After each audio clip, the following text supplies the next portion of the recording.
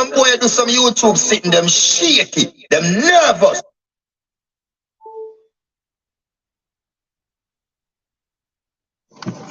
Well, blessed morning, or afternoon, or evening, or night to each and every one of you, wherever you may be. You know, well, this one here, I mean, I don't even know what to call it. Maybe call it no name, or just talking, or talk up the things them. You know, I did one that was talk up the things them, and it's like, yo, that one went all right, but this one, I'm just talking. You know, basically, I was sitting here and I was thinking, and I was talking, yeah, to myself. You know, I do that a lot. Sometimes I even answer myself. Which they say if you answer yourself, then that's when you're crazy. But I don't know. I don't know if I'm crazy. Crazy people don't know that they're crazy. I don't know if I'm crazy. I don't think I'm crazy, but you know, I was sitting here talking to myself and thinking, and you know, I just stopped for a second. I said, I might as well just video this because I haven't done a video for today, and I did make a promise that I would do a video, well, that I would do 2 or 3 videos a day. So this is kind of like the first video for today. So yeah, I just said, why not? Just go ahead and video it, But I was thinking about just a random things, mostly about YouTube, and stuff like that. Like as I'm getting into this YouTube thing, I'm starting to realize that there's a lot to it. It's very, very, very, very time consuming. You have to be very creative, and there's a lot of rules, there's a lot of violations, there's a lot of this, there's a lot of that. But I mean, I don't know. Like, if like I said in a few of my videos, I'm not even gonna say one of them. A few times I've said it. If your skin is thin, you won't last in this thing as a content creator. I mean, like, okay, for instance, you two make their platform, and they have their platform, and everything that YouTube has on their thing is there for a reason. The subscribe button, the bell, the thumbs up, the thumbs down, the likes, the shares, the all of those. You know what I mean? And I think if they put it there, then if people who can relate to certain things, they should follow those things. So for instance, if you think that you should share something, then you should share it. If that is one of the requirements or one of the ways that you help someone grow, if your goal is to help others grow as well as yourself, or even if it's just to help yourself grow, it's best to help others grow as well, because what goes around comes around. Ain't it? So it's like, utilize that share button and share out. Some people can't share on YouTube. Some people don't know how to share on YouTube. At this present time, I can't share on YouTube. I don't even know how to share on YouTube, but I know how to share it on WhatsApp or Facebook, and I can do that. So I do that if I feel like it's a shareable thing. I don't do it because others share me or for others to share me or for anything like that. I just do it because I think it should be shared. Matter of fact, I can't even tell if somebody shared my thing. as far as the thumbs up, if you like somebody's content and everything was all cool and gravy, then okay, go ahead, hit the thumbs up. But if you don't like the thumbs, if you don't like the content, hit the thumbs down. Now, I would say if you hit the thumbs up, most of the time when you do hit the thumbs up, you leave a comment. And you say, oh, this was nice, interesting, hello, this or that. You say those things. Fine. So the same with the thumbs down. You see, every content that you and me create, it's not everybody gonna like it. Michael Jackson, R. Kelly, Billy Graham, I'm sorry, not Billy Graham, Jimmy Swaggart, I meant to say. Nelly, Mace, all type of people, you know, they are talented and they are good at what they do, you know, but it's not everybody like everything that they do. Even their fans don't like everything that they put out there.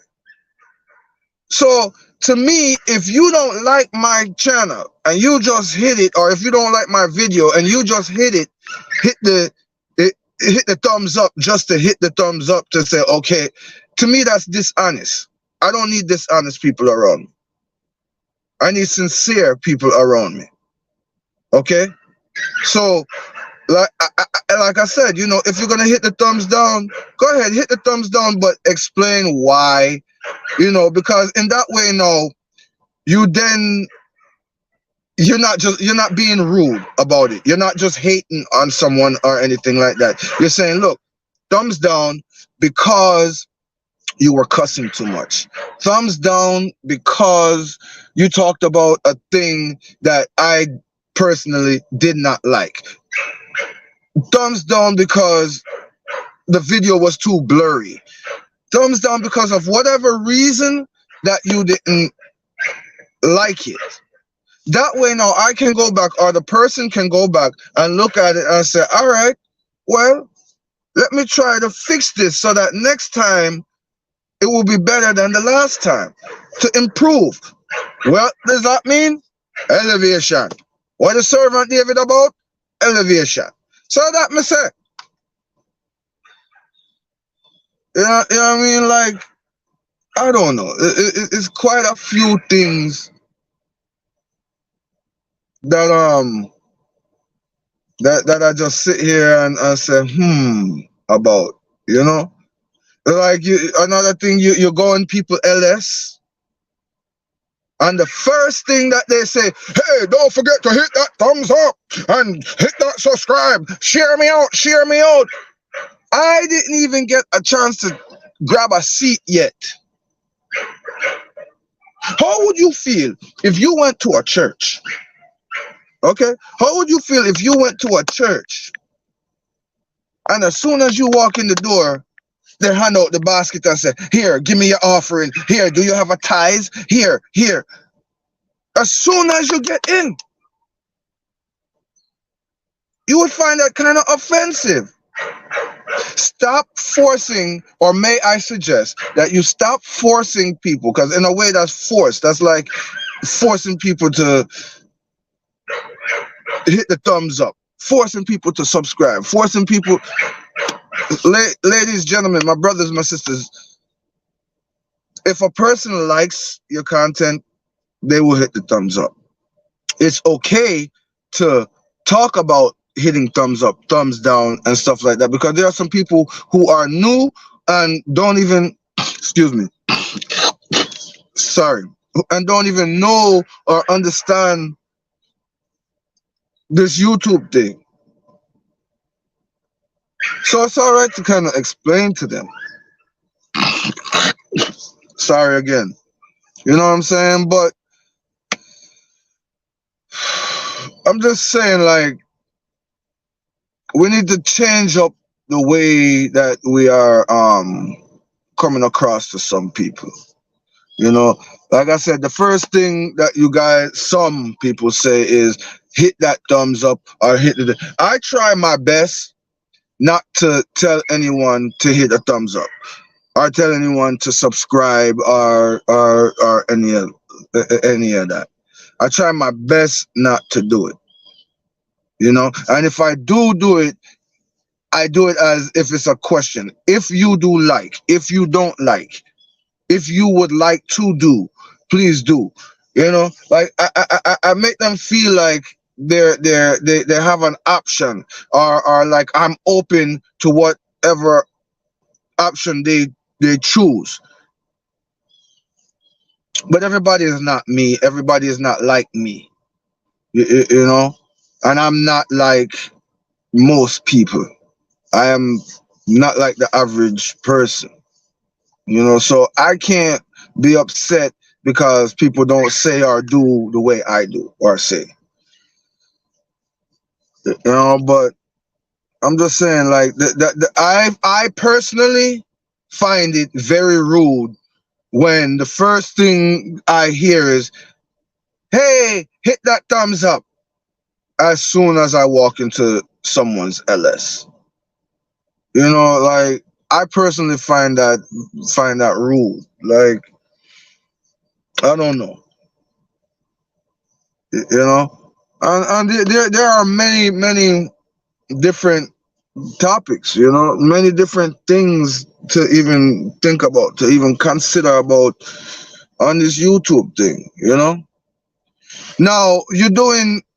A lot of people do the grinding or the cooking or the baking or the this or the that. What you have, you know, you go to someone's LS and they say, go and check out this person and go and check out that person. You understand? No, that is a good thing. That's a very good thing. But when people, how can I put this?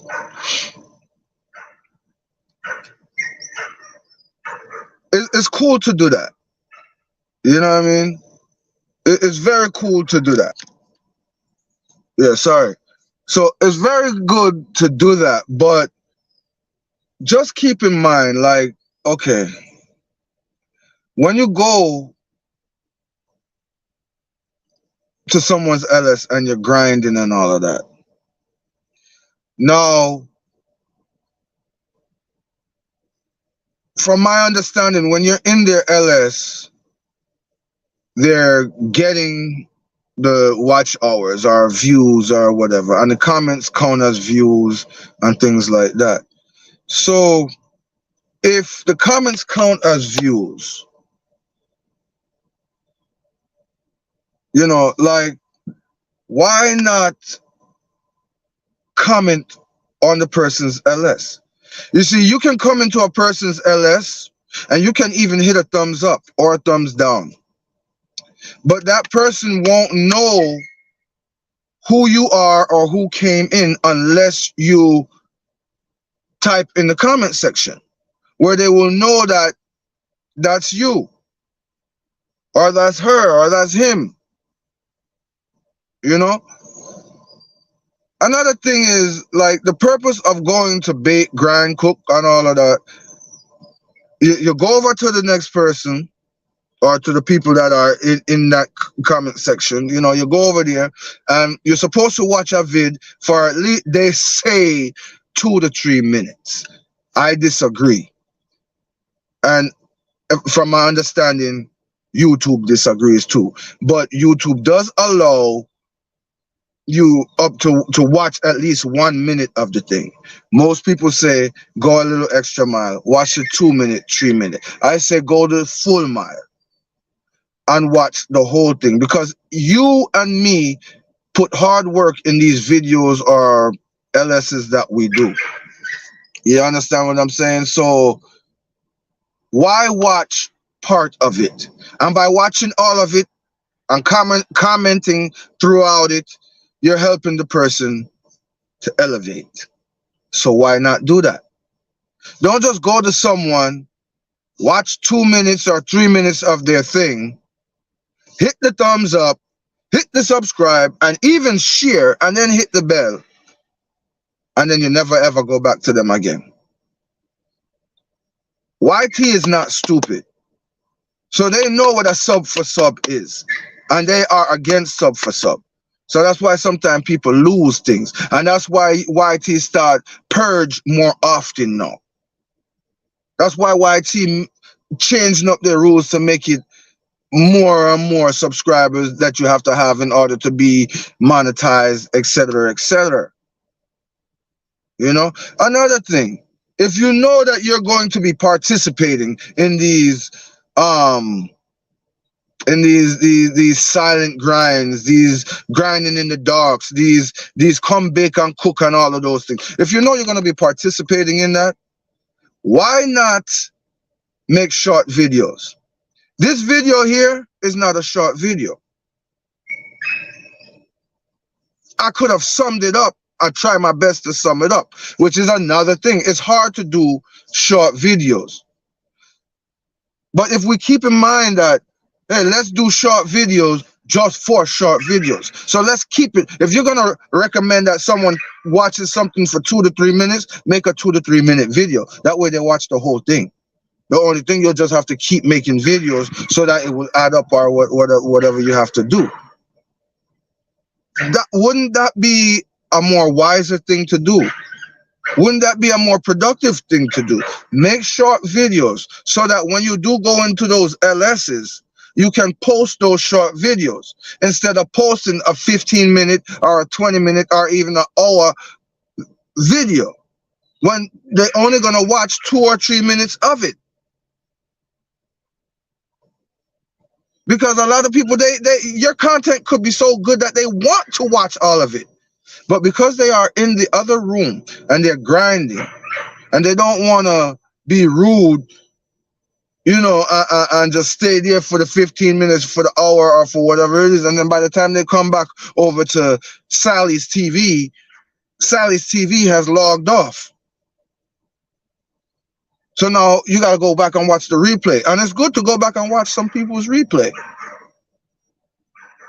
You know, I don't know. It's a lot to cover. It's a lot to talk up. It's a lot to talk about.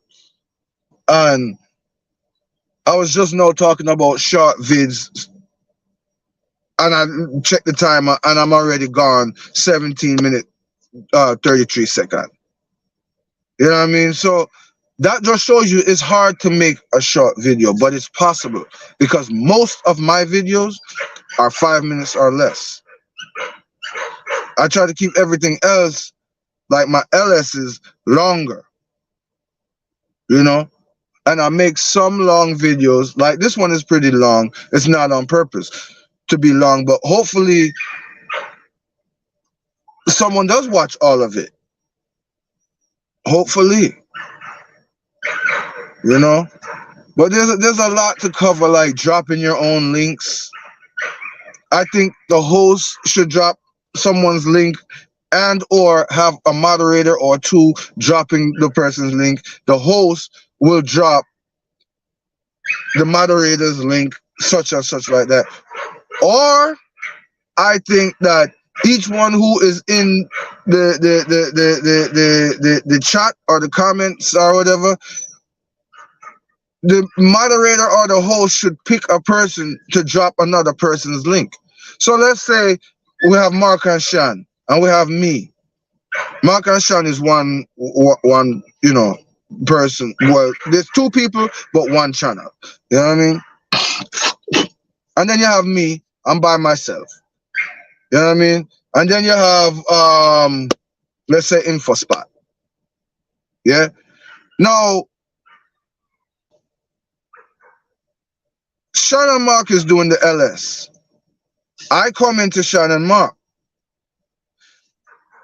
Sean is promoting InfoSpot. I go over to InfoSpot. Right? Boom. I watch this thing.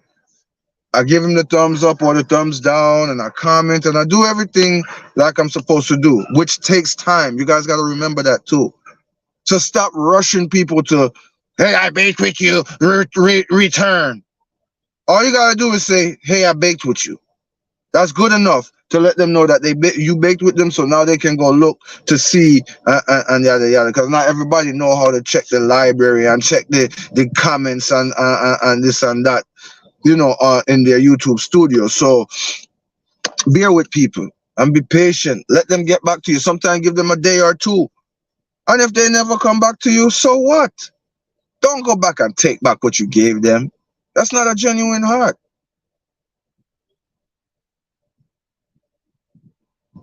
If you take back, then you never gave with genuine. So you might as well keep it. And please don't come back. If any of you, I'm telling you now, I'm straight, honest, I'm forward. If any of you have ever come to me, like my comments, like my videos, like this, whatever, give me my S, and then maybe I took too long to come to you or whatever, you just take it back. Keep it. Keep it. And whenever you see me go LS, whenever you see me upload a video, don't watch it. Don't come to me, because I don't need non-fake people. I need honest people, real people around me. I'd rather have quality than quantity any day. So, I don't know. Like I said, there's a lot to cover in this. This thing has gone 20 minutes and 20 something seconds, and it's not even an LS, it's just a vid. But I just wanted to talk about a few things that was on my mind, and I'm sure by the time I log off, I'm gonna still be thinking, still gonna be talking, you know. But I don't want to make this thing too long, kind of for nothing. But then again, who knows, somebody might just be interested and watch out the whole thing. But I'm just saying, you guys, let's do this thing genuine. Let's be smart and let's be patient at the same time. Servant David said, manners, love, and elevation, because that's what it's all about. Yeah? Out. All right, y'all. So we're going to get into a very powerful testimony from Jackie Hill Perry, extremely relevant to everything that's going on right now. And I think everybody needs to hear this testimony, especially right now during what so many people are celebrating as Pride Month, right? So many people know this month as being a celebration of pride, which is ultimately a celebration of sin. And as I was driving this morning, I was thinking, it seems like the people who are most bold right now in speaking out on what they believe in are the people who don't even believe in God. The people who are most willing to share their beliefs are people who are openly endorsing a sinful lifestyle. And I was thinking, you know, it's so crazy to think that as believers, it seems like our voice is being washed out by the lies of the enemy because we don't have people who are willing to step up and speak the truth amongst this world of lies. And I'm not saying that everyone is like this. I'm just saying it seems like right now the devil is getting real bold and the devil is just laying out all of his cards on the table. And it seems like a lot of us are just accepting it and we're not pushing back on it.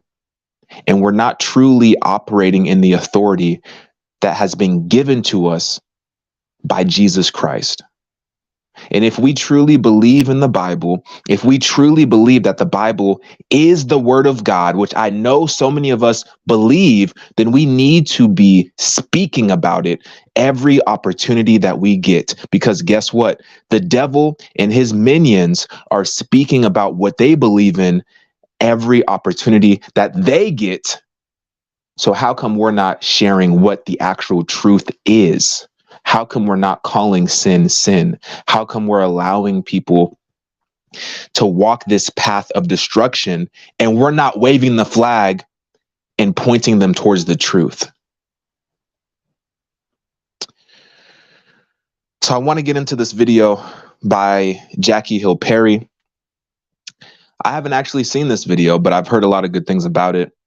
It's supposed to be a very, very powerful testimony. I pray that you stick around to the end, and I pray that the Holy Spirit reveals something to you in this testimony.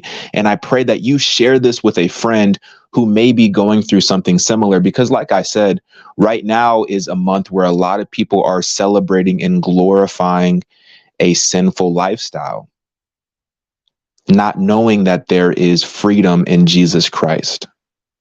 And that's not hate. I don't have hate for anybody of that lifestyle. I just want them to understand that they are made perfectly in the image of God, just the way that they are, and that there is true freedom in Him alone. All right. So let's get into this testimony. I'll link the original video in the description. Let's get into it.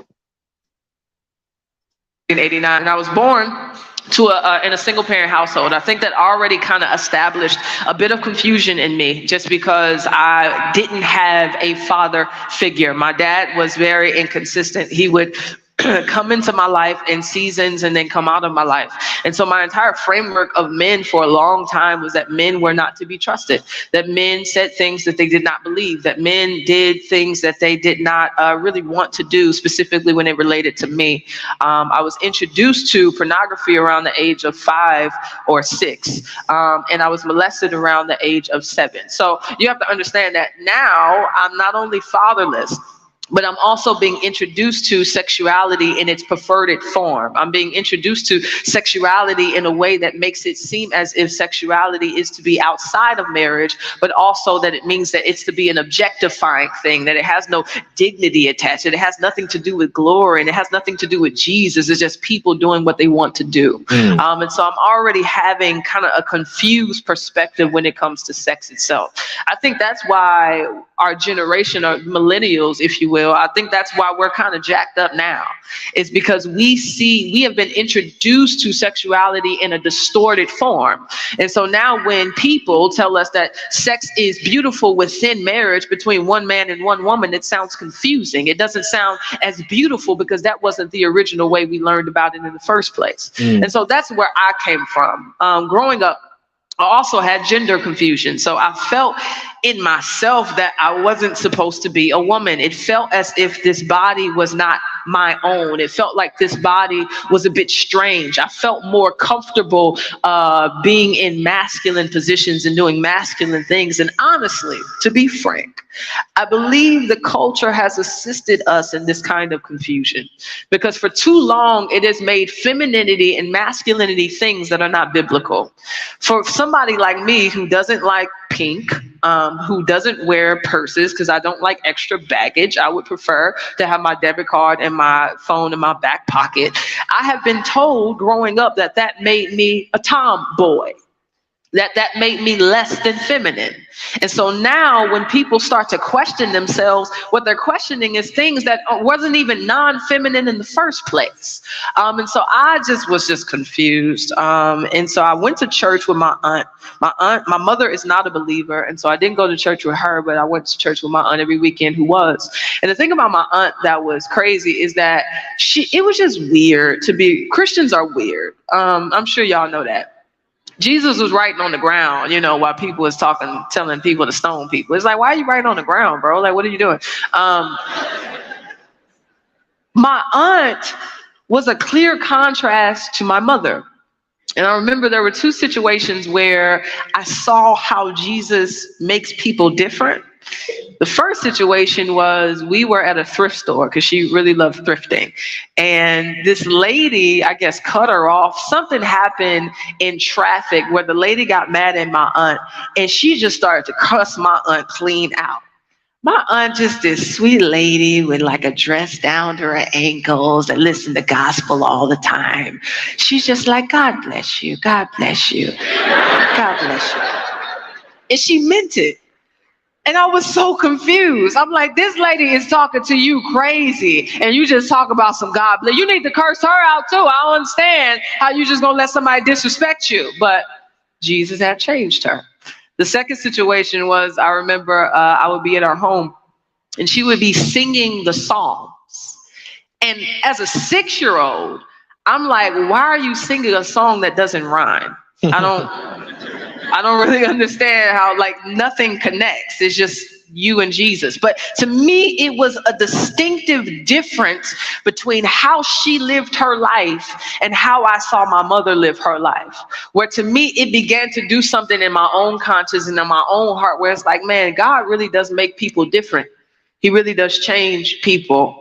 But while being in church, I still had these affections for same-sex, or these same-sex desires. I still felt in and of myself that I was not who I thought I was supposed to be. But the way they talked about my struggles from the pulpit made me feel like I wasn't too free to confess that. It seemed as if it was discussed in such a way where if I was to be open about how I felt, that it would be met with stones and not grace. It felt as if the church was not a safe place for me to be free about how my mind was thinking and how my soul felt. It felt as if I was a leper. It felt as if hell must have had a special place for me specifically. Like, that's how I felt. Like, I'm gonna go straight to hell and they just gonna have a VIP just for Jackie Hill Perry right there. But I think God was faithful in developing my conscience in such a way that though the church may not have met my feelings in a way that felt safe, I still felt as if how I felt wasn't clearly right. So high school comes, that's when I got completely ratchet. I think high school, if you don't have the Holy Spirit, high school just turns you into somebody else. High school, I just started doing what I wanted to do, started to become incredibly rebellious. I still am a rebel. I just try to submit that under Jesus. But I'm just not a fan of authority. I'm just not a fan of people telling me what to do. I was so bad. Please don't follow my lead. But I was so bad to the point that my freshman year, my teacher would hand me the paper. I would sign my name and give it back to her. And she was like, you didn't do anything. I signed my name. Like, you didn't, I don't get an A for effort. Like, I just thought like she should give me a sticker or something. And so I was just a terrible student. I was a terrible person. High school dance, I was 17. This young lady that I knew from middle school, she came up to me and she asked me if I would be her girlfriend. By this time, no one had ever known that I was same-sex attracted, because in that season of my life, it wasn't a cool thing to do. And so nobody had known. So she asked if I could be her girlfriend. And I was just like, girl, that is really gay. Like, you need to get out of my face, because I had to like front, and act like that's not what I was with. But when I went home, I could not get her question out of my mind. And I sat at home and I started to wrestle with her invitation. And I started to ask myself, Jackie, like, you've been wanting to do this for a long time. You've been feeling these desires since you were 5, since you were 6. Like, why not do it now? And so I got on MySpace. I don't know if y'all remember that anymore. That's when Tom was cool. I got on MySpace. Does it even exist? Is it alive? He probably works for Zuckerberg or something, I'm sure. That's the Facebook guy. I got on MySpace and I messaged her, and we entered into a relationship that lasted maybe 6.5 days. After that relationship, if you want to call it that, I called this guy, because in my mind, I'm like, okay, God doesn't like gay people, so let me just try to be straight. So I called this dude because, yeah, I did. And I remember kissing him, and it felt like every attraction I had for a guy had left. It felt like it wasn't natural. It felt like it wasn't normal. So I made up in my mind that it must be that I am supposed to be gay. So what did I do? I got back on MySpace, and I got into a relationship with one young lady who I was with for 2 years. In that relationship is when I transitioned into the role of a stud. So in the Black community, a stud is the lesbian female that dresses typically in masculine apparel. She typically is the domineering voice in the relationship. She plays the male et cetera, et cetera. I think in white communities, sometimes it's called butch. And so that's what I was. And in that world, I had boxers, I sagged my pants, I wore sports bras that would flatten my chest so that you couldn't see it. At that time, I had long hair, so I would just put my hair back in a ponytail. I was never bold enough to do a low cut. I was a bit scared of how I would look with short hair. And so that's what I was. I was going to gay clubs, going to gay pride parades, engaging in that lifestyle to the fullest extent that I could. But while I was in it, the interesting thing is there was this kind of dichotomy of having fun, but not having joy. And I couldn't really figure out the difference between the two because I was enjoying myself. Wow. I loved my girlfriend. Wait. Wow. There is a dichotomy of having fun and having joy. Wow. I feel like a lot of people can relate to that. You might be doing stuff and it might be fun in the moment. You might be having a good time, but is there actually joy in your spirit as you're doing it? Ask yourself that question. You know what I was thinking too, and I promise I'll get back to this in a second, but you know how she opened it up talking about the trauma in her childhood and that how that trauma, being from a single parent household, experiencing sexual trauma at such a young age. She's talking about like before the age of 10, such a young age, right? But going through that trauma ultimately shaped her in her teenage years and in her adult years. And I talked about this on the podcast when we talked about the tactics of the enemy. And I said, you know, the devil understands that children are an opportunity to shape the future. And if the devil can get to us while we're young, he has an opportunity to shape our perspective of the world. And as she was explaining her background, that's, you know, just was what was going through my mind. But anyway, let's get back into it. And I loved my friends. I felt like what I was doing was who I was, but at the same time, I could not get a hold of peace. And I didn't necessarily know how to, because I felt like Christianity was just a bunch of dutiful people. Like they just seemed, I used to go to church and everybody just seemed unhappy. I was just like, why are these people so mad all the time? Like I just didn't want to be that. And I didn't want to wear long dresses and just listen to only gospel. Like I just felt like that was what Christianity was. I had never known that Christianity was Jesus. I had never known that Christianity was relationship. I had never known that salvation was a supernatural work of the Spirit of God. So I'm in this lifestyle, I'm doing me. The interesting thing is a Christian never spoke to me while I was in it. When I would be around Christians, they would actually look past me. They would look through me. They wouldn't look at me. They wouldn't talk to me. They would ignore me. And I'm not sure why. I can't judge their motives, but I think it could be three things. It could be fear of how I would respond to them if they told me about Jesus. I think another thing could have been self-righteousness, is that they assumed that my sin deserved more hell than their self-righteousness did. Wow. I think another thing could have been just indifference, no concern for how God was seeing me in that moment.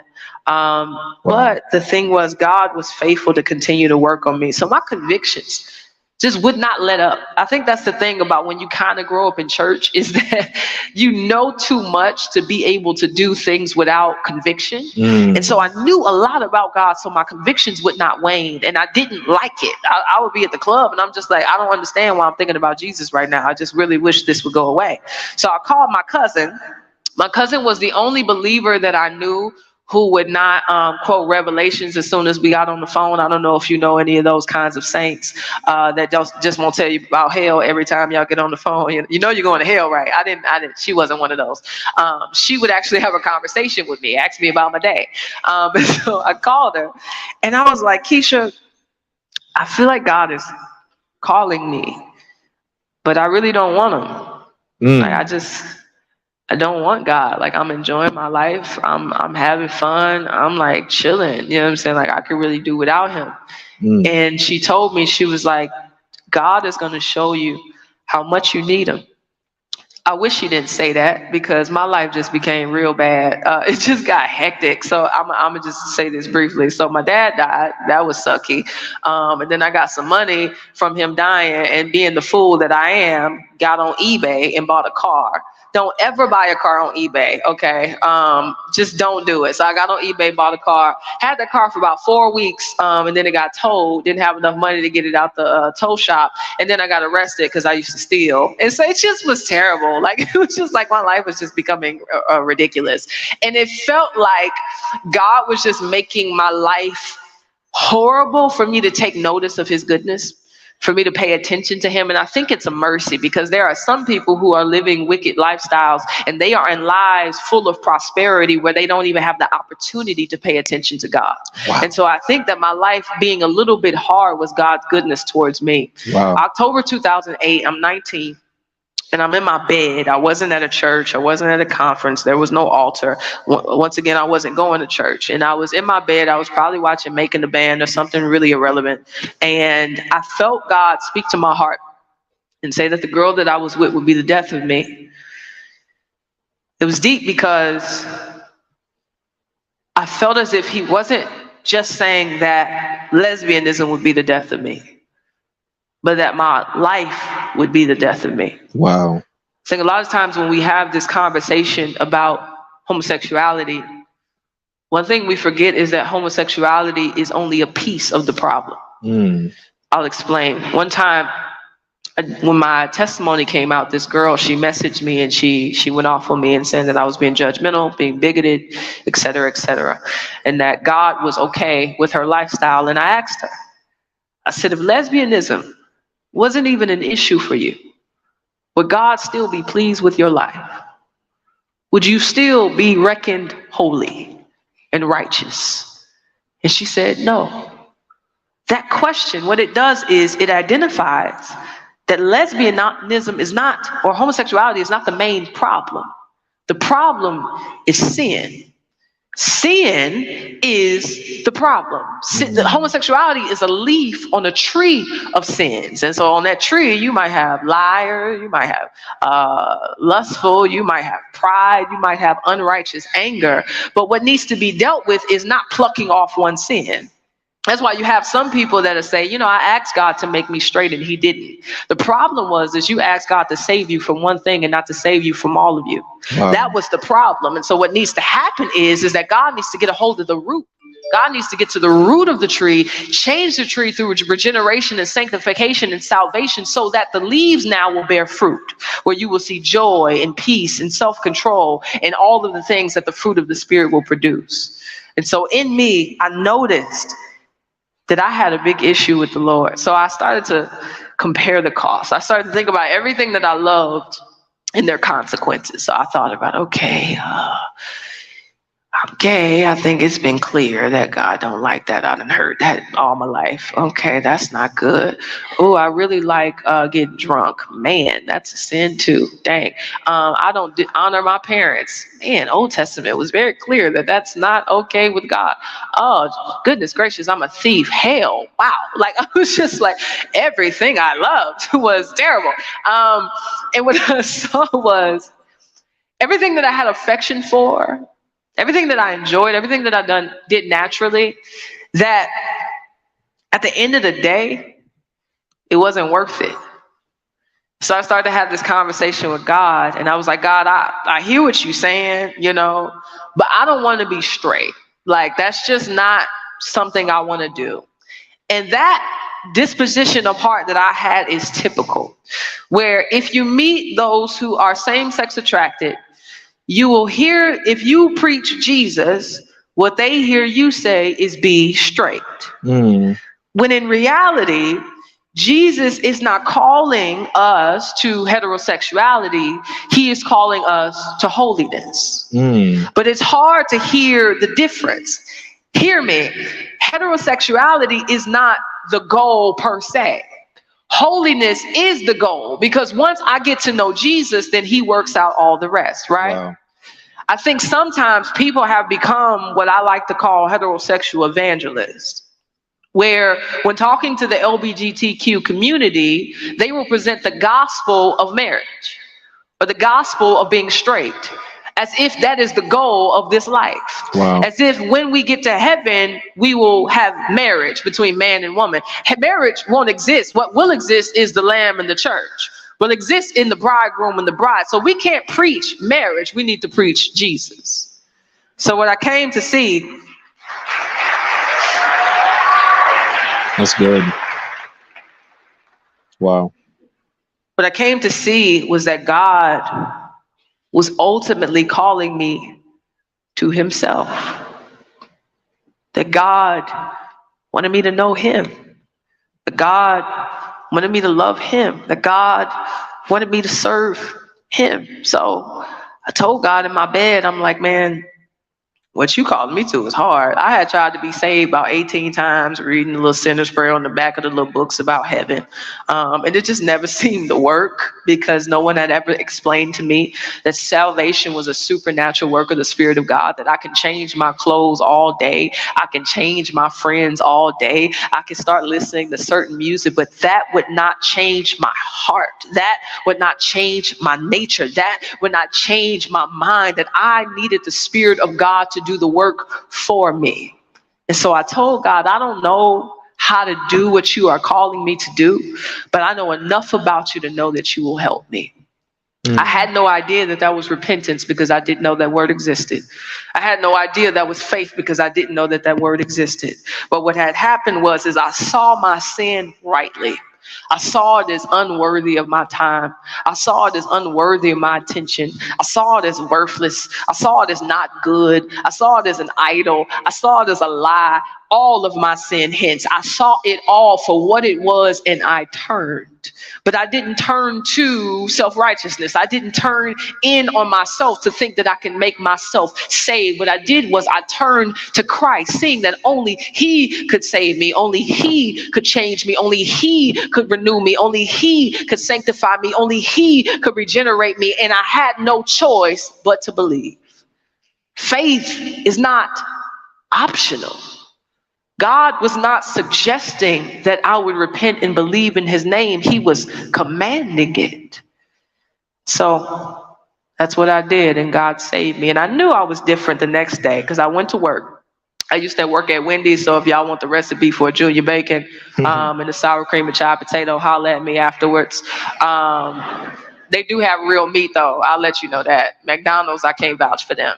Obviously I have a thing against McDonald's anyway. I was at work and this girl walked into the restaurant and I was behind the cash register and she was pretty. And I remember looking at her in typical fashion. What I would have did 2 days prior would be to stare at her, lust after her, objectify her, and maybe stare at her long enough to see if she, was on the same page that I was on. But in my heart, I was aware of God for the first time. And it wasn't as if God was never sovereign before. It wasn't as if I didn't believe that he saw me when I was in sin. It was just that this time I cared. I cared about what God thought about my behavior. I had a reverence for him that I had never felt. My clothes were still the same. I still had my sports bra on and my boxers on, but this time I wanted to honor God. Wow. I think it's valuable to talk about temptation when talking about these discussions, because I believe some people in the church have propagated this kind of lie that to be set free from sin means to not be tempted by sin. So I want to kill that, because I've been in churches where they'll say, well, if God delivered you from that, you shouldn't be struggling with it. So if you're struggling with it, then you're obviously still that. That's still who you are. The truth of the matter is that can't be true considering Jesus. Considering that it says that he was tempted, yet without sin.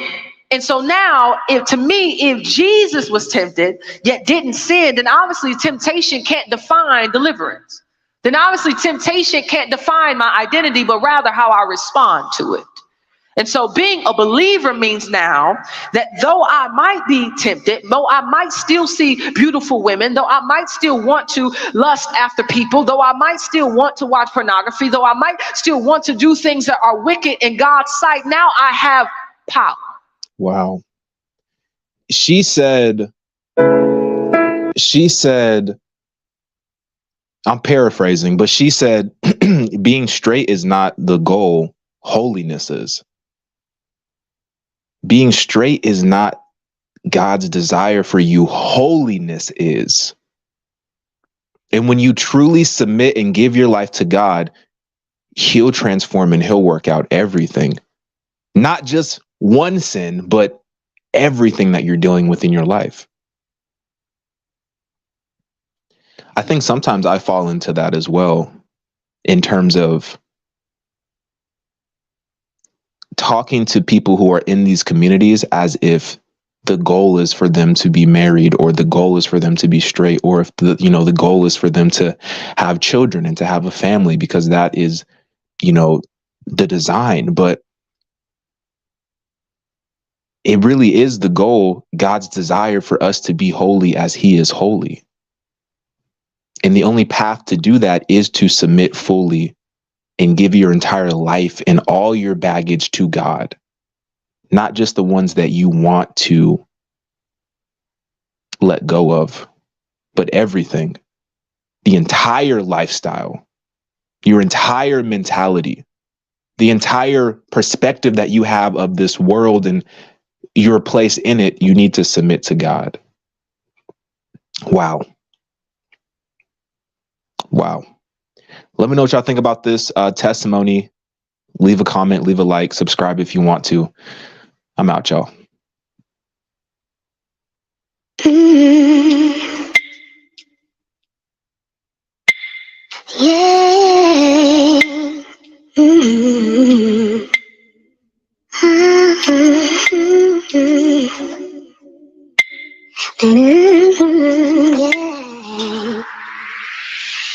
You make me float. Boy, you really give me high. Ooh, I feel like I'm on dope. 'Cause you set me on a regular. Boy, these guys roll. Boy, just get me deeper. Hold me close. Let's take this overboard now.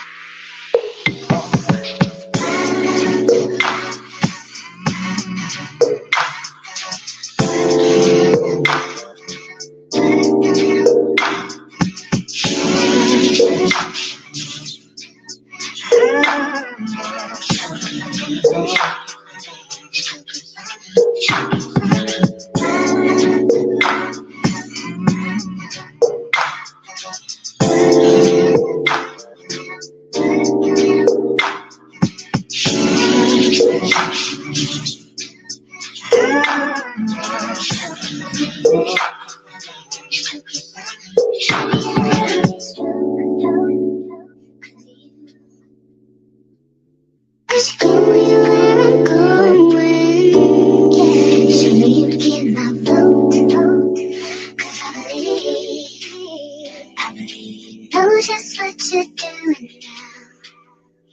Baby, now we can coast. Let's go. Let's not get in a hurry. No, that's too slow. Hey. And put that thing in the I want you to buy.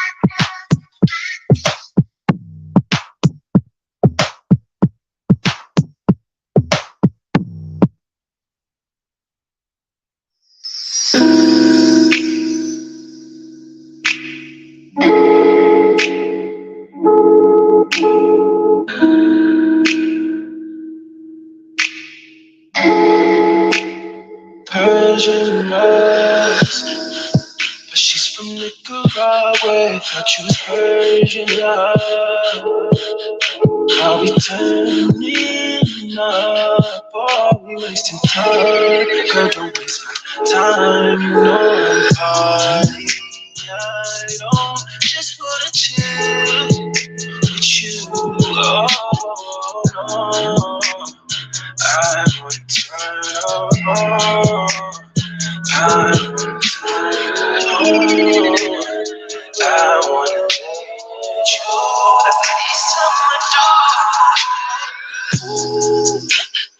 Fuck, I look like I don't wanna chill. I'm kissing you, I want you to feel. Feel it, baby, can you feel me, baby? Can you feel it, baby, can you feel me, baby? Fuck, I look like I don't wanna chill. I'm kissing you, I want you to feel. Feel it, baby, can you feel me, baby? Can you feel it, baby, can you feel me, baby? Oh, feel me, baby. Can you feel me, baby? Feel me, baby. Can you feel me, baby? Oh, feel me, baby. Can you feel me, baby?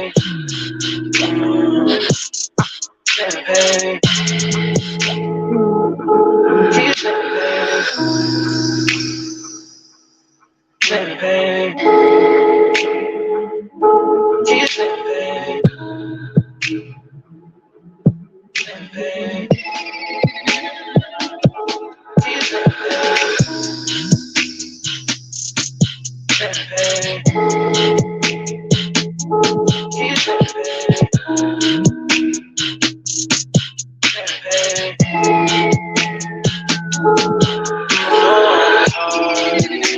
I don't just wanna chill with you. Oh, I wanna turn on. I wanna turn on. I wanna let you. Like I need someone to. Fuck, I look like I don't wanna chill. I'm kissing you, I want you to feel. Feel it, baby, can you feel me, baby? Can you feel it, baby? Ooh, I kinda like I don't wanna change. I can say that I want you to feel it. Feel it, baby, can you feel me, baby? Can you feel me, baby? Can you feel me, baby? Feel me, baby. Can you feel me, baby? Feel me, baby. Can you feel me, baby?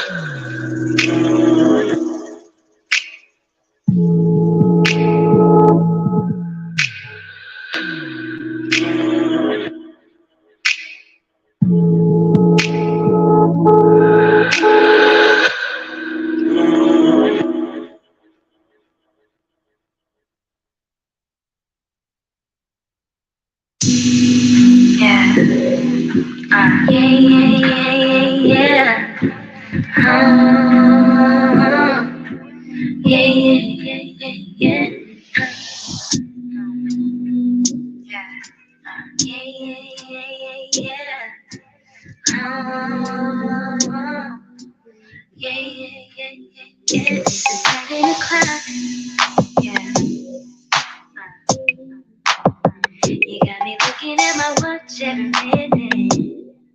Yeah, because I'm waiting on you. Waiting on you. I said I'm waiting on you. Waiting on you. Make a move. I'm waiting on you. Yeah. 7 o'clock in the morning. All I want you to do is get on top of me. For me, because I'm all up on you. All up on you. All up on you. I've been taking a ride, yeah. I've been thinking about one thing mostly, yeah. I want you to come on over, reading and fall asleep.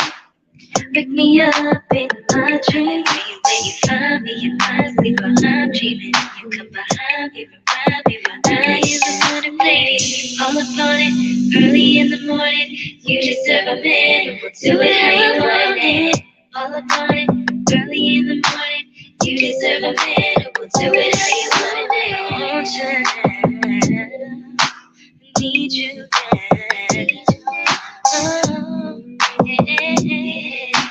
Please, if you feel me, throw your hands. 7 o'clock. This is 7 o'clock. I want you now. I need you now. I want you now. I need you now.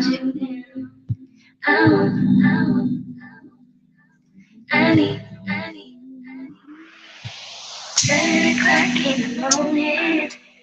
All I want you to do is get on top of me, with me, because I'm all up on you. All up on you, all up on you. All up on you.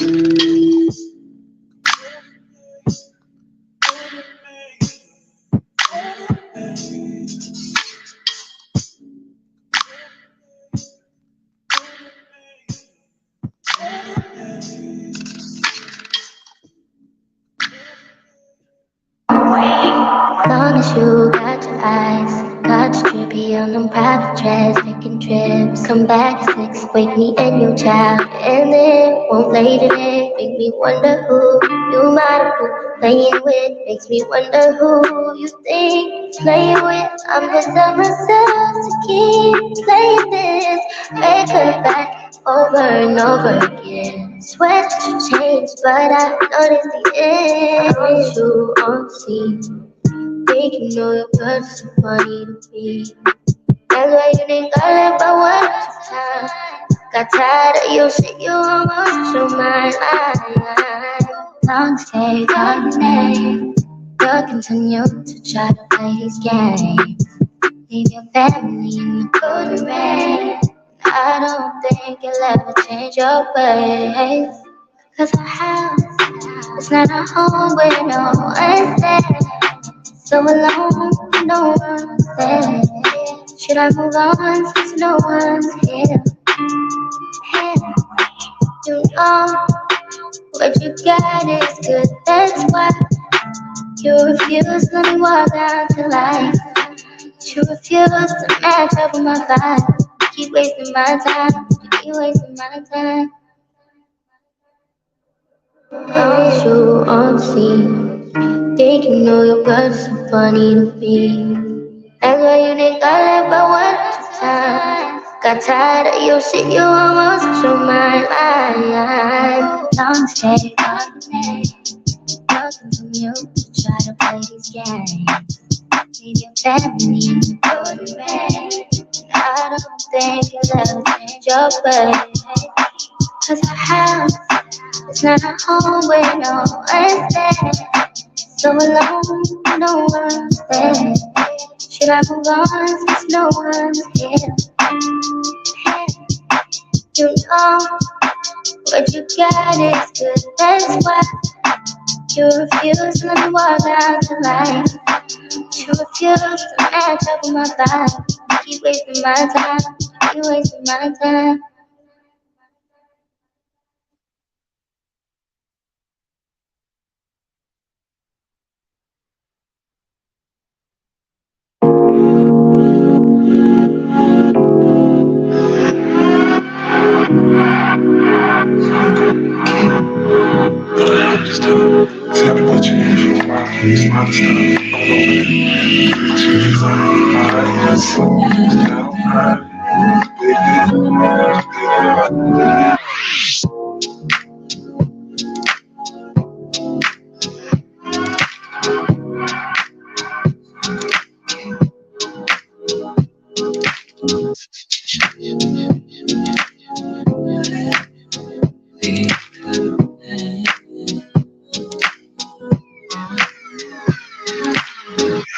All you gotta do is say yes. Nothing I what you feel, baby, undress you, baby. Open up your mind and just rest. I'm about to let you know you make me so. All you gotta do is say yes. Don't know what you feel, baby, undress you, baby. Open up your mind and just rest. I'm about to let you know you make me so. You make me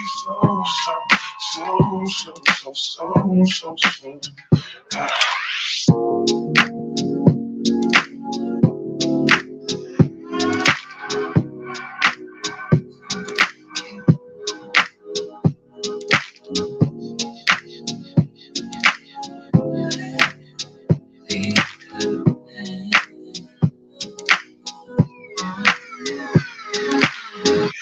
All you gotta do is say yes. Don't deny what you feel, baby, undress you, baby.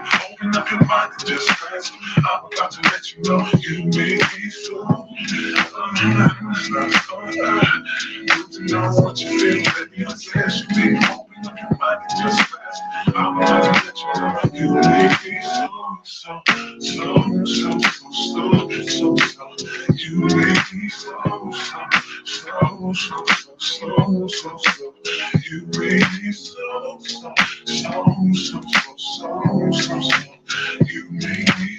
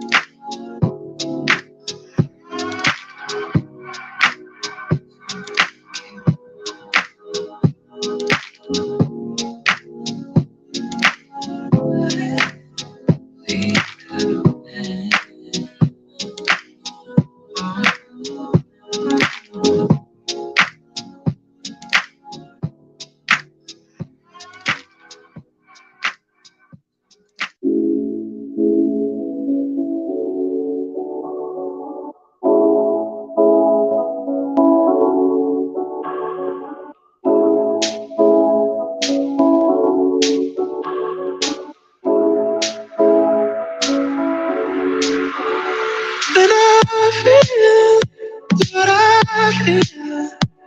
Sometimes it's hard to tell you so. You may not be in the mood to learn what you think you know.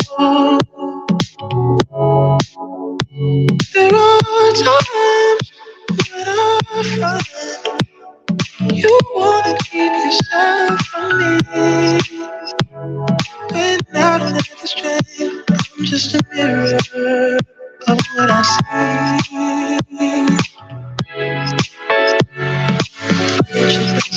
You are alone. You're a positive motivating force within my life. If you ever feel the need to wonder why, let me know. Let me know.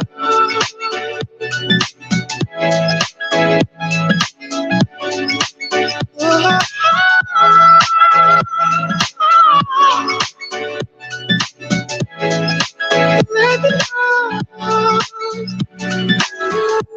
know what you feel. It's hard for me to understand. So many things have taken place before this love affair began. But if you feel, oh, like I feel, confusion can't give way to doubt. Oh, there are times when I fall short of what I say. But I say all about. You are alone.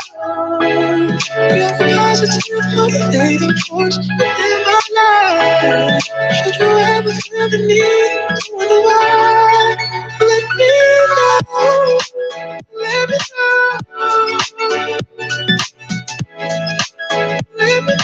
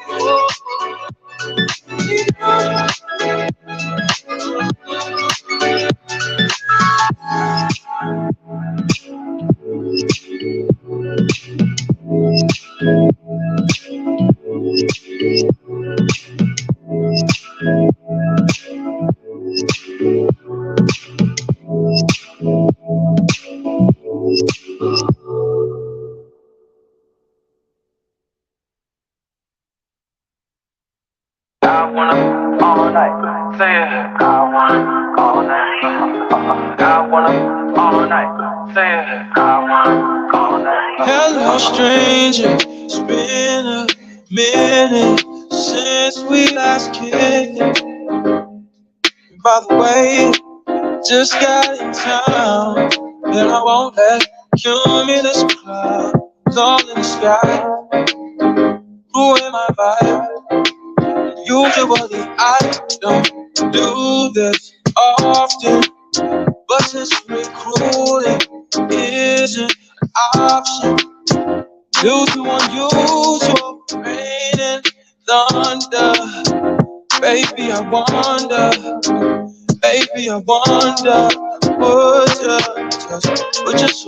put your sweats on me.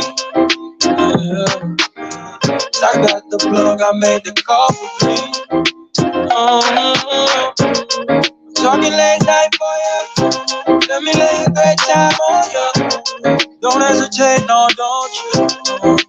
Just say you will. Come through and chill. Just say you will. Come through and chill.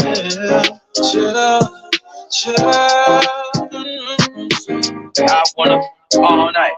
Say it. I wanna all night. I wanna all night. Say it. I wanna all night. Hello, stranger. Dave's been waiting. Just as I recall that ass is still amazing. Laying back, saying, baby, love it, shit, you know I'm crazy. So go ahead and put a drink up. I'm so glad we got to link up. Yeah, get to taking that off of me.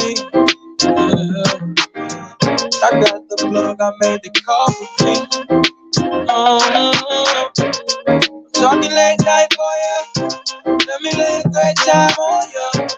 Don't make me wait, no, don't you? Just say you will. Come through and chill. Just say you will. Come through and chill.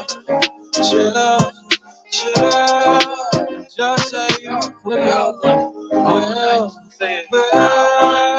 Come through and chill. Just say you will. Come through and chill.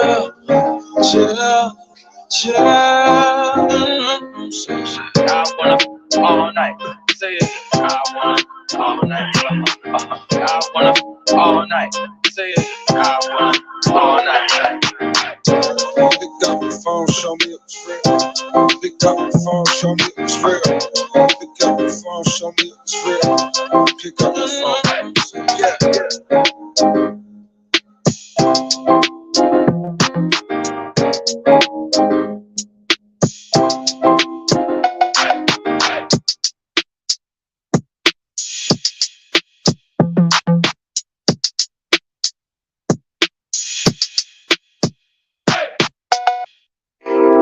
Yeah. I mean, where the fuck should I really even start? I got hoes that I'm keeping in the dark. I got my niggas across the street living large. Thinking back to the fact that they dead, thought my raps were the facts, so they sat with the bars. I got 2 phones, one need a charge. Yeah, they twins, I could tell they ass apart. I got big packs coming on the way. I got big stacks coming out to save. I got Lil Max with me, he the wave. It's a big gap between us in the game. In the next life, I'm trying to stay paid.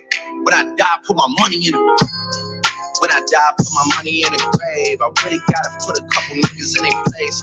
Really just slapped every nigga in a race. I really might tap this nigga on my face. Lil CC, let it slap with the babes. I used to save hoes with a mask in a cave. Now I'm like, nah, love, I'm good, go away. Ain't about to die with no money I done gave. I was on top when that shit meant a lot. Still on top, like I'm scared of the drop. Still on top, these niggas wanna swap. Niggas wanna swap like it's sauce in the watts. I don't wanna change cause I'm good where I'm at. Multi, so I'm always good where I'm at. Word of Junior, Jazzy, Baby J. Tell them what I got, put my money in it. Couple figures, kill a skull, collect. She fucking nigga, then she on to the next. Really living large, she ain't all with a Mac. You niggas think it's small in the mall with a rat. Roll with us if you really wanna get it. Go get a $500,000 in the Sprinter. Phone ringing, bitches know a big triple. I got the hook up and there really no limit. Dead brokers in you nigga DNA. Ricky Smile is indicated who we hate. Little nigga, just another state case. Very nine motherfucker Chase Bank trying to bounce. Gotta count on my allowance. You niggas vicious, so I gotta rewrite it. The nigga tripping like I got $1 zillion. Got the trap jumping like time when the feet out in the mouth. Then I never talk about it. Homie squad, but we all smoke the loudest. Rich niggas in them really being modest. Cause the way I do my deals, never treated like a artist in the house. You could DM my account. My DM 6 figures and I'm counting. 9 figures was the goal till I get to these niggas ain't living, so bury mine with me. When I die, put my money in the grave. I really gotta put a couple niggas in their place. Really just slapped every nigga in a race. I really might tap this nigga on my face. Let it slap with the bass. I used to save hoes with a mask in a cave. Now I'm like, nah, love, I'm good, go away. Ain't about to die with no money I done gave you.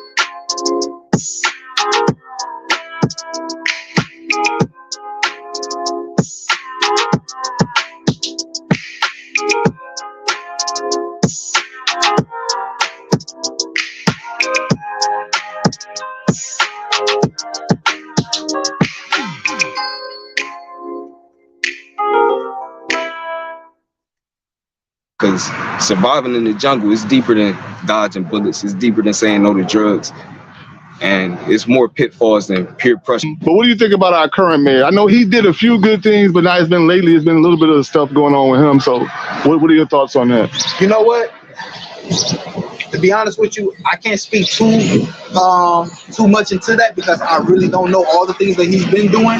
But I mean, the city's still, fucked up. Basically, so I don't know, what's going on or anything like that. The only thing I can see that he did is that now we do have a lot of street lights. So that's, at one time it wasn't. Most of the streets do have street lights now, I can say that.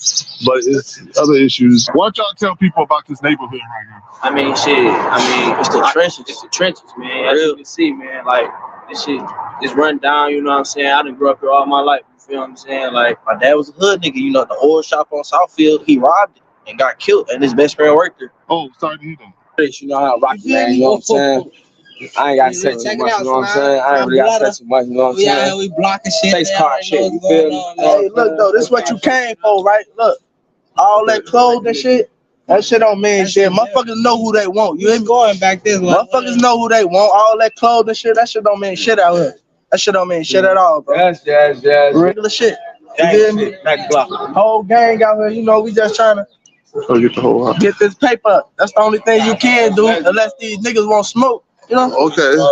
So do y'all play many games? I mean, y'all can answer that or Man, see, shout out Lil Mac, my cousin. Y'all probably know him, Demo. I fuck with the moles, but on game bang, I got a crowd that I fuck with. My brother right here, he a Black Stone. That game bang stuff not in me. I'm getting some money, little dollars. You feel? I'm chasing money. That's my game. Money. Oh, okay. Yeah, we like us, we doing some positive shit out here. We ain't out here on no goofy shit, no hard shit like how we used to be, you feel me? We on some better shit now, you feel me? We trying to gangs or sets or something? Well, it ain't no gangs or sets. Everybody got their own element hanging around these people and these sets of people. Anybody no gangs or nothing that. We all gonna keep it real with one another. When we see one another, we're gonna shake up, we're gonna hand up, and we're gonna see what's going on with our better life, you got kids, you know what to do in life. But it was Black Youngster from up top of the hill right here. Oh, okay. That was Black Youngster.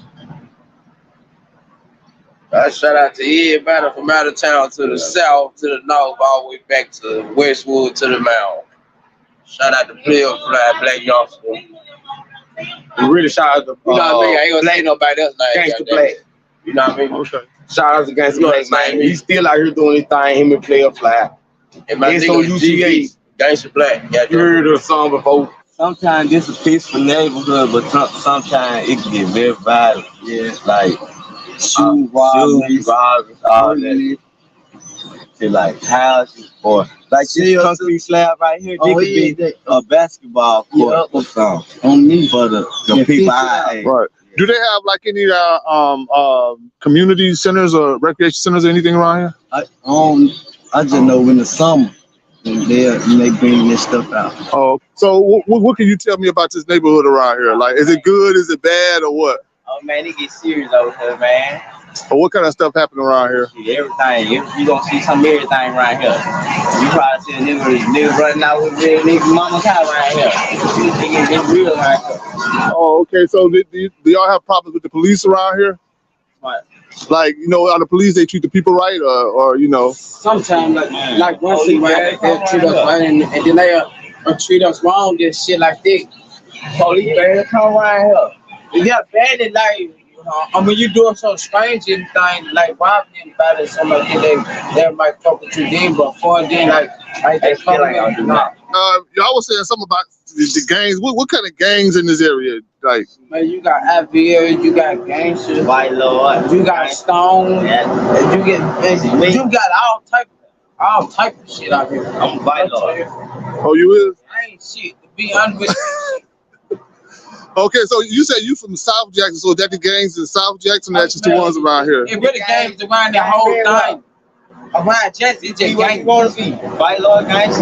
Man, every one of my I ain't gonna throw my tongue right now, man. Like, I'm a storyteller, you know what I'm saying? Like, I speak about real life shit, man. Shit that I done been through or shit that I done witnessed somebody else go through, you know what I'm saying? I try to inspire every listener, you know what I'm saying? Like, I ain't with that old fool gaze ass, auto-tuning ass shit, you know what I'm saying? It's straight raw with me, man. Forever follow, man. PHAEVA, PHAWTY, man. Follow me on everything, man. And the music gonna speak for itself, you know? That's your name on all your social media? All my social media, everything. Yeah. Okay, spell that again.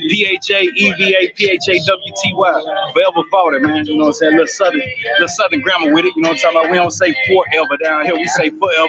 We don't say 40 down here. We say 40. You know what I'm saying? Straight like that, man. You know what I'm saying? They ain't like. That was the worst part of blood. They was killing everybody or trying to get across the river if you try to cross that bridge. Like, you know what I'm saying? Is this one of the worst, or how, you know, how's it around here? It's one of the worst. We got the biggest hood. Yeah, you got rolled over. You know what I'm saying? Yeah, somebody just died last night, right? You know what happened? Oh. Died over the bridge. In New Orleans, what y'all say y'all name, man? No Black Tito, Keys, no Black Keys. Joya G4, man. No Black Double F Sugar. Record label. What would y'all say is the worst neighborhood in New Orleans right now? People always ask. Everywhere. I'm about to say, like, it's about everywhere. Everybody everywhere right now. So it's everywhere. Okay, y'all was born and raised here? Born and raised. Good out here, bad out here. So was y'all around during the Hurricane Katrina? So now this particular area where we standing at right now, is this area flooded? Underwater. Walking through this water. People had to get on the bridge. Like, around that time, I was probably like this tall. It was right there. Fuck with that no like shit all day with my brothers and dig all of my brothers. We dig, we ain't blood, but we fucking with that, you hear me? Fucking with the big 7 and day, that hard head shit, living that life. Young niggas wild, you know how we joining it there. Fuck with that, no lie. What part of New Orleans you from? I'm from the 7 one. Oh, project, right? Look. The heart of the city right now. You dig? You stab the project wherever you go, you dig? What Wayne said, walk around with my section on my belly and shit. You know how that shit go. You been doing this too. That nigga jumped off the porch before Katrina, you hear me? There's a lot of you fake soldiers out there. No, we ain't got no portable. Yeah. So, how's the police around here? Do they treat the people right around here? I mean, police, they been getting really worse. You know what I'm saying? Police been getting worse than they was. Slight on crime and shit. They been worse on certain shit. I mean, shit, it's a whole lot of money out here. You know what I'm saying? It's a whole lot of money. You got in a bad situation. You know what I'm saying? You got a situation to get you some money. It's a whole lot of good money out here. You know what I'm saying? A whole lot of jobs, a whole lot of positive shit going on out here. There's a whole lot of negative shit going on out here too, though. You know what I'm saying? It's like shit. What are your thoughts on Donald Trump? I'm a bold motherfucker, man. I say that, but that motherfucker bold. Why do you say that? He don't give a fuck. He made that clear today. He don't give a fuck. So shit, it's like, shit. I already fuck with Trump, bro. You know what I'm saying? I already fuck with Trump. I feel like he doing his thing on that child support shit. You know what I'm saying? Taking that, trying to get that other shit to the way and shit. So it's like, yeah, I think he hype. He hype. But at the same time, it's so there. You know what I'm saying? You know, it's better than. Okay, y'all, I'm over here in Compton, California with my man. What's your name right here? What's happening, man? It's your boy Wiz Propane, man. Compton born and raised. What it do? Okay, hey man. So you know, New York City like kind of famous because of like, you know, in the past with all the gangster rappers and all of that. So I want you to tell the people what Compton is like today, because I want to know too. It is like it used to be in the 80s and 90s. Is it better or is it worse? Nah, it's not. The 80s and 90s, it was way more crazy. You know what I'm saying? Right now, we're still going down. We just had a few incidents not too long ago. But overall, it's not the exact same. A lot of people got locked up. You know, a lot of people got killed. A lot of people moved out of the city. So it's not as bad. You know what I'm saying? But it's still Compton. The insane niggas did? Yeah, the niggas 20. Oh yeah, they ain't going for none of that. But look, but so I bounce out since I'm the niggas from bitches come out already with blood feet, blood like this tall, so they really don't count, but they count. These still with bitches like this. I with blood feet. Blood come like y'all get out in the morning. I'm like, hell no. Like on very important blood name. Not like blood name disrespectful. I need blood stop right now. Like soon as they count, they clear count, we finna get in. Be like on hood. Like now you turned up because your homie here already with you. So he go back upstairs and tell him what to do. So he getting a haircut. He getting a haircut by a nigga for toast. And I got the dorm on my son. I got the dorm. I tell nigga for toast like on Bloods. Me and Blood finna get out. So all this haircut and shit don't mean nothing. So I'm just letting Blood know like you finna get a haircut. Fighting only. But at all times, the most important fact we are in Inglewood is about family. Respecting parents, the grandparents, whoever was there for you, being for your kids. And number 3, stay dangerous. You can't stay safe because safes get cracked. You gotta stay dangerous. That's all it is. That's all it's about at the end of the day. So like what I always like to ask people, if y'all seen some of my videos, some other things, like what do y'all think about like our country, like the president of the United States? What y'all think about him? Hey, listen, let me say this. It's fuck Trump, but the only from my perspective of the whole situation, it's absolutely fuck Trump because the way he's going about things is completely wrong. Because I'm from an immigrant family and all that, so I don't feel all right about it. But at the same time, you have to say fuck Clinton and motherfucking Hillary, because they started the 3-strike law. You have to say motherfuckers started the 10-20 crack law. You have to say fuck Obama for the shitty. Like, everyone did some bullshit. So you can't just throw all the pressure on Trump. Right. Even though he is the most worst one besides Bush. I just hate his face. Okay,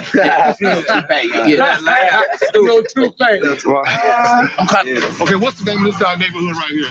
We right here on Bankhead, shit. We right here on Bankhead.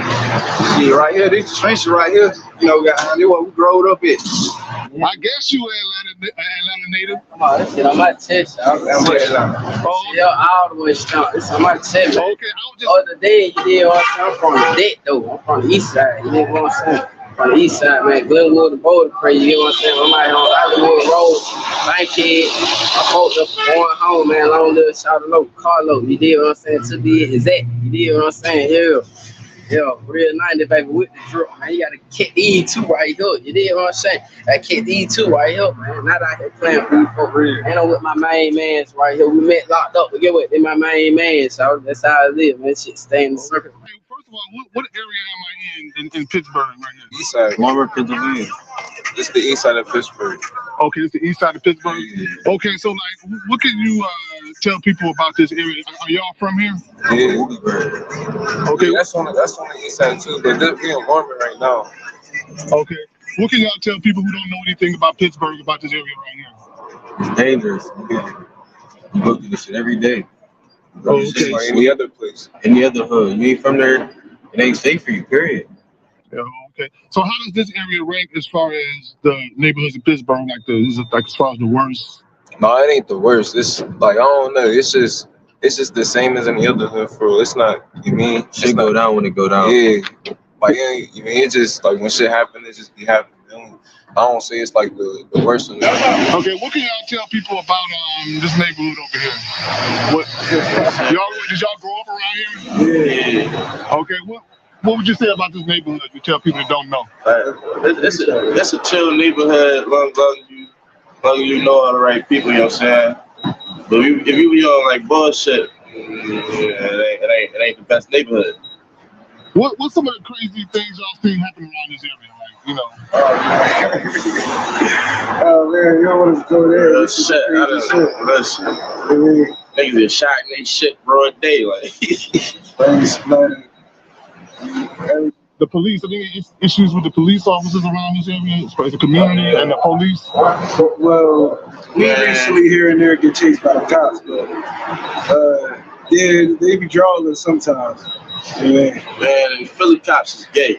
I mean, no bullshit. They like a bunch of dick grabbers. Yeah, they grab your shit in no time. When y'all say gay, you mean gay as in like gay like they weak, or they gay as in like actually like? I mean like these niggas will actually walk up to you, pat you down, right? Not find the pack that you got on this side, but they grabbing all of your nuts for 20 seconds. You know what I'm saying? Shit like that. What can you tell me about this area over here?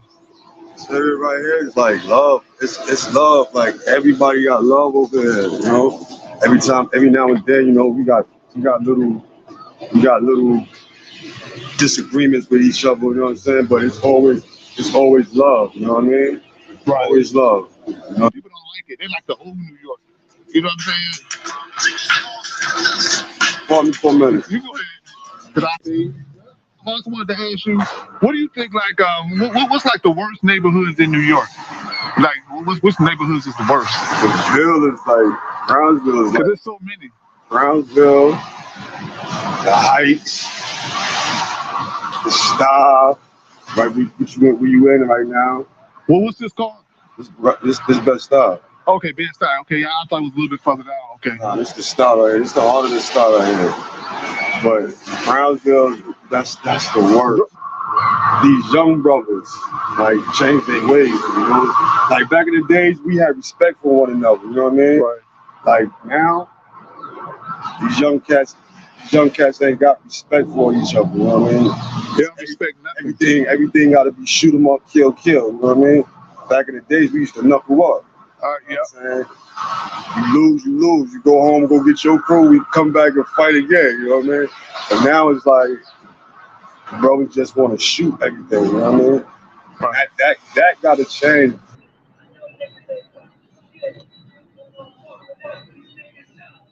Okay, I'm over here in Jersey City, New Jersey, and I'm over here with what's your name again, man? Kareem Crawford.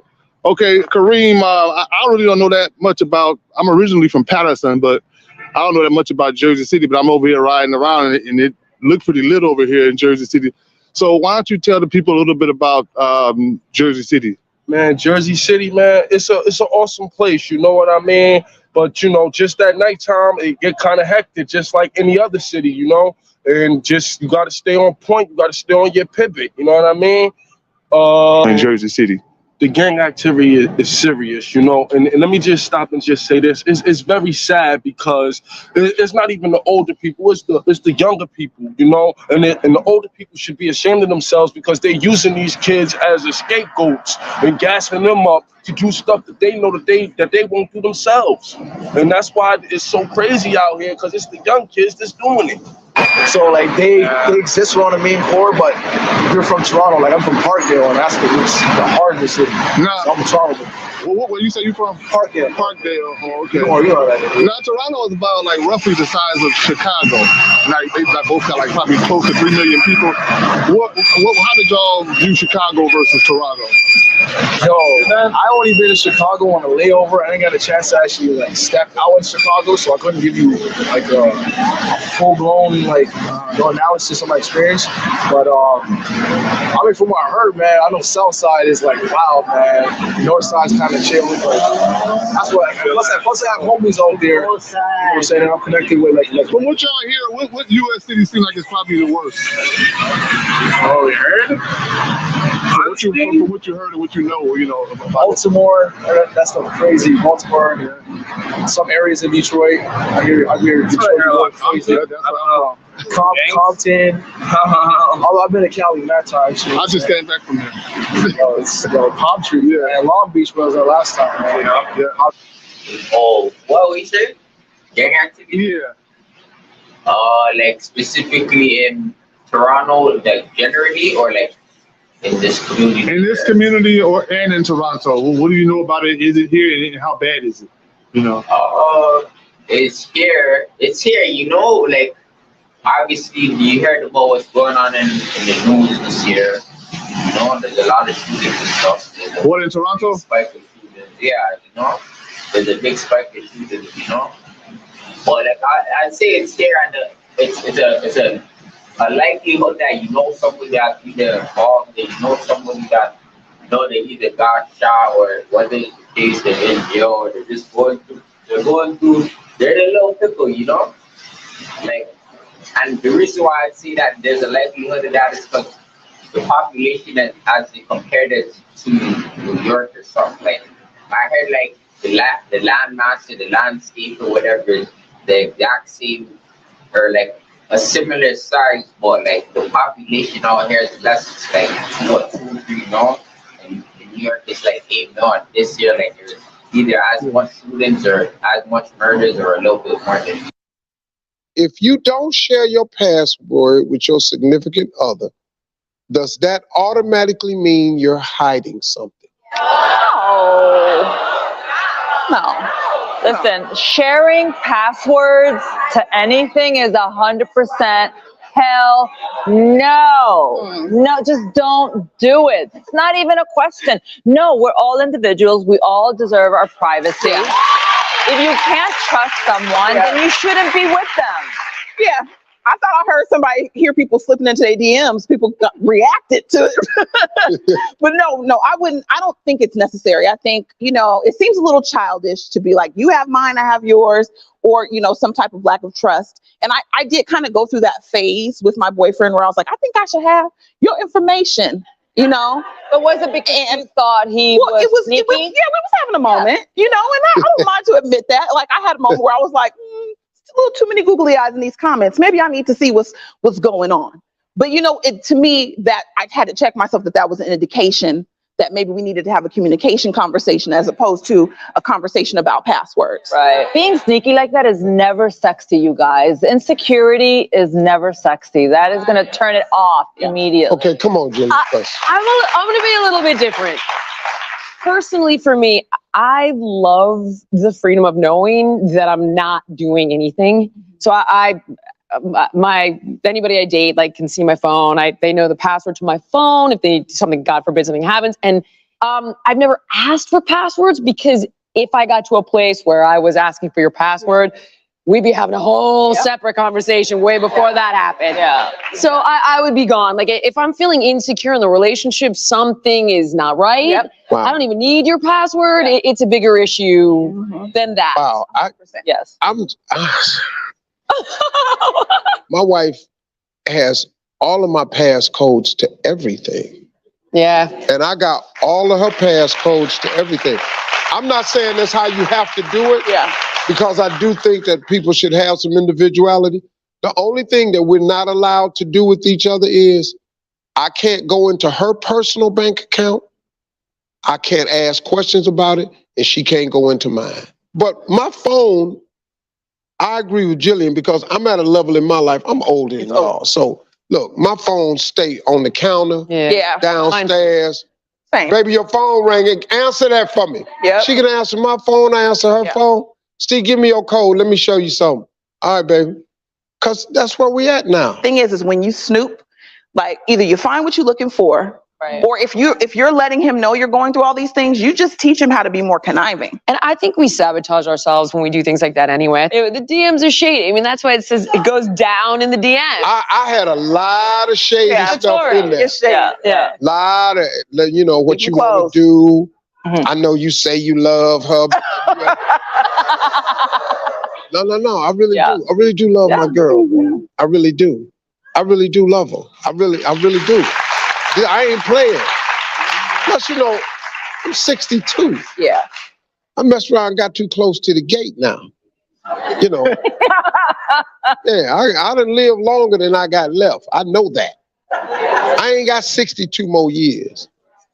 I mess around, man. I'm gonna mess around. I'm gonna go to heaven. That's what I'm just trying to get there now on purpose. Like if I'd have went to heaven before, it would have been by accident. Like I'm actually trying to go on That's purpose. the name of the new book. Heaven on purpose. Heaven on purpose. That's what you ain't, girl. You better give me that. My new book is gonna be called Heaven on Purpose. There you go. Okay. Hey, ladies, this is one of my favorite panels.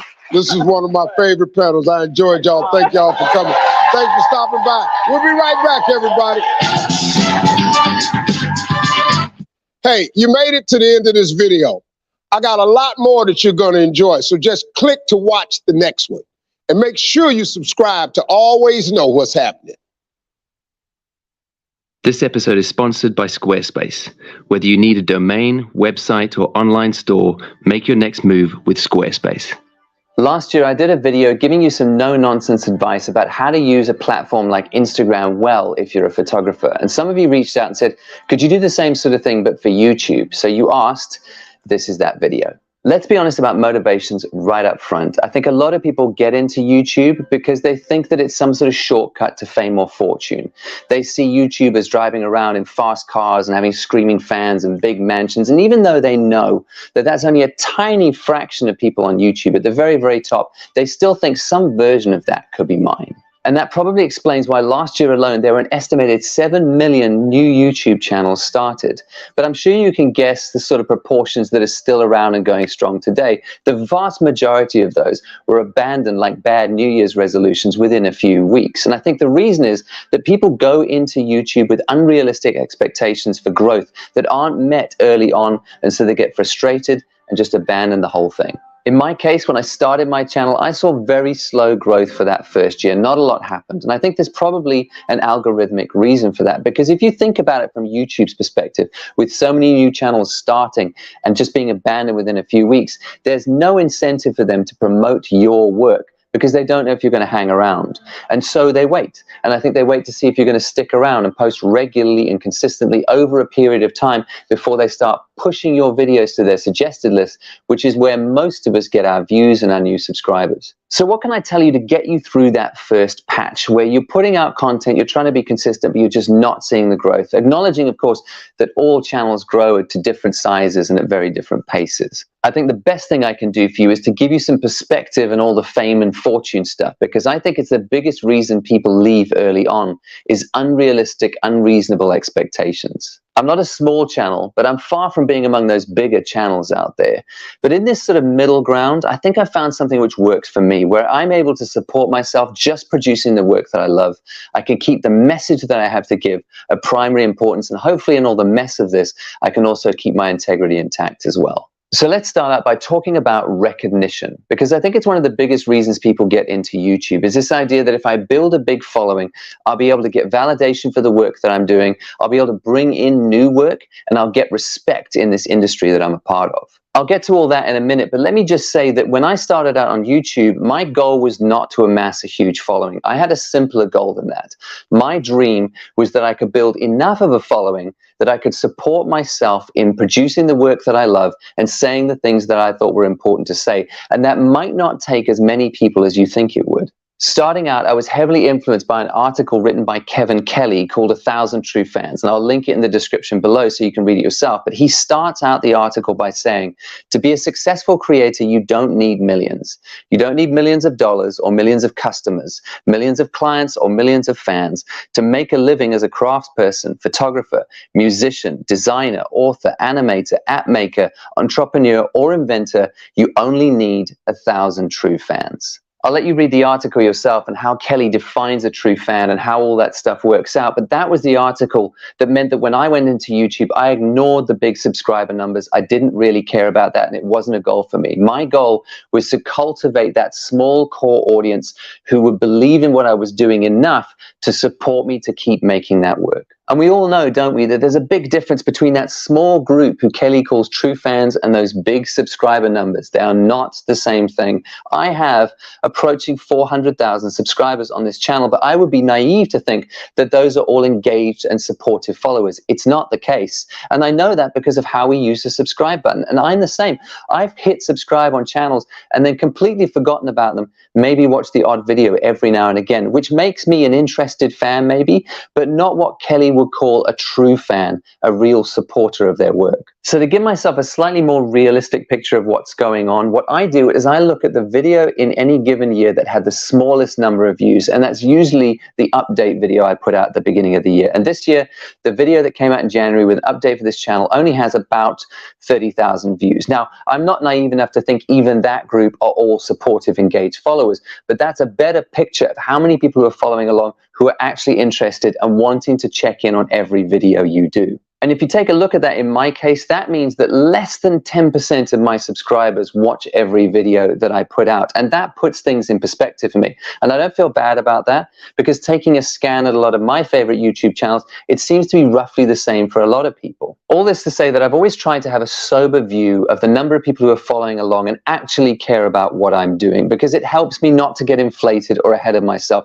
It helps me to remind myself that I'm after building quality, a core of people who actually care about what I'm doing. I'm not trying to inflate some big number of imaginary followers, because it doesn't mean what we think it does. I think there's also this belief that if we start a YouTube channel and get a big following, that's going to lead to more work. We're going to get lots of people who want to hire us because we get more recognition in the industry and people will want us to work for them. But that hasn't proven true for me for one very obvious reason if you think about it. Who watches photography channels? Photographers. Who are the last people on the planet who want to hire photographers? Other photographers. That's meant that I have had little bits of work come in over the years. It hasn't been very much, but it's usually asking me to do some consulting work rather than actual photography. For example, sometimes companies will get on my early product photography videos and they will want to hire me to come in, not to do the product photography for them, but to train their staff who are already there to do product photography in-house to keep the costs down low. And they're asking me to come in not as a photographer, but as a teacher. And I suppose there's no surprise there, because that's what they've seen me doing on this channel, teaching people to do photography. The same goes for workshops. Other photographers won't hire me to come and take photographs for them, but they will hire me to come and teach them how to take better photographs for themselves. So in those situations, again, I'm not being hired as a photographer, I'm being hired as a teacher. And more than that, I'm also teaching up my competition, which means I'm not generating more photography work for myself. I'm actually teaching my competition to do a better job and get into the job market to potentially take photography work away from me. If you think about it, I'm doing exactly the same with this video. I'm trying to give you some perspective that will hopefully get you through your first year on YouTube and keep plowing away at your channel. But if I succeed, all I've done is I've created a bunch more YouTube channels out there, which will be competition for what I'm trying to do. I've thought all this through and I'm obviously fine with it because I keep doing it, but it is something to consider.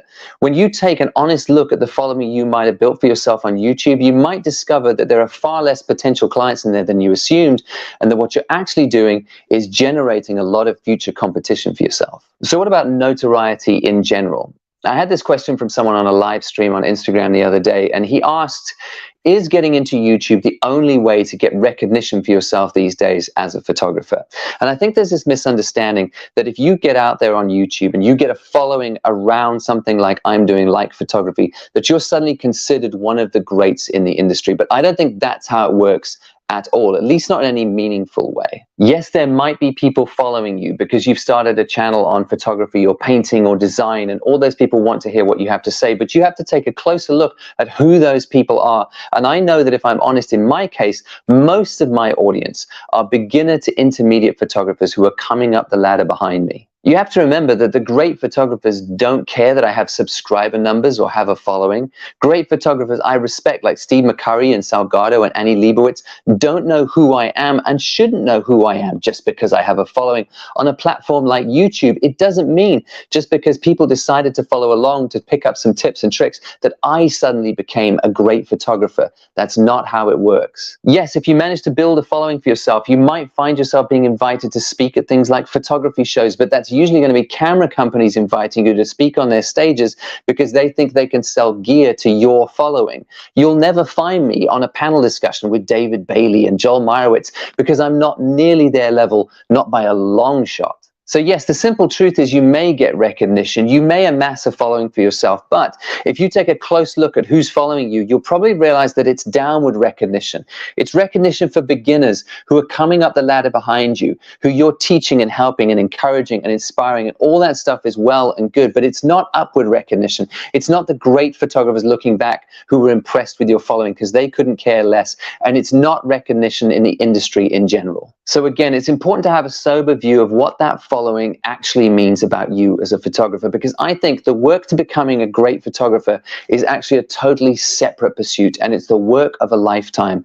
Getting a YouTube channel and having a bit of a following is not a shortcut to becoming a great photographer. All right, so let's talk about making a living on a platform like YouTube. And it's important to remind you that my goal was never fame or fortune. I had a very simple goal. I just wanted that small core audience who would support me enough that it would free up my time to produce the work that I love, to talk about the things that I care about. And I'm thrilled to say that in the last 2 years, I finally managed to do that. Now, I don't make my living off YouTube ad revenue, and I'm going to tell you what a lot of other YouTubers would tell you is you have to diversify your income streams and have a lot of things coming in because you can't rely on ad revenue. It often doesn't add up to very much, and things change all the times with their policy, and you see your amounts cut down hugely based on an algorithmic change that you have no control over. In fact, to give you an idea, for the first 2 years of this channel, obviously it started out at zero and very, very slowly built, but in those first 2 years, it never went above £100 a month, which isn't nothing, don't get me wrong, but you definitely can't live off that in this country. I also remember being scared to turn ads on for the first time because I was worried people were going to think, oh, he's just in this for the money now. And I thought, there's hardly any money coming in anyway. Should I even bother? But then I realized there's another very important reason to turn ads on. YouTube is a business, and one of their biggest sources of income is selling advertising space on our videos. That means that if I turn ads on my video, there's more chance that YouTube will promote my video, not because they care about my video, but because they care about keeping the advertisers happy and making sure as many people as possible see those adverts that are posted with my video. If I don't turn ads on, there is no incentive for YouTube to promote my work. You might be angry about that. You might feel it's unfair. I'm with you to an extent, but it is the way that it is, and we have to acknowledge that. So my choice to turn ads on was far more about getting my videos to be seen by as many people as possible than the tiny amount of money it brought in at the beginning. I'm still pretty careful about which ads I turn on because I don't want those ads to take away from your experience of watching my video. So I only do ads right at the front. I don't do mid-rolls or post-rolls, and I don't do overlay ads because I think it pulls you out of what I want to tell you. And you're going to have to make those decisions for yourself. How much is it worth turning on ads versus how much it's going to distract your viewers from what you're trying to tell them? One of the ways I diversify my income is by having sponsors on my channel. And I've been with Squarespace, for example, for 3 of the 4 years I've been on YouTube. And by and large, it's been a great experience. I made a decision very early on that if my channel ever got to the stage where companies wanted to sponsor videos, that I would only accept those offers if either I already used their services and enjoyed them, or I had seen them on the radar and really wanted to use their services, because I find it really hard to give any kind of ad read if I don't really believe what I'm saying. So I've only ever had Squarespace and Audible as sponsors on this channel because they both passed that first test. I already used them for a while and enjoyed what they did. This means that I've turned down a lot of offers, and I held off for a long time at the beginning, waiting for a company to come along and offer to sponsor a video whose services I already used or really believed in. Because I think it's important to be able to stand by everything you say. It means that I sleep well at night, and I really like my sleep. Just a warning that when you first start doing ad reads, people will push back in your comments and tell you that you've sold out and that you're a corporate shill. This is how I see it. I could produce videos and put them more in the format of a course and put them behind a paywall and charge you a fee to download them. Lots of people do that. It's definitely a better way to make money if that's your goal. But for me, it was always important that there was no barrier to entry, that these should be free for everyone to watch for all time, anywhere in the world. And so there are these companies who are saying, we want to pay you for your time. All you have to do is put 45 seconds in there where you talk about our product for a bit. And I think it's a great win-win. They get their advert, I get my time paid for, and you get to watch content that hopefully you enjoy free of charge. To further diversify my income, I also sell a limited edition book of my photography every year, and I sell prints from my store. And those of you who buy that stuff are those true fans that Kelly talks about. You're the ones who support me so that I get to keep doing what I love and everyone else gets to enjoy it for free. I also run workshops and do talks, and that brings in some extra income. And then there are those of you who hit the join button on this channel. That also brings a bit extra through, and I really appreciate that. And then there are those of you who go the extra mile, those few, and you know who you are, who go to my channel and donate every time I post a video. And for all of you, I can't say thank you enough, because it's in the mix of all those things that I can keep myself going. Even after 4 years and approaching 400,000 subscribers and 90 videos on my channel generating a little bit of ad revenue and passive income the whole time, it is down to those 1,000 true fans that keep me going, that keep me able to support myself. And that's where you need to focus when you're starting your YouTube channel. And it's taken me all of these 4 years to slowly build this thing up to the point where it sort of works now. And I tried a lot of things in terms of diversifying income along the way that really didn't work. I tried more regular workshops. I tried one-to-one sessions. I did Skype portfolio reviews. I even almost switched on Patreon at a point, but for various reasons, those weren't the right mix of things for me. And you'll have to experiment a lot as well and find the right mix that works for you. That mix of things where you can keep paying your bills and keep doing what you love, but also that means you don't distract from the message that you're trying to give and you hold your integrity. One of the tests that came for me early on was when companies started to approach me and say, hey, we want to send you lots of free stuff, and then you can do reviews on it on your channel and help us sell it, and you get to keep all that stuff. And the choice was easy for me because I decided before I even started, this channel was not going to be about gear. It was even in my channel trailer. So for me, it was easy just to be able to turn all that stuff down and say, no, that's not what I do. Please keep your stuff. I don't do reviews. I know some YouTube channels who do accept a lot of free gear and do gear reviews on those and then sell those products on afterwards and make a decent living, and there is nothing wrong with that. If you're a tech channel, that's exactly what you should be doing. That's part of your diversifying your income, and it works for you. But for me, I never wanted this channel to be about gear, and so I couldn't go that route. And that's why it's so important to decide, what are you about before you start? The point is, you have to draw your own lines and make your own decisions about what mix of things you're going to build around your YouTube channel that support you, but that don't take away from the main message that you want to give. Personally, I'm not very financially ambitious. I know that's not a popular viewpoint, but I've never wanted fast cars or big mansions. That stuff really doesn't interest me. I just wanted to be able to support myself, making the stuff I love and saying the things that I think are important. And after 4 years of YouTube, I finally reached that point. Can you see the subtle difference in that? I had a reasonable target. It wasn't open-ended. It was an actual number. I knew what my rent and my food and all my other little bills came up to in a month, and I knew I wanted to put a bit away in savings because I wanted to be responsible. But that actual number became my reasonable target for success on YouTube. So after a few years, when I reached that number for a few successive months in a row, I gave myself permission to celebrate because I'd reached that realistic goal. And that doesn't mean I want to take my foot off the gas now. I'm still as driven as ever to make the best films I possibly can for this channel, but the pressure's different now. It's not about making rent. It's just about making the very best content I can, because my time's been freed up to do exactly that, and I have no excuses, and that was always the dream. So here's the best piece of advice I can give you. Put the message first. We can all feel it when we go to a YouTube channel, and it's just a cynical grab for popularity or for money, and we don't follow those channels. The channels we follow are the ones where we can tell someone is genuine, that they're giving of themselves, that they're telling you how they see the world in a vulnerable way, that they're making the channel that only they could make. If you focus on that, this is the attitude that will keep you from starting another middle-of-the-road photography YouTube channel, for example, because there are tens of thousands of other photography YouTube channels out there, and you'll be too easy to ignore. You'll get lost in the noise unless you focus on your message and make your channel unique to you. We want to hear from you as an individual. We want to hear about your personal story as honestly as you're willing to tell it, because that's the stuff that people find compelling and choose to follow. And maybe down the road in the future, you find yourself in the incredibly privileged position of building a following. And at the middle of that following is a small group of true fans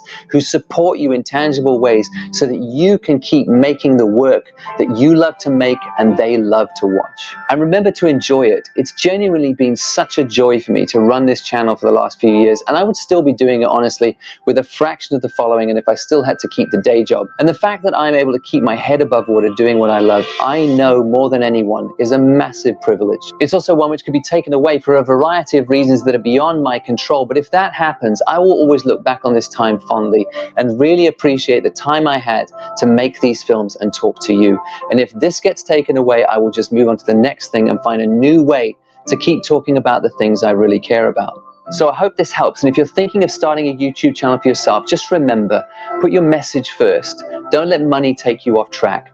Build that core audience, put the big numbers in perspective, and remember to enjoy it. After that, it's just patience, persistence, and tenacity. Keep going. I look forward to seeing what you come up with. Thanks again to Squarespace for sponsoring this video. If you need a new website or a domain, they're a fantastic option. I've used them myself for 8 or 9 years for all my online work. One of the great features I've discovered about Squarespace recently are their newsletters, and they make it really easy to click and drag in text blocks and photos and links and even products from your store, and the design is very clean and minimalist and matches the look of your website, and it's a great way to keep in touch with those of you who are following along more deliberately. Start your free trial today at squarespace.com and go to squarespace.com/Sean Tucker to get 10% off your first purchase.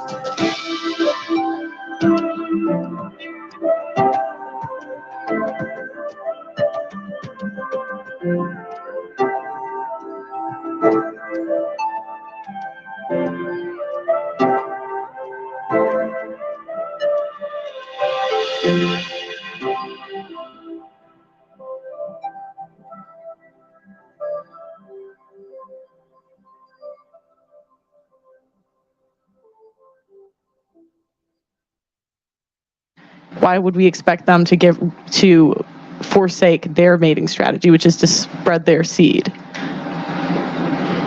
But then, so isn't that kind of an unfair deal for men? So then, then why would you stay with that person and cheat?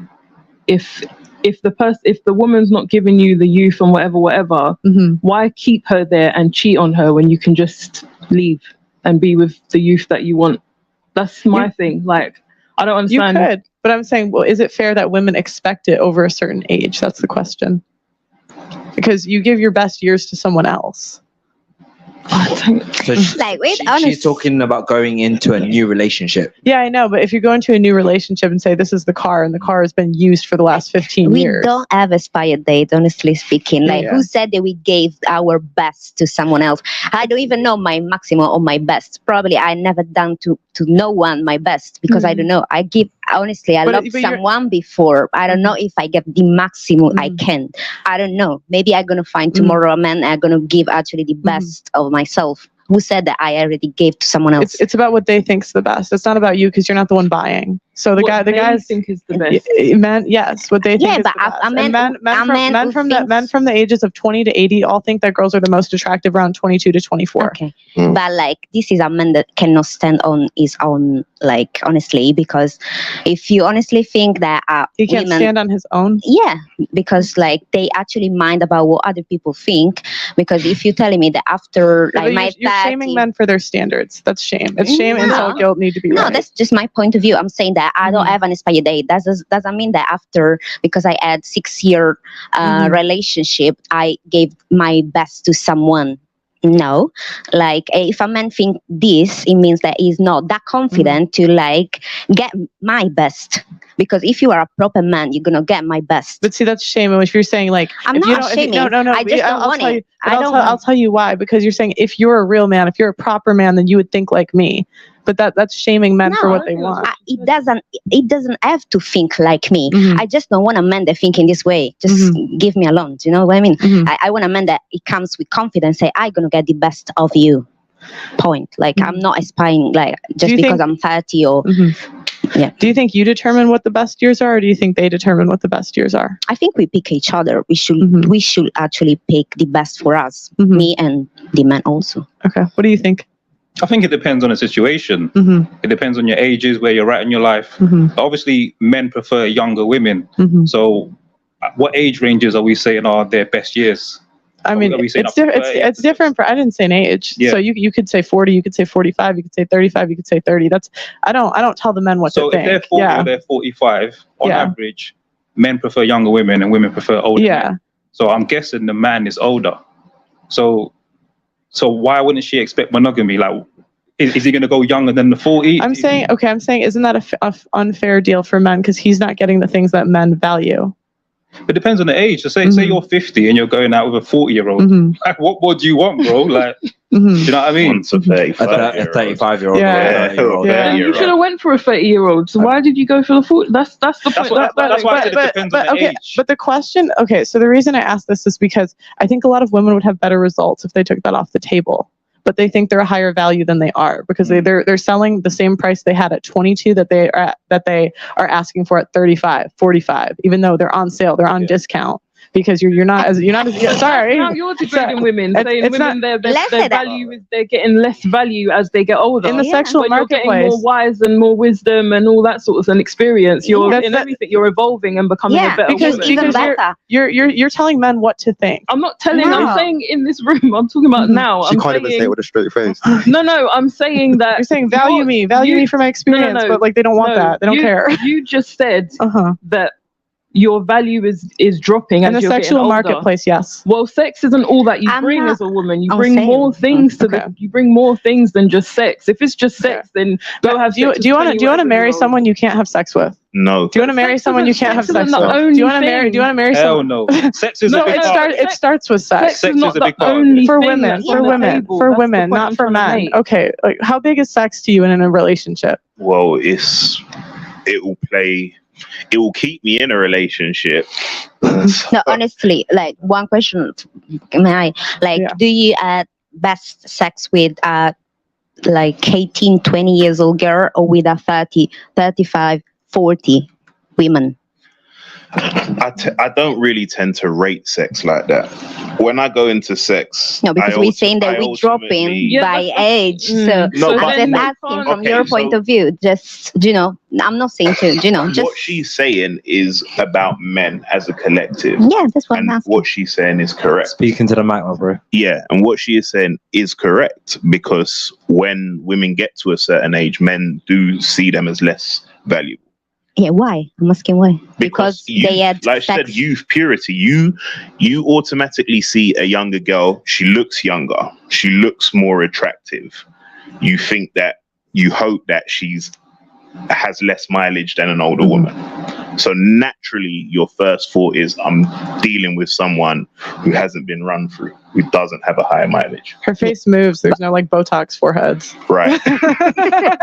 So all of this now, is it about going into new relationships? That's the point I'm trying to get to. Yes. Is that what we're talking about? So the point is, if you're coming to a guy over a certain age, is it fair to expect monogamy when you gave your best years to someone else? Is that a fair deal? Is that a fair deal for men to be monogamous to you when some other guy got your best years? It's unfair to assume that a woman's given all her best years to someone else. Exactly. That's my answer. But you're telling men what to value. No, I'm not telling men. I'm saying it's unfair to assume that a woman has given her best to someone else. Okay, so that's like going up to guys and they're saying, hey, I like 22-year-olds, maybe 27, 22 to 27. That's what I think's the best. And then you're going up to guys and saying, well, that's not my best years. I think my best years are 30.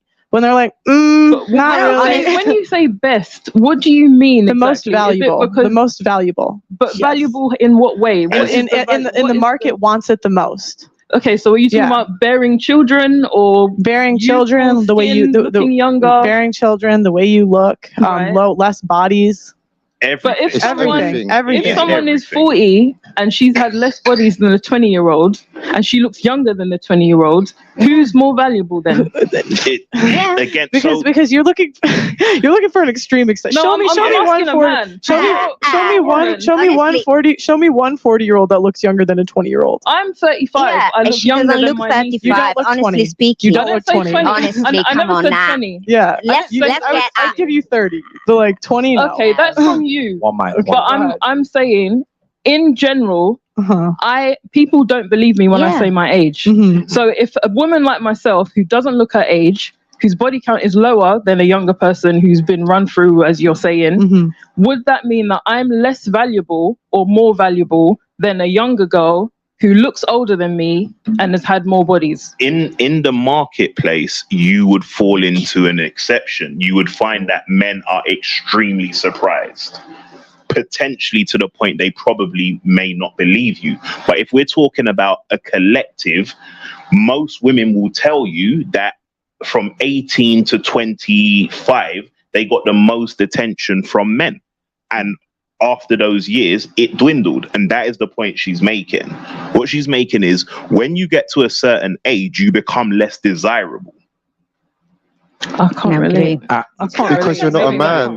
You wouldn't relate because you're not. Yeah, because you're not. But you are the exception, and that's why it's blowing your mind. Well, but even at 30, but even at 35, exceptions. 90% of your eggs are gone by 30. So if I a guy, don't care. but no, Why does I'm not. that matter? But I don't. Because we Why want does it come down to your we want age? to bear children. We want a legacy. Because okay. No, I'm but saying, that's I'm really- saying, I'm that's saying, really- I was talking and you interrupted me. I said carry on. 90% of your eggs are gone by 30. So if a guy's looking for a wife, he wants someone that can give him kids. So you're less valuable because you are less likely to give him kids, and you are more likely to lie about your body count. So you could say, "Oh, I have a low body count," but the guy's not going to believe you. He's like, 35. You've been in the streets for 15 years. Yeah, okay. Well, I don't see the sense in lying, but I'm speaking like I said, I'm the exception or whatever. My eggs dwindling after 30. I think that's really awful to say that a woman's value is less because her eggs. I said in the sexual marketplace. Okay, well, in the sexual marketplace, a woman's value is less because her eggs, whatever, because someone could be 18 or could be diagnosed with an illness and they can't have kids ever. Or there's probably women that don't even want to have children and they're living their best life. Okay, but when you're arguing the extremes, that means you are, because you don't have a good argument, because that's not the rule. And you know, I'm just throwing it out there. I'm just saying it's a bit odd to go ahead. Yeah, can I just say that? I don't know why women just don't get it. Because is it women or me? Could just say me. No, I actually agree with you. You're not the only. If I want to say you, I'd say you. But I'm just saying women as in general, because it is because at 35, right, you can be looking good at 35, and you can get with a man at 35, and say you're gonna get with this man, you're gonna have a 5-year relationship with him, and then start having kids. Think about you're 35, you're going to start having kids at 40. It's not going to be the same as somebody who is 20 being with that man for 5 years and having children. It doesn't matter how good you look. It doesn't matter about your body, because you can't beat biology. That's what's going to happen. No, but see, this again, like what you're saying, Auntie, is a great point. It's like women don't get it, and the facts are, it's like women can come out and say, I want someone who's 6 foot plus tall, that drives a nice German car, that makes X amount of money.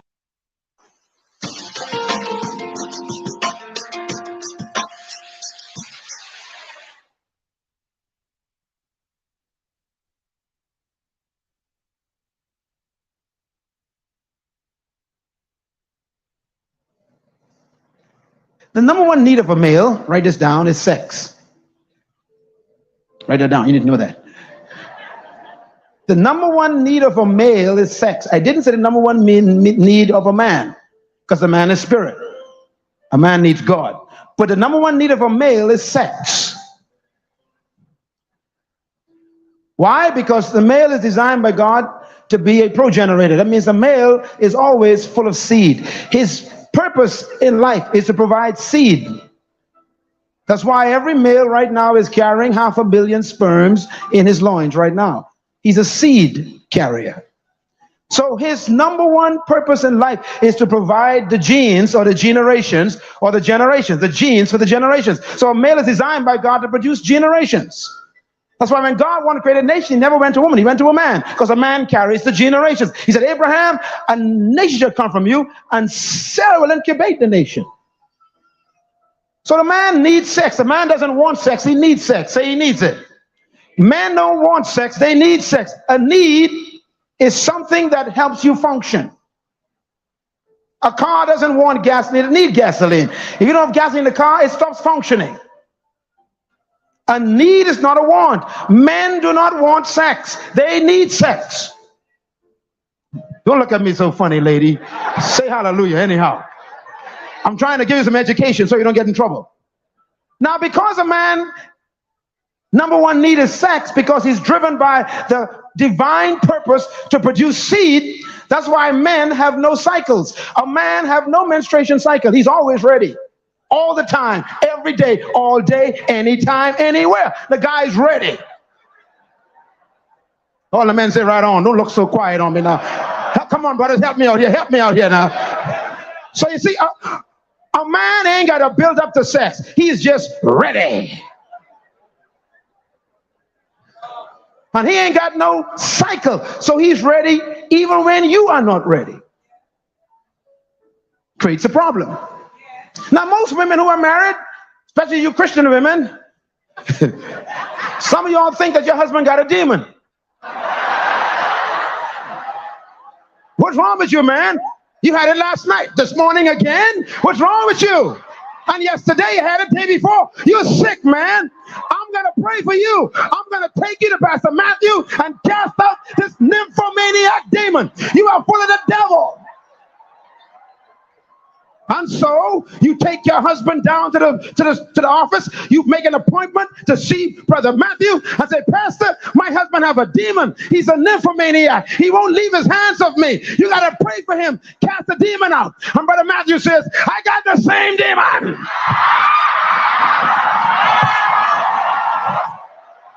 Can I get an amen, brothers? Come on, Brother Matthew, help me out here. Amen, brother. That ain't no demon. All the men say amen. All the men say leave the demon alone.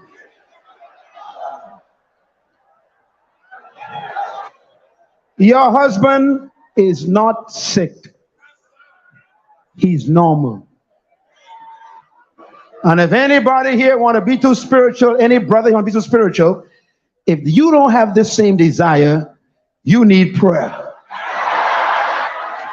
Now, the question is, why is a woman's need not sex? A woman's number one need is not sex. Now, she likes sex. Sex is good for a woman, and she enjoys it, but it's not her motivational need. A woman's number one need is not sex. Write it down. Her number one need is affection.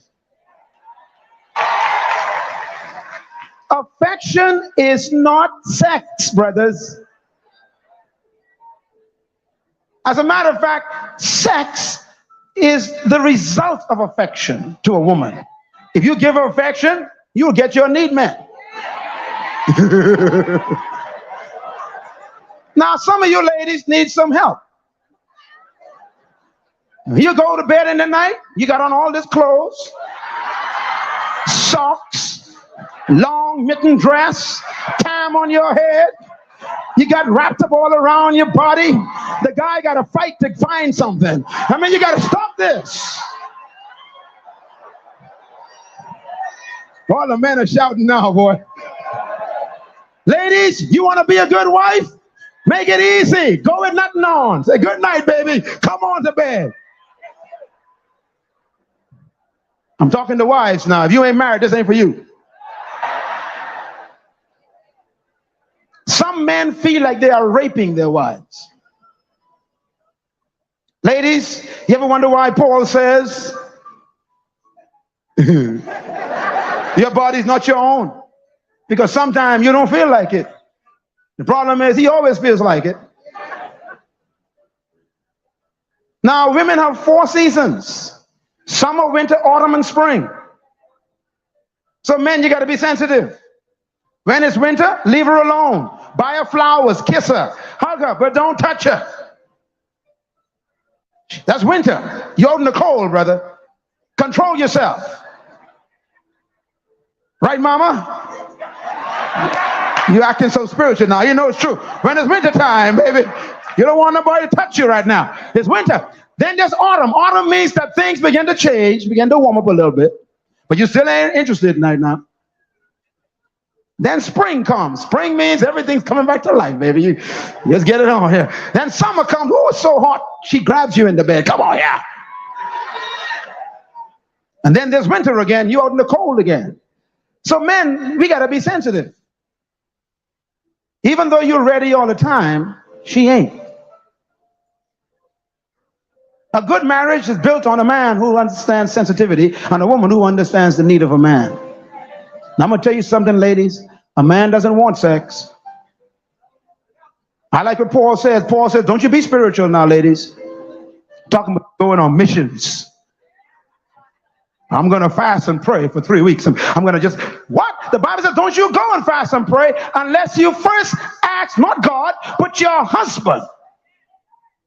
So you can't tell your husband, the Lord told me to fast. You got to tell God, your husband told you could. That's what the scriptures teach.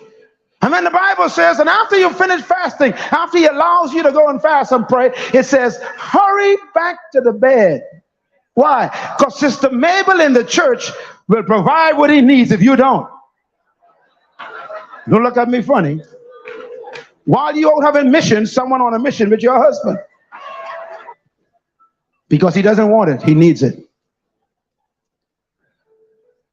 Oh, I got 4 more to give you, but the time's gone. Okay. Let me just close by saying this, ladies and gentlemen.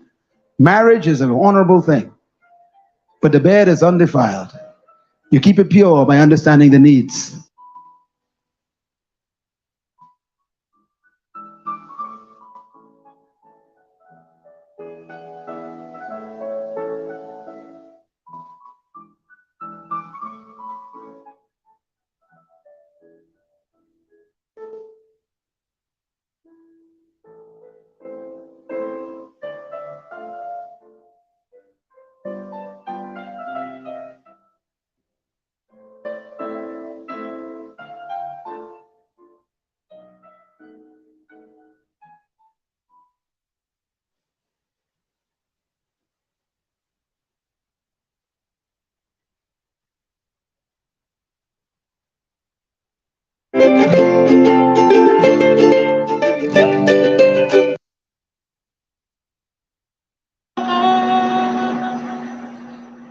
Blessed greetings, everyone.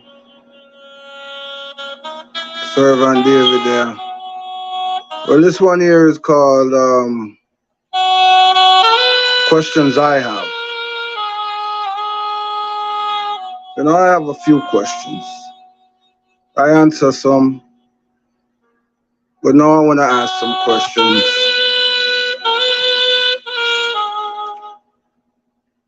You know, I have a question like,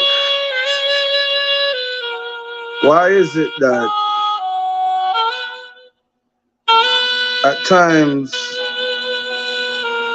you are with your friends or people you know,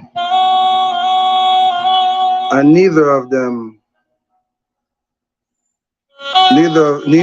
you have a job, but that friend that doesn't have a job is always the one to say, hey, yo, I know we're hiring, you know Burger King hiring, or you know Pratt & Whitney hiring, but yet they ain't even fill out the application.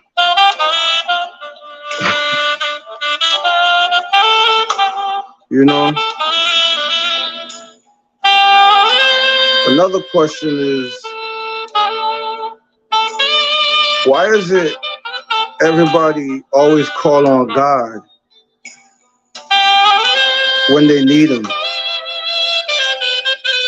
when they're in trouble, when times take them, but all the other times they forget about him? or after he fixed the thing for them, they don't even mention his name. You know, I would like to also know, as for this YouTubing thing, why is it a lot of hosts and stuff like that, they will always encourage you to go visit someone and tell you how to do it and this and that, but yet them themselves, they're not doing it. Things that make you say, You know, I got a few questions. And none of these are written down, just honest questions that I have. Not knocking anybody, but questions are made to be asked, right? I don't know.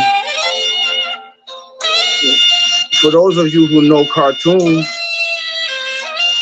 why does Daffy Duck use a towel when he comes out of the bathtub? Donald Duck doesn't wear clothes in cartoon. He's just a duck. I got questions. You know, why do we go to the doctor to get well, but yet the doctor sees us to get wealthy? Why is that? You know?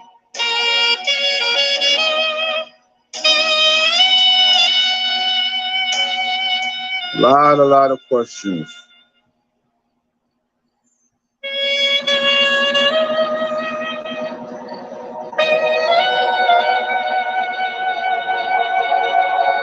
A lot of questions.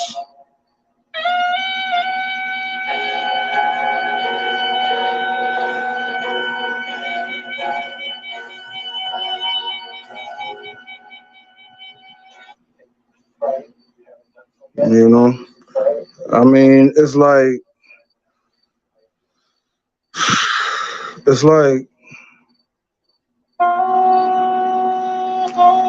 I even got biblical questions. I got questions like,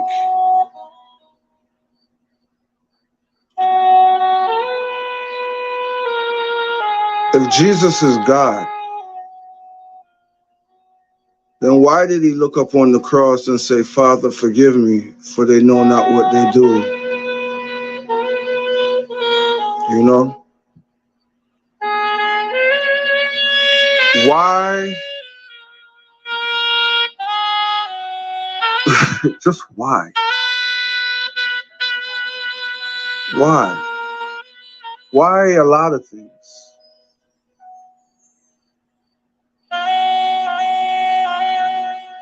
A lot of things, like, what other questions do I have?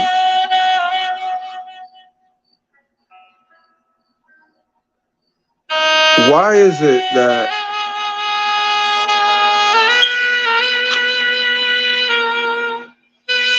you say you believe in God and you follow him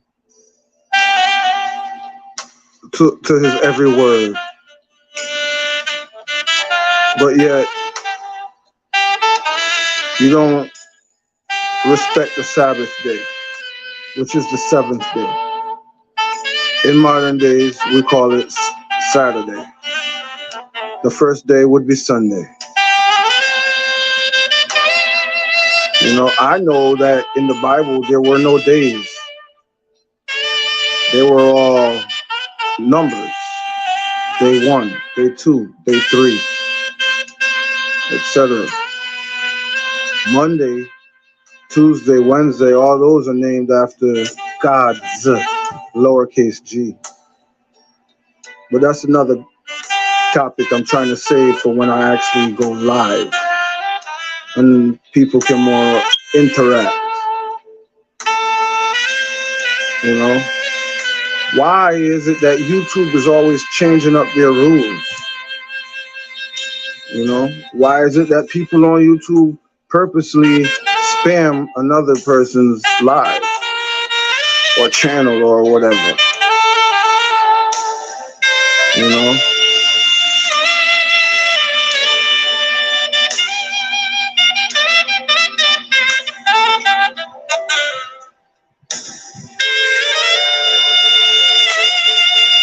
I don't know. I'm just doing this raw. Uncut, not rehearsed, I ain't think about it. I just said, hey, let me go and do this.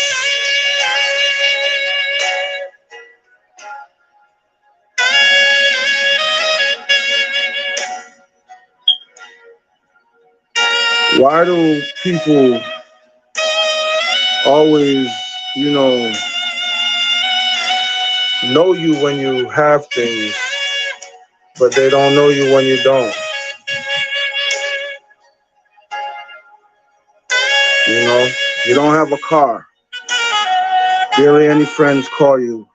No one comes to check you. But yet, when you get a car, your phone can't stop ringing.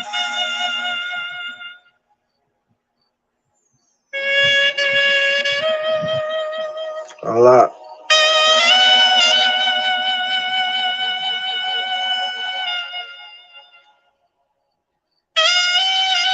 Why? That's just a few of my questions. I don't know. Manners, love, and elevation.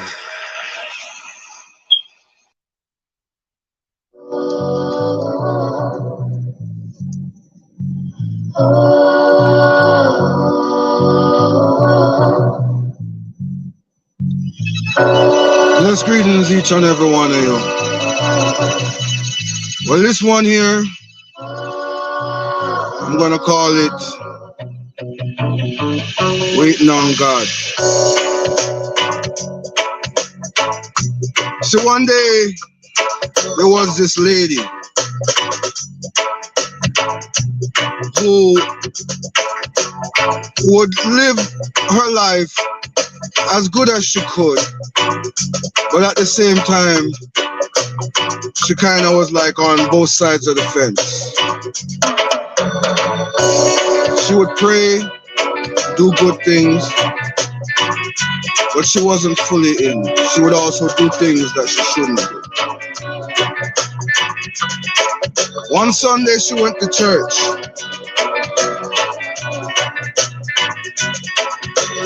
And she was there listening and praying. And during her praying time, she said, Father God, I'm asking you to come and visit me because I want to serve you full-heartedly. I want to serve you. Surprisingly, she heard a voice, clear as day, but ever so sweet. The voice said, I am Alpha and Omega, the beginning and the end. And I will be coming to see you before the week's end. She was shocked, frightened even, because she knows she heard the voice. She looked around, and everyone was worshiping and praying and carrying on as if they did not hear what she heard. So right then she knew it was God. The service went on. Praise and worship was great. Church was over and the benediction was called. She did not go up, for she figured she was saved. After church, driving home, she began to talk to God and say, you know, you told me you would come see me, and you didn't. But then again, you did say by the week's end. So she went home and enjoyed her day, her meal that she cooked for her Sunday dinner. The night came and she fell fast asleep. In a hurry, she went to bed quick, fell fast asleep. She then woke up Monday morning. She waited and waited and waited all day. All day. No sign, no word. She wondered. That night she prayed and she said, God, you said you were coming, but I don't see you. She went to bed and she woke up Tuesday morning. Tuesday morning, she did not hear or see God. Tuesday afternoon, she did not hear or see God. Coming down into the evening, she wondered, maybe God did not come because he knows all, and he knows that the food in the house is not much. Maybe he'll be hungry when he comes. He wants me to go and get something maybe. So she went out to the supermarket. And while in the supermarket, she got all the nice things that you would get for the best guest that was coming to your home. While in line, there was a young man who was short a few dollars on his order. He turned and he asked her, "Can you help me?" She cried, "I can't, because I only have enough money to buy food for me and my household for when my Lord comes." She walked out of the store and she went home. That night she heard nothing. She fell asleep on Wednesday again. Morning, she heard nothing, saw nothing. She wondered what could be going on. What could this be? She said, maybe God knows that my house is not in order. Maybe God knows that it's a little dirty. So let me clean. She spent the whole afternoon Wednesday cleaning and cleaning. Went back to the store to get more stuff. She even brought new drapes, a shampoo machine to shampoo her settee. She went home and she cleaned and had her place sparkling clean. But still no sign or voice from God. She then went to sleep and arose early Thursday morning, thinking God must come today. God did not show in the morning. He was not heard in the afternoon. And in the evening, she heard a knock at the door. And she said, yes, it must be God. She ran to the door as quick as she could to find that it was her neighbor who lived just 2 houses down. His wife had fallen out of her wheelchair. And he's an elder man himself. And he needs help to pick her up. He went to everyone's house and no one answered. And she's the only one who answered. Will she help him? She said, sir, I would love to, but I just can't. For if I come down there and help you, I may miss the visit that I am expecting. She closed the door and went back in. Thursday night, she heard nothing.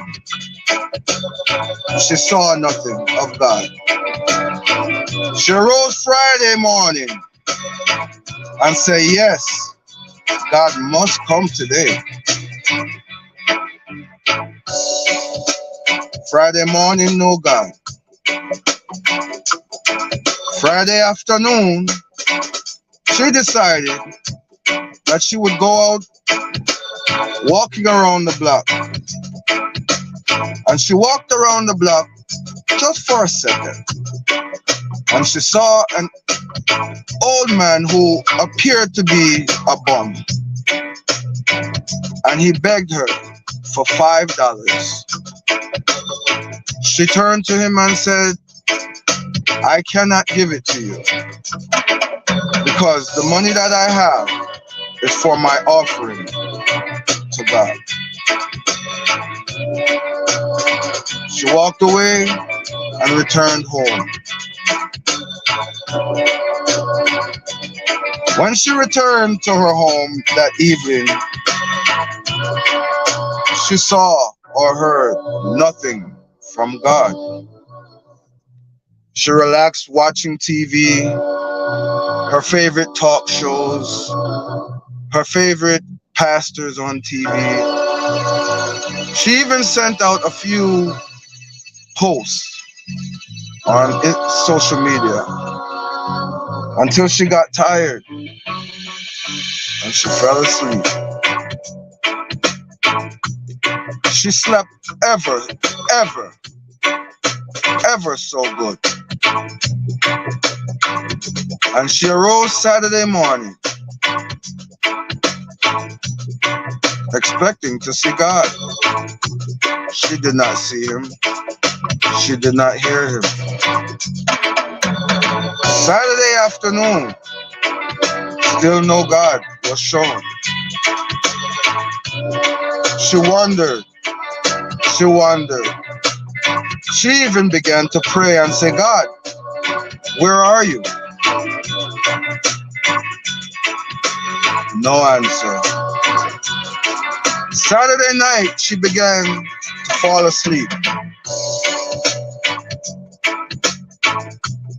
She prayed and she prayed until she began to cry. And she said, God, you said you would come, but I don't see you. It's been almost a week since you said you would come. But I won't fret because you may just come tomorrow when I go to church. She prayed and she prayed and she sat there crying. And out of nowhere, she heard that same voice she heard just the Sunday before. And he said, Miss, I am here to talk to you. He says to her, you begged me to be there for you, and I was. She said to him, God, you told me you would come and see me sometime before the week's end. She said, Miss, I did come every day this week. But each time I came, you turned me away. She was amazed and said, when? When did you come? And I turned you away. And he reminded her of each time. From when she went into the supermarket and did not help the customer who needed help financially. From the old man who needed help to the bum who needed help. You did not help them. At those times, It was me. Why would I show my face to you? She cried and she cried, and the voice was gone. People, get your houses in order. I am not perfect, so I too have things I need to clean up. But we all do. And this world is not our home. It will come to an end. Where will you be when that day comes? How will your house be when that day comes? God is here. He's amongst us. He's within you. He just hasn't called us home yet, because he knows we're not ready. He's ever so patient, ever so loving, but he's a just God, and he's a jealous God. So my brothers and sisters, I beg you, get your house in order. And when you're out on the road and life's situations arise, just remember that that thing or someone or situation just could be God. And it just could be your answered prayer. Until next time, and a walk good. Servant David says so. Glory to God. Blessed greetings, each and every one. Well, it's story time again. So gather around and grab your candy, your popcorn, your smoothies, or what may have you. Gather around, ladies and gentlemen. It's story time again. Well, this story here is about two frogs who grew up together as tadpoles. They weren't brothers, but they were two different species of frogs. And one was fat, and one was skinny. One was green, and one was yellow and black.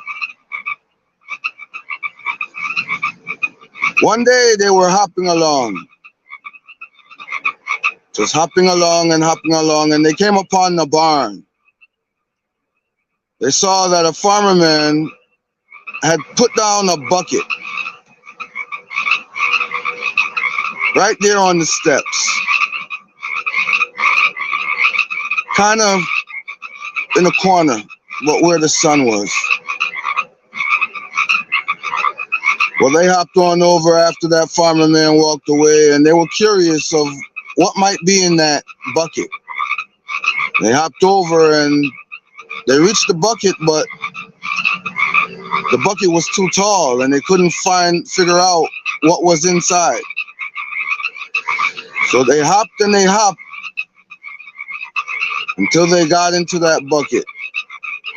And they found out that there was some milk inside of that bucket. Well, they were glad and they drank till their bellies were full. When it was time to come out, they just couldn't come out. And all they could do was swim around and swim around and swim around in that milk. Well, they swam till they got tired and they were full. They both looked at each other and said, how are we going to get out? We can't drink all this milk. If we drink it, we may drown from over drinking, or we just won't be able to hop out. How are we going to get out? Well, they swam and they swam and they hopped as much as they could and they just couldn't get out. And the fat one said to the other, friend, brother, it looks as if we're doomed. We might as well we just give up paddling. Just give up paddling and just give up. And the young one said, the other one said, no, friend, we can't give up. We have to keep on. And they kept on and they kept on and they kept on and they kept on and they kept on. And they just couldn't get out. They couldn't swim anymore. They just couldn't get out. And they looked at each other in discomfort. And the big one said again, it looks like we're gonna drown. We might as well stop. Or the skinny one, he said, no, we can't give up. Let's just paddle and paddle. And the big one said, I just can't. I can't go on anymore. The little one said, paddle, my friend, paddle. So they paddled and they paddled and they hopped and they paddled. And they paddled and they hopped and they hopped and they paddled. And they got tired again and they looked at each other. And the slim one decided that he was going to give up paddling. And he gave up paddling and the big one looked at him and said, no, friend, you told me to keep on paddling and keep on. You have to do it. Come on, you can do it. And the little one looked at the big one and said, I just can't. I can't do it anymore. And he just gave up and he drowned. Well, the big one, he just kept paddling and he kept paddling and he kept paddling. And he was frightened because his friend, who he grew up from childhood with, from tadpole days, had just drowned from giving up. But that despair and that letdown made him paddle even more and more and more. And all he could hear was his friend's voice say, keep paddling, keep paddling. And he paddled and that milk eventually turned into butter. Well, he was glad, and with those sticky and tired feet, he hopped on out of that bucket. Well, he was glad to get back to where his place was, and eventually he met another female frog, and they grew up and they had kids. And that fat frog told his kids every day the story about what happened to him and his skinny friend. And he always told them to never give up, to keep going and keep going. As long as you have life, keep going.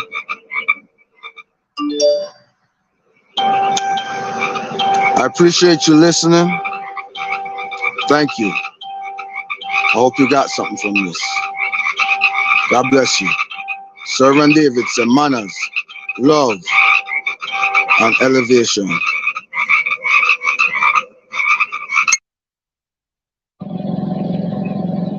Blessed greetings, everyone. I am Servant David, and I want to welcome you to the Servant David Show. Today is Storytime Sunday, and on Storytime Sunday, I tell stories with morals, stories that have morals to them. And occasionally, I'll make up stories, but they have morals to them, or tell stories that you probably have heard before that have morals to them, and I also will tell, real life stories and stuff like that.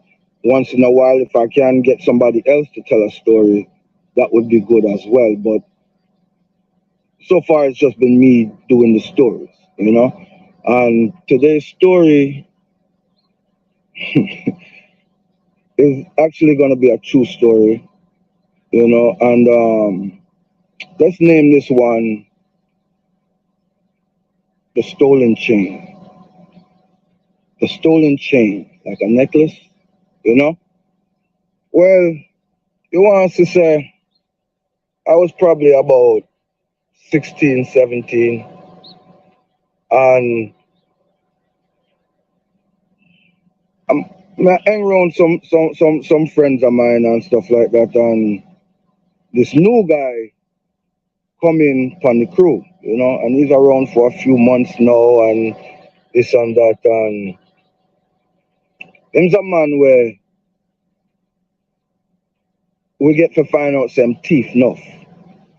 Love in teeth enough. In teeth enough, you know. And a couple of times, the reason why we figure out some teeth enough a couple of times in teeth from it, you know. And whether it be small things, big things, or whatever, but in finger them sticky, you know. So one day now, about 4 away apart, and we are going to check him sister up in New York. You know, we are left Connecticut, and we are going up in New York to check him sister. You know? So we go up there and take the ride, and why he wants to say me going out the house, and me did it, and me say, boy, I have to use the bathroom. You know? We go out the bathroom, and you see one gold rope chain. Yeah? One gold chain, what me say. I don't know why, but me take up the gold chain and I'm pushing in my pocket, my brother. I'm pushing in my pocket. I'm make it all the way back to Connecticut. I even sleep there overnight with the chain in my pocket, you know. Sleep at the place before, because we sleep there the night. In the morning we wake up and we leave out. Reach back to Connecticut and I have one girlfriend where I have and me tell her, say the chain stolen. Me tell her where me get it and everything. She know everything, right? Me put the chain down on the dresser one day. Cause you know, I thief it, so me not go wear it, go out and all them things there. You know what I mean? Me didn't want to pan that. Put the sitting down on the dresser and she said the girl go pick up the chain and put it around her neck, you know. And I walk around the place, you know. So, of course, she's my girl. People know who she is. She run across them. The person who sister we go check. We run go check him. She run across him somehow. Me never know about this. Me out I do whatever. Wherever me did that, me don't know. Why later on in the evening, see the same brethren them. And then pull up on me and they say, yo, come jump in the car, you know. And at first me feel away, you know. But me just say, yo, let me get in the car anyway, because me not do nothing. But me just feel away, me just feel away, me don't know. Get in the car and we are chill and the man them start talk out, them rate me. And this and that and I mean, just feel awkward. I mean, I appreciate it, but I just feel awkward. And, you know, I want to say the youth who sister house will go. Me sit down in our back seat, you know. And me and him in our back seat, you know. Why? You want to say, the man them say, one thing though.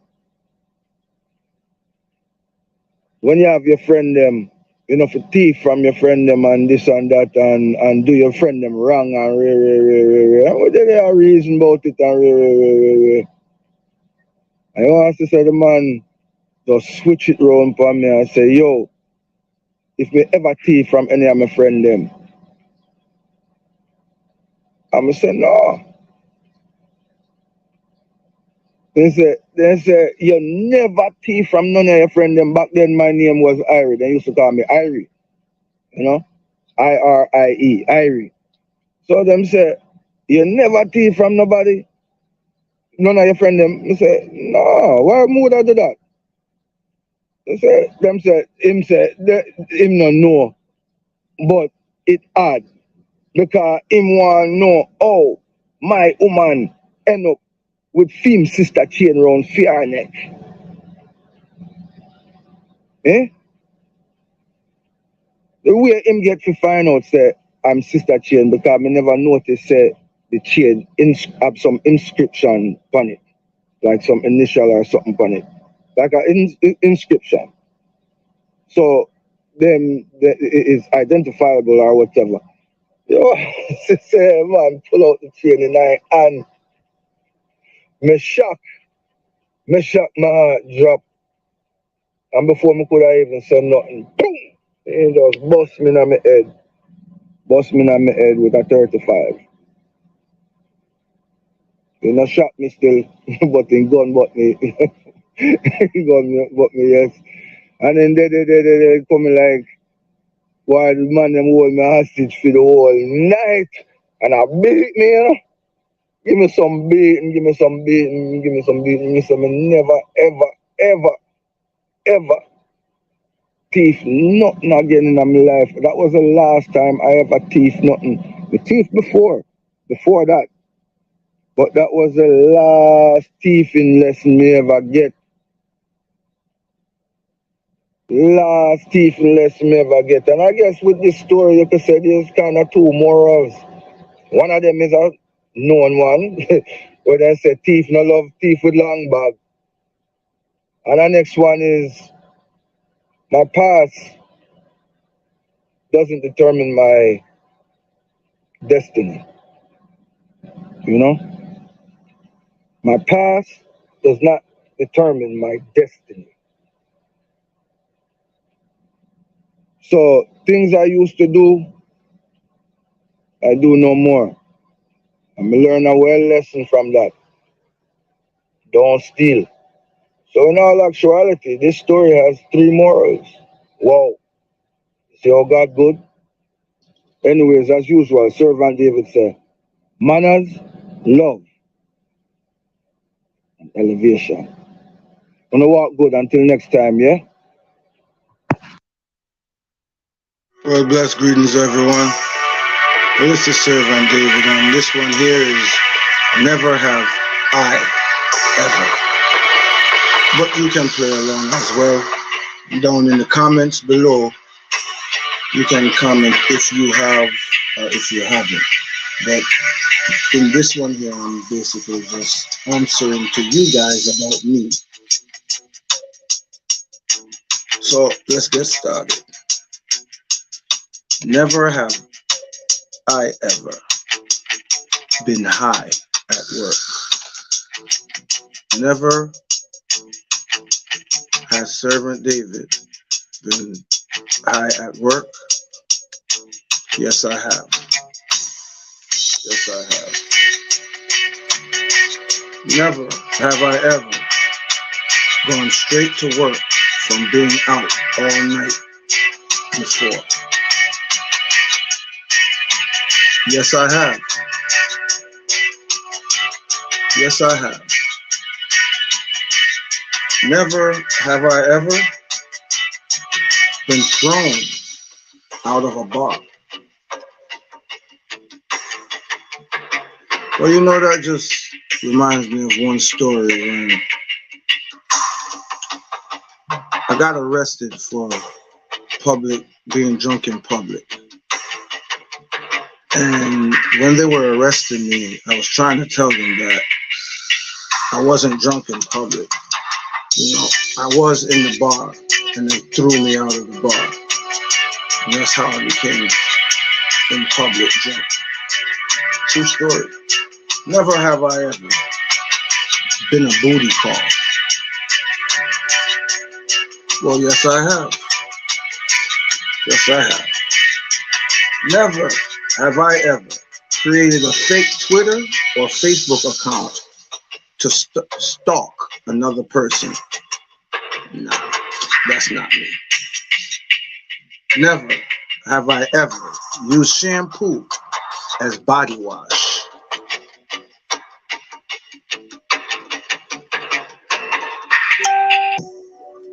Never have I ever worn an all-white tux.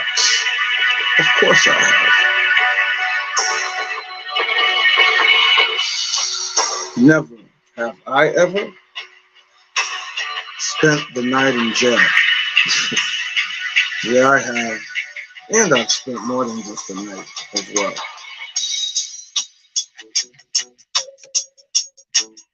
Never have I ever hit on someone at a funeral. Never.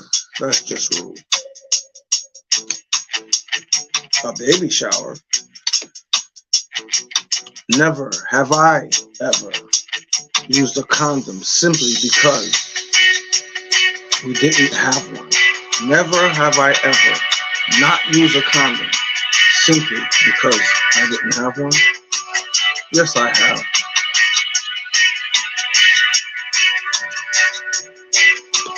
Never have I ever smoked weed with a police officer. Yes, I have. Never have I ever cursed at a stranger. Well, yes, I have. Never have I ever prearranged to be bailed out of a date. Yeah, I have. I can't lie.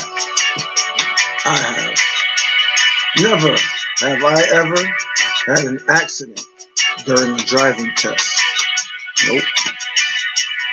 Never have I ever driven off with the gas pump hose still attached to the car. I did that one time. One time. Never have I ever logged onto someone else's email and looked through it. Never. I take that back. I did. Once. My ex-wife. Never have I ever tried asking my partner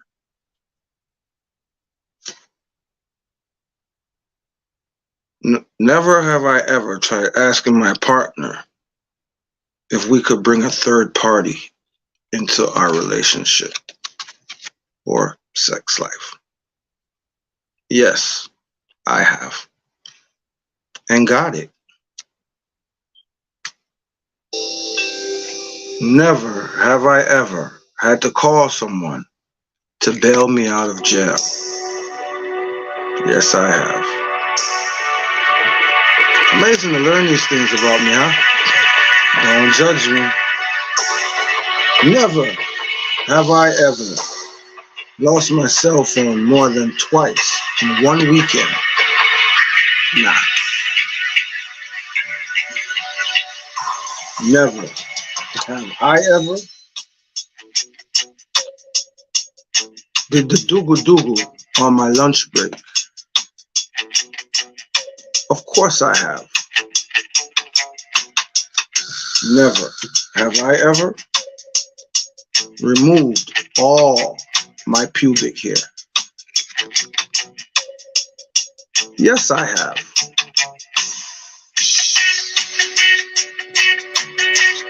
Never have I ever tried to move something with my mind.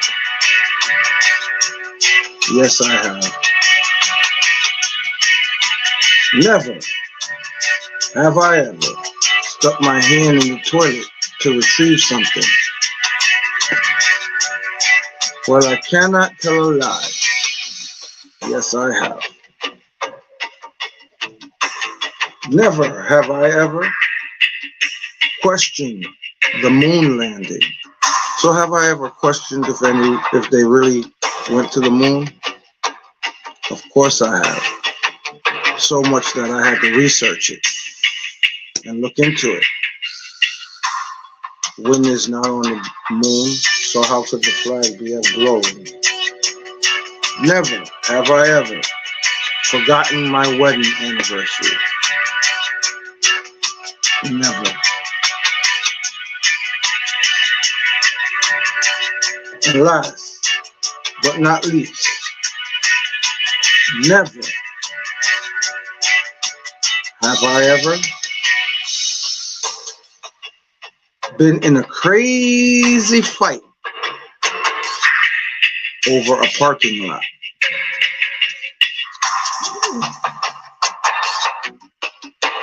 And again, I cannot tell a lie. No, I haven't. As usual, Servant David said, manners, love, and elevation. I want to thank you for watching. Yeah? Come again.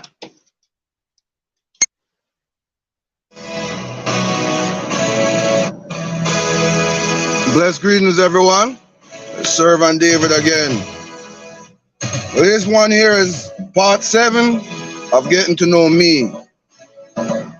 For those of you who don't know, most of you do know by now, but for those who don't know, this is where you ask me questions in this video here, and I will answer the questions that you ask in this video in part 8.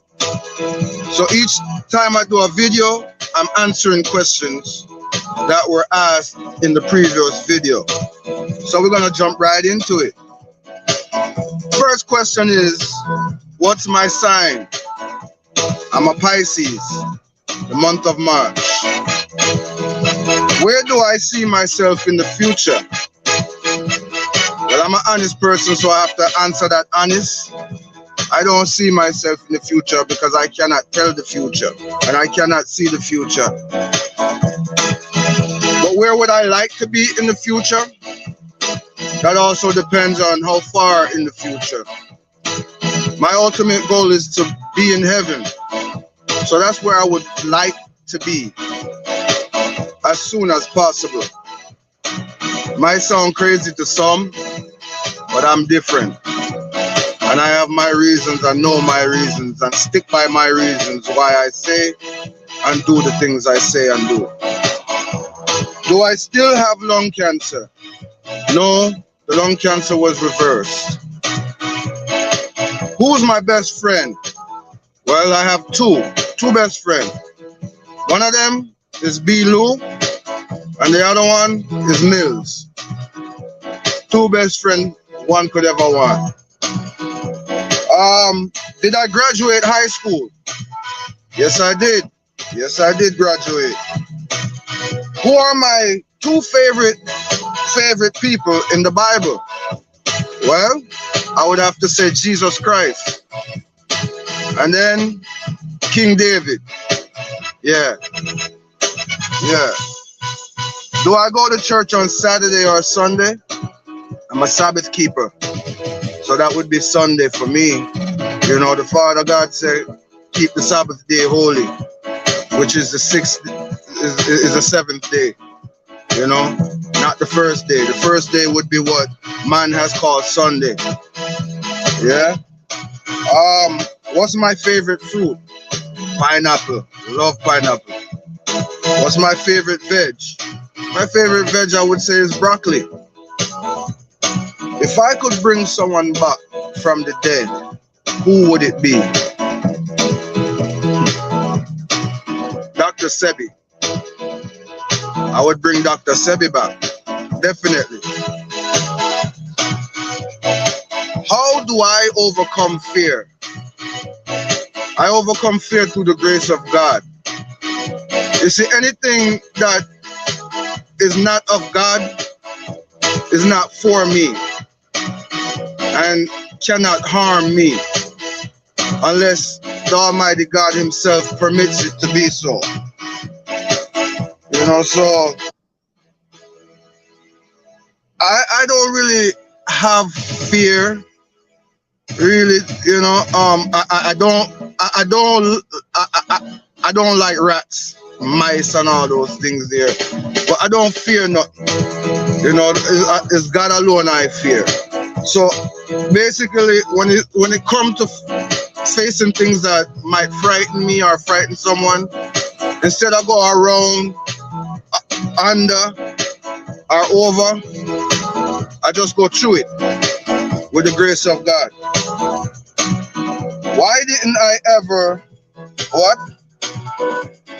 Oh, oh God. Well, this is for a specific person. And she wants to know, why didn't I ever want her as like in a relationship? This person, me and her, back in the days, you know, in my teen years, we dated a little bit. And as the years went on, we kind of separated or whatever. So that's one reason, because we lost contact throughout the years. Every now and then we came back into contact, you know, and it's not that I didn't want you, but either I was married or not into, you know, messing with anyone and just focusing on God. But, you know, it's no reason why I didn't want to be with you. You know what I mean? Actually, I've always wanted to be with you still, tell you the truth. How do I not feel down? Well, I can't lie, because there are times when I do feel down. But the greatest thing is feeling back up, getting back up. It's okay to be down as long as you get back up. It's not how many times you're down, so many times you get up, you know? How is Christianity treating me? We're treating each other pretty good, you know? But again, I'm different. So the things I say and do may seem odd to some who don't quite understand, but I don't profess myself to be a Christian, a Muslim, or anything like that. I do profess myself to be a servant of God, you know, but I don't say I'm a Christian. I let people say what they think of me. So if you say, oh, I feel like he's a Christian, then that's what shows to you, you know? Have I ever thought about being a pastor or a motivational speaker? Nah. But motivational speaker, maybe, yes, sort of, kind of, yeah. A pastor? Nah. I'm too honest to be a pastor. Too honest. Too honest to be a pastor. You know, what's the next one? What's the next one here? Do I feel sick often? Occasionally, yes. I have issues with my stomach, body aches, you know, little things like that, little diarrhea here, there, every now and then. But other than that, no. And I'm assuming you're asking due to the diagnosis that I got of, about 2 years back. Do I drink? I'm assuming you're talking alcohol, because everybody drink something, water, juice, whatever. But do I drink alcohol? No, never again. Come here. Let me tell you something. I made a promise to God and the toilet a long time ago. And I said I will never, ever do that again. I will never forget that promise to God and the toilet. You get me drift? All right. So no, I don't drink. Do I smoke? Yes, I do. Used to smoke cigarettes. no longer smoke cigarettes. I smoke marijuana. Do I have tattoos? I have 1 tattoo, 3 piercings, 2 piercings here, 1, 2, a piercing down there, and I have a tattoo right here.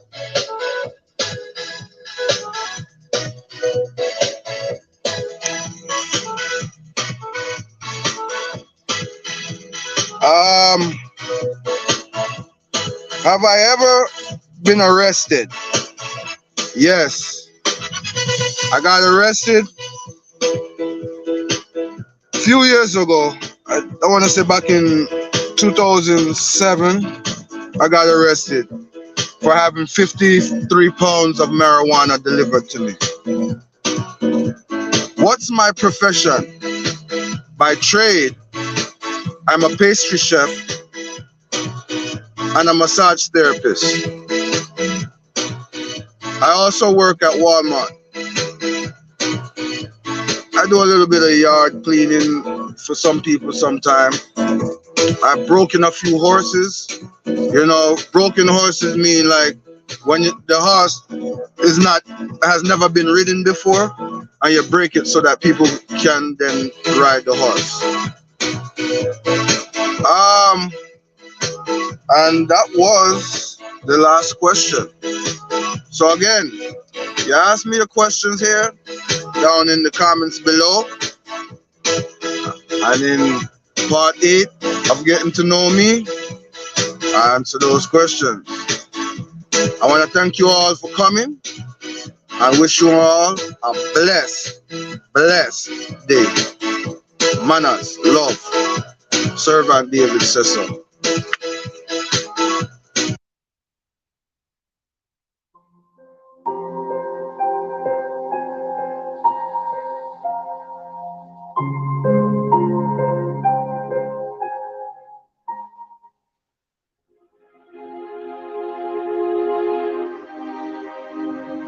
Let me tell you something you already know. The world ain't all sunshine and rainbows. It's a very mean and nasty place, and I don't care how tough you are, it will beat you to your knees and keep you there permanently if you let it. You, me, or nobody is gonna hit as hard as life. But it ain't about how hard you hit. It's about how hard you can get hit and keep moving forward. How much you can take and keep moving forward. That's how winning is done. Pain is temporary. It may last for a minute, or an hour, or a day, or even a year, but eventually it will subside, and something else will take its place. If I quit, however, it will last forever. The margin for error is so small. I mean, 1/2 a step too late or too early, and you don't quite make it. 1/2 second too slow, too fast, you don't quite catch it. The inches we need are everywhere around us. They're in every break of the game, every minute, every second. You got a dream, you got to protect it. People can't do something themselves, they want to tell you you can't. You want something, go get it. Period. Don't be afraid to fail. You can't always win, but don't be afraid of making decisions. You have to believe that something different can happen. He who says he can and he who says he can't are both usually right. That most of you say you want to be successful, but you don't want it bad. You just kind of want it. You don't want it badder than you want to party. You don't want it as much as you want to be cool. Most of you don't want success as much as you want to sleep. Our deepest fear is not that we are inadequate. Our deepest fear is that we are powerful beyond measure. It is our light, not our darkness, that most frightens us. Deep down, ask yourselves, who do you want to be? Figuring out for yourselves what makes you happy, no matter how crazy it may sound to the people. Make a choice, right? You just decide what it's going to be, who you're going to be, how you're going to do it. Just decide. Why not? Why can't I be the MVP of the league? Why can't I be the best player in the league? I don't see why. Why can't I do that?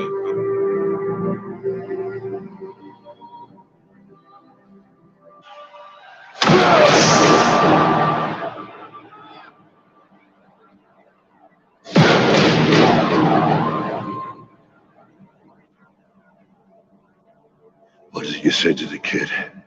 It ain't about how hard you hit. It's about how hard you can get hit and keep moving forward. How much you can take and keep moving forward.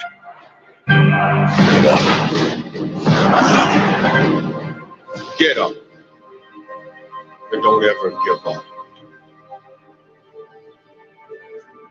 We can stay here, get the shit kicked out of us, or we can fight our way back into the light. We can climb out of hell. 1 inch at a time. To be able at any moment to sacrifice what you are for what you will become. Most of you won't be successful because when you're studying and you get tired, you quit. I don't do well in math. You're right. You ain't never studied. I'm not good in writing because you have never written before. Talent you have naturally. Skill is only developed by hours and hours and hours of beating on your craft. If you are not making someone else's life better, then you're wasting your time. Don't cry to give up. Cry to keep going. Don't cry to quit. You already in pain. You already hurt. Get a reward from it. Now, if you know what you're worth, then go out and get what you're worth. But you gotta be willing to take the hits and not point the finger saying you ain't where you want to be because of him or her or anybody. Cowards do that, and that ain't you. You're better than that. Because every day is a new day. Every moment is a new moment. So now you got to go out and show them that I'm a different creature. Now, I'm gonna show you how great I am.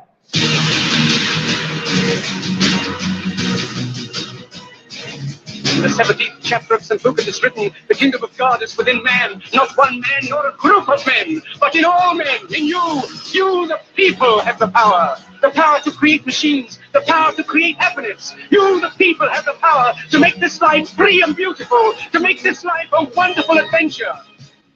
Now, what are you gonna do?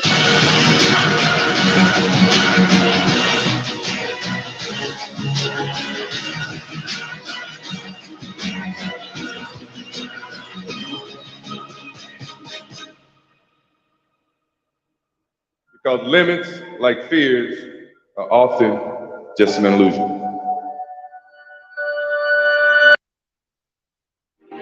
The people that we read about, the people that we admire, the Elon Musks, the Steve Jobs, the Warren Buffetts, etc., all have one thing in common. They have extremely high self-esteem.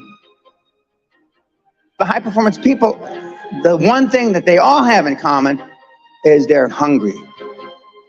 Hungry for a better life. Hungry for change. Hungry for the tough love their parents didn't give them. 87% of everybody that walks the face of the earth, 7.65 billion people, are unhappy. I didn't know till I got grown up and was an adult that everybody didn't have self-esteem. I didn't realize that everybody didn't have self-confidence. I didn't realize that everybody didn't have self-worth. Growth only comes through pain. No pain, no gain. It's the same in life. Tough love gets the job done. It's bloody hard to be a high-performance person. Being a high-performance person is a full-time job. I'm like this 24/7, 365, and I've been like this for the better part of 50 years. I'm always like this. I'm always pushing the edge of the envelope. Most people procrastinate because they're unsure, so just do it. But I've never had a problem just doing it. Because one of the things is you learn as a young combat infantry officer is time costs lives. We overanalyze because we're unsure. We don't overanalyze because we are not sure if it'll work or not. We're more worried about, on the emotional side, it embarrassing us. But being liked doesn't get you a raise when you're working for wherever you're working for. Efficiency, accountability. If you want $1 million, you'll make $1 million, not $1.5 million. If you want 10 million, 100 million, and you'll never exceed that. You will never exceed your highest expectation. You will never exceed your highest, craziest thought. Never. That's a guarantee. Ted Turner just gave his 75th anniversary party on CNN a few months ago. And he makes a couple of comments, and he says, number one, and I'm not suggesting this for everybody. It's how I live, though. First 10 years of my starting CNN, I slept on my couch. I didn't have an apartment. Bill Gates slept in the office. Steve Jobs slept in the office. And I can go down a whole list. Now, these are super successful, mega wealthy guys. I slept in my office. Not everybody's willing to make that sacrifice. But it's not the only thing. But even if you don't sleep in your office, if you want to send your kids to a better school, if you want to be able to take care of your mother when she gets dementia, if you want to, this all takes money. My children aren't getting any of my money when I die. Not one centavo, not one penny. And 2 of my kids are cool with it. One of them's not so cool with it. I'm not going to, I think Andrew Carnegie, by the way, Andrew Carnegie, arguably the richest, most successful entrepreneur of all time. He said the best thing that you can have for a child is him to be born into poverty. And I agree. Of course, you've heard me say this before, self-esteem is built the first 7 or 8 years of life. And unfortunately, we're with our parents the first 7 or 8 years of life. Ergo, we don't have too much high self-esteem. But to build high self-esteem, and the way you build high self-esteem, if you're 25, 35, or 45, is to be around, surround yourself with other people that have high self-esteem. Show me your friends and I'll show you your future. And so you can reverse your childhood by who you associate with. You're 22 years old, you're 32, you're 41 years old, and there's a guy or a gal who's 45 years old who is where you want to be. They've accomplished a lot of things. If you're into, they're saving the world, they're using their money for good causes, go associate with those people. Be around those people. And they're easy to find, but they're not going to knock on your door. They're not going to come to your apartment or your flat and ask you, oh, can I help you? Your parents probably told you, you can be anything you want. But you can't. That's horseshit. You can't. If it's all juxtaposed. But what you tell them is that you can do anything you want that you have passion for, because that eliminates most of the crap. Because most people don't follow their dream. Like they say in The Sound of Music, you can't have a dream come true unless you have a dream. Now, I still dream. I dream in Technicolor. I say my affirmations and goals every single night. And that's why affirmations work so effectively. Because your subconscious doesn't know you're full of shit. And when you tell your subconscious 1,000,000 times, and then every success you have is a self-fulfilling prophecy. World-class athletes, 20 years, they see themselves standing on the podium getting a gold medal at the Olympics. They were able to do that. But you'll never exceed your most bodacious goal. If you say, I've got mentees, I'm going to go to the Olympics. They went, they didn't get a medal. I've got mentees that I'm going to go to the Olympics and I'm going to medal. What the fuck's that mean? They get a bronze. Before I had any money, I used to go to the Rolls-Royce dealers and sit in the cars and smell the leather, touch the leather, okay? I went to $1 million houses, and my wife and I would walk through the house, and they'd say, when are your parents getting here, kids? No, we are the buyers. Practice within when you're without. Practice being successful. How many people listening to this today practice being successful today? It's through affirmations, through going to the Rolls-Royce dealer, maybe Lamborghini, maybe something else. Right. In my particular case, it was Rolls-Royce. And within a year of me going to Rolls Royce dealer, I had a Rolls. Okay. Within 19 months of me dreaming and adding it to my goals, a castle on an island, I own Guthrie Castle. 19 months. Okay. Go to stores you can't afford. Go hire lawyers you can't afford. Lawyers will meet with anybody. Accountants will meet with anybody. Go to the big four accountants with a business idea. The first couple meetings are for free. Jettison probably a lot of the people you'll hang around with. If you have poor public speaking skills, join Toastmasters. Do these. If you went to a good school and you're not successful, go to the alumni deals. Okay. I didn't go to a good school. I'm a perfect living example that a lot of trouble as a kid, working class background, my parents, went to just a mediocre university that I flunked out of 3 times before I finally graduated with honors, but and had no money to begin with, $820. So it's all possible.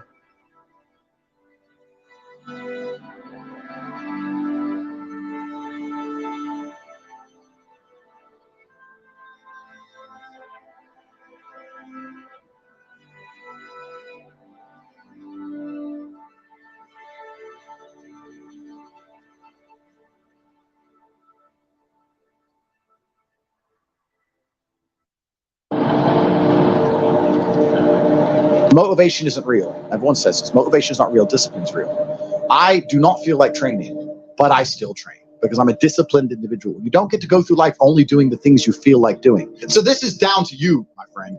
And listen, you may feel fired up for 10 minutes after this little talk, but you're not going to feel fired up forever. You need to put systems in place. You need to get discipline. You need to get an atmosphere of people around you who are going to keep you accountable and not make it easy for you to continue to be a nobody. And then you're going to fix your life. Otherwise, you're going to stay nobody. You're tired. You don't want to work. You want to go to sleep and just relax. You do it anyway. That is the most basic imperative of the masculine frame, which has been destroyed in real time. They are trying to convince you that you should act how you feel. You should show more of your feelings. If you feel this way, you should show it. If you want to cry, cry. What I'm saying is the reason they're trying to bring out emotionality in you is because of exactly what Myron said. Most of the time, you don't feel like doing the things you're supposed to do. But the true masculine frame throughout history was doing the things they didn't want to do, but they knew they had to do because they had honor and duty. That's what honor and duty means. Do you think the men on the Titanic wanted to stay on the fucking Titanic? No, we're men. We have to stay. We're scared, but we must. It's our duty to let the women and children on the lifeboats. This is masculine duty. A good man controls himself. I have absolute self-control. Emotional control is absolutely and utterly important as a man. I'm saying that you need to understand as a man, there are certain principles under which you act, regardless of how you feel. I can wake up in a terrible mood. I can wake up sad. I can ache. I can have a busy day, stressed, etc. I will complete the same tasks as if I woke up in a fantastic mood. I'll do the same things because how I feel has no bearing on the things I'm going to do in my day because I have duty to myself and to my bloodline. Because you think there's something wrong with you. You go, I lack motivation. I don't have the motivation to go to the gym. Well, here's the news flash. Neither did I. And I still did it. So now what are you going to say? Now you have no excuse, right? Oh, you're scared to get in the ring. So was I. Still did it. Scared to get in the cage. So was I. I still did it. Being a man isn't about not feeling things. It's about acting the way you're supposed to act, regardless of how you feel. We act. We're men of action. We get things done. So the world got built. All of it. All the men who built the skyscrapers felt scared. They did it anyway. You need to become a man of action. Stop worrying about how you feel. Start worrying about what you're supposed to be doing. How about that? I've always been disciplined myself because I've always lived a disciplined life. I lived in a disciplined household. Like there was no such thing as I don't want to. So even now, if I wake up and I don't want to do something, I don't need someone to tell me to do it because I'll do it anyway. I mean, who wants to run a marathon? Nobody. Who wants to do that? You just do it, don't you? Because, you know, it's the thing you're going to have to do, and you have to blood, sweat, tears. There is a version of the world where you can feel things and really not give a fuck how you feel. Like, if I feel sad, it does not change how I act, and it does not change the things I do. If I don't feel like going to the gym, I go to the gym. If I don't feel like working, I will still work. If I wake up in a happy mood and I have a business to run, if I wake up in a sad mood, I have the same shit to do. I'm going to get it done. So where's the importance of it? It's in my mind, that's how I view it. Like, how does that affect what I'm going to do? Well, nothing. It doesn't. Motivation in and of itself is a scam. I don't believe in motivation. I believe in discipline. I am not motivated to do the things I'm supposed to do. I don't wake up full of like joy. I have to go to the gym, or that I have to work, or I deal with crap. I don't feel motivated to do them. I'm disciplined. I do them regardless of how I feel. Whether I'm in the mood to do it or I'm not in the mood to do it, it gets done. That's discipline. Discipline's a real thing. Motivation is fleeting. You're never going to be permanently motivated. If you're the kind of person who can only try hard at something he enjoys, then you're going to fail. If you truly want to win, you can't only want to win when you're happy, and you can't only want to win when you're motivated. You're competing against men like me who will perform even when it's raining, not only when the sun is shining. If you're going to be the kind of person who can only do it in one of those scenarios, you are going to lose. You must be prepared to perform all of the time. I have a lot of people who message me and say, oh, I struggle with motivation. And my answer is simple. Then stay a loser. If you can't find the motivation to not be a loser, then I strongly recommend you just stay a loser, stay in your lane, stay out of my way. I have no time for people who cannot find the motivation to fix themselves and fix their own lives. I've been the kind of person who will perform 7 days a week. Doesn't matter how I feel, doesn't matter what's happened, doesn't matter if I'm happy or sad, things must be done. This is the mindset you need to adopt if you want to be a winner. I think a man should have absolutely no interest in whether he's actually happy or not. If I wake up and I'm unhappy, I will do the exact same things as if I am happy. I will go to the gym the same. I will work the same. How I feel has no impact on how I live my life. I don't think happiness as an index is a healthy view for a man to have on life success. If you're waking up and going, oh, am I happy? Am I not? You're looking at life wrong. I think as a man, if you put happiness if you move it down the scale, right? And you start looking at, am I successful? Am I competent? You know, am I achieving things? Am I respected? If you start to look at these indicators of your life, you're going to end up being happier without actually analyzing if you're happy or not. You have to just work. At some point you have to bite the bullet and just work. Working harder is never going to not help. No matter what scenario you're in, working harder is never going to not help you. And it's amazing that I give different versions of the same answer for 99% of the questions I'm asked. Work harder. If you have a problem, whether you're broke, whether you're out of shape, whether your friend dies, whether your girl leaves you, whether you're depressed, whatever it is, working harder is almost always the answer. So you know what you need to do. You need to do it. And what's amazing, again, is kind of like the antidote. If you take the antidote before the poison, then you never get sick in the first place. If you're always working as hard as possible, if you're always working your ass off and trying to be the best version of yourself every single day, then you never get sick in the first place. You're already working. You're already taking the antidote. So things can't attach to you. They can't get hold of you. Working hard is the antidote to everything. So why don't you just do it in advance? Why don't you use your life just become work like mine? Why don't you just dedicate yourself to a cause and get up and do what you're supposed to do every single day? I can't stand quitters.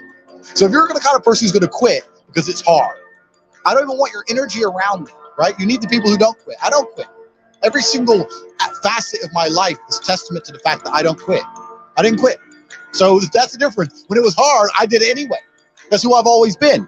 And if you don't have that kind of tenacity, you're never going to be anything. So I'm indefatigable. Do not give up. Do not get tired. And do not quit. That's what they want. That's what the enemy wants from me. They want to try and win a war of attrition. They want to wear me down and hope I quit and give up. I am not that guy. I'm not that guy. I'm the guy who keeps going.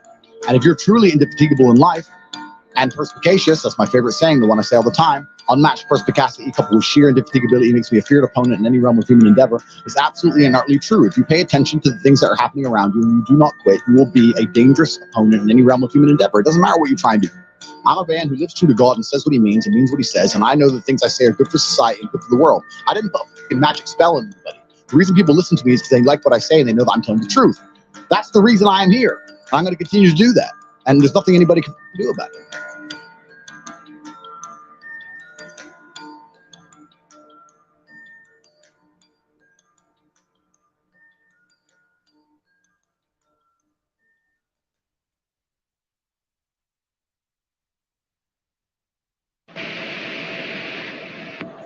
Blessed greetings each and every one of you.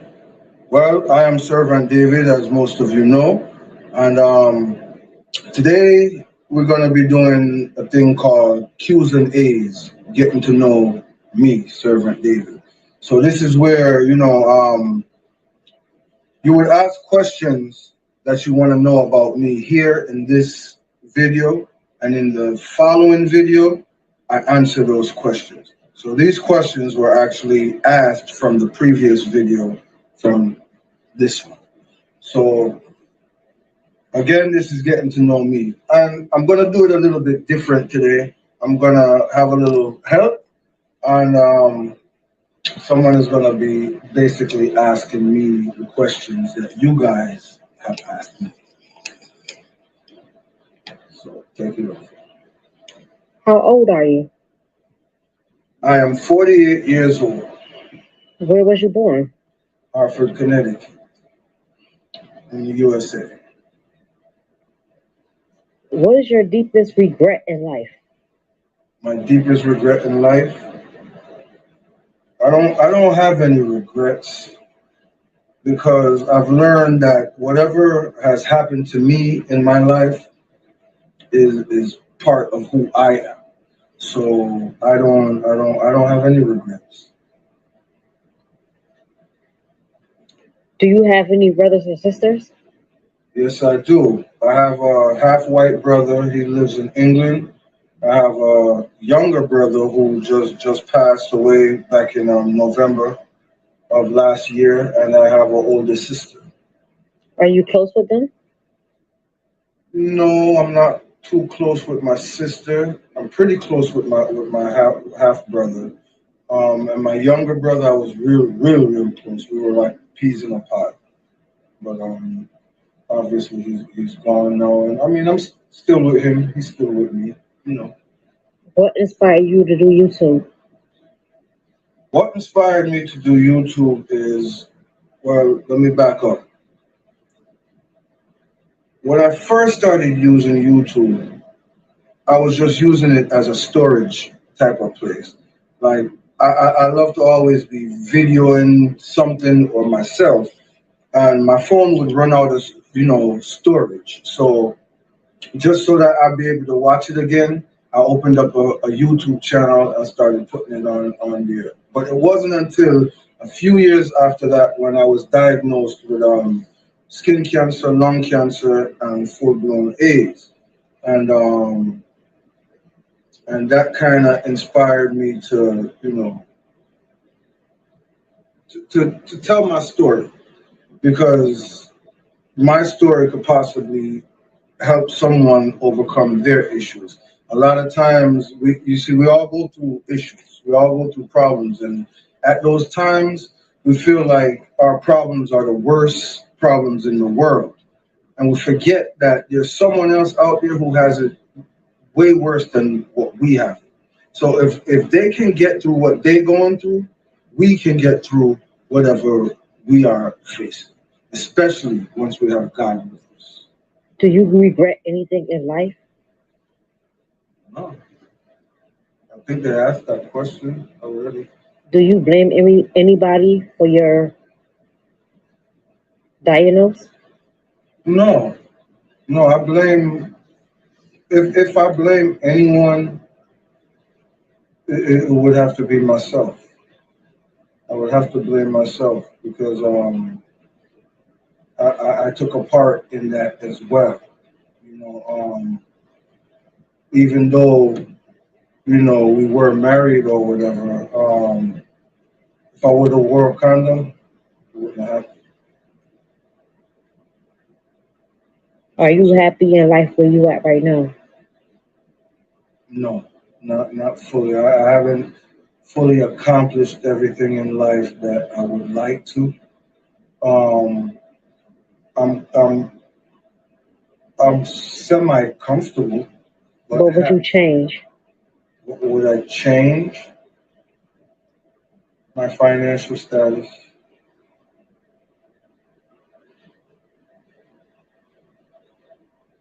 What's your favorite color? My favorite color is blue. Any shade of blue. What's your favorite holiday?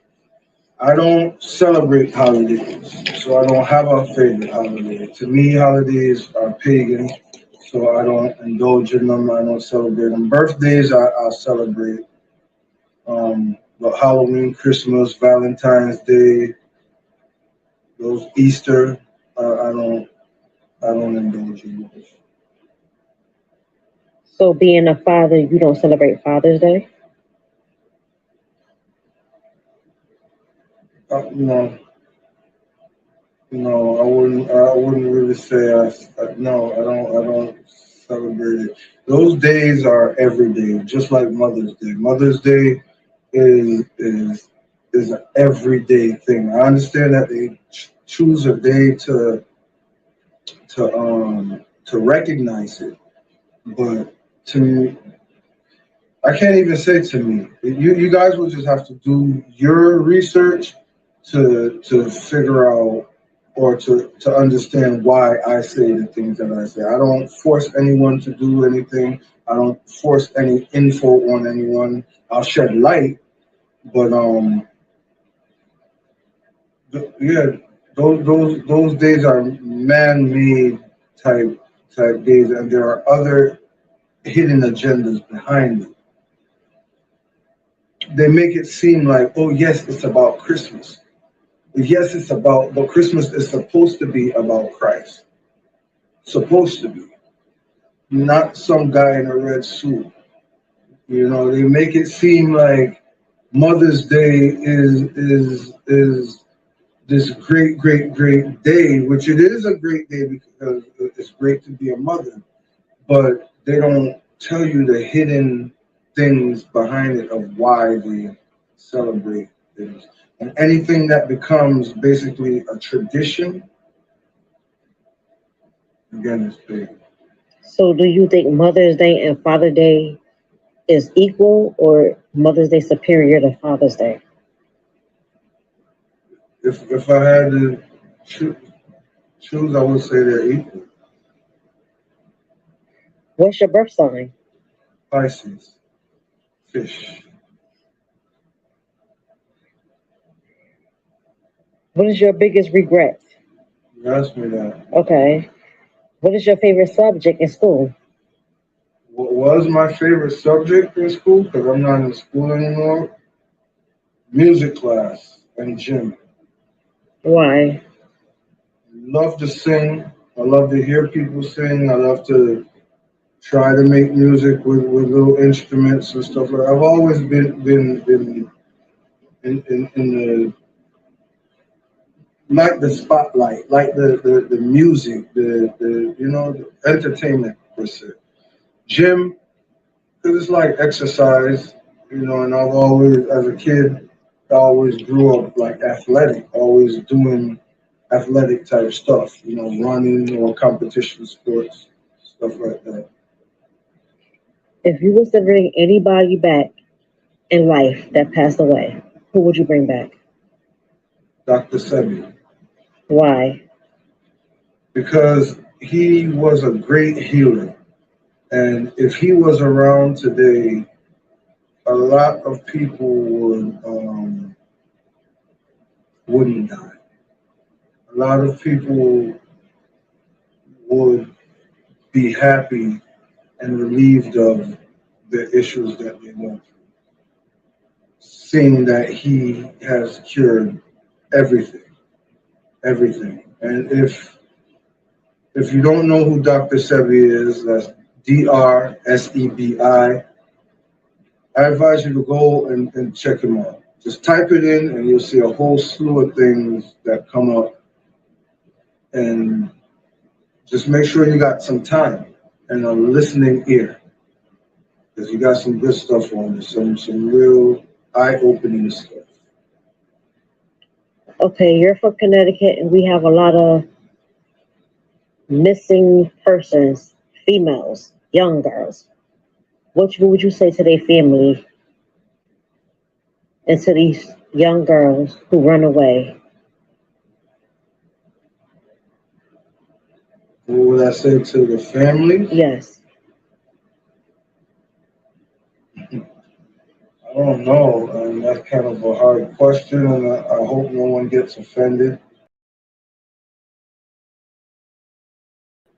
But I would say don't give up hope on finding them, and use this time as an opportunity to bond closer with those who are still around you. Take this time to reflect, to see what kind of things maybe you did that made them run away.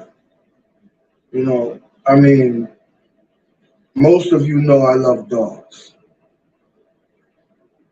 And so I'm going to use this as a sort of, what's the word I'm looking for? Example.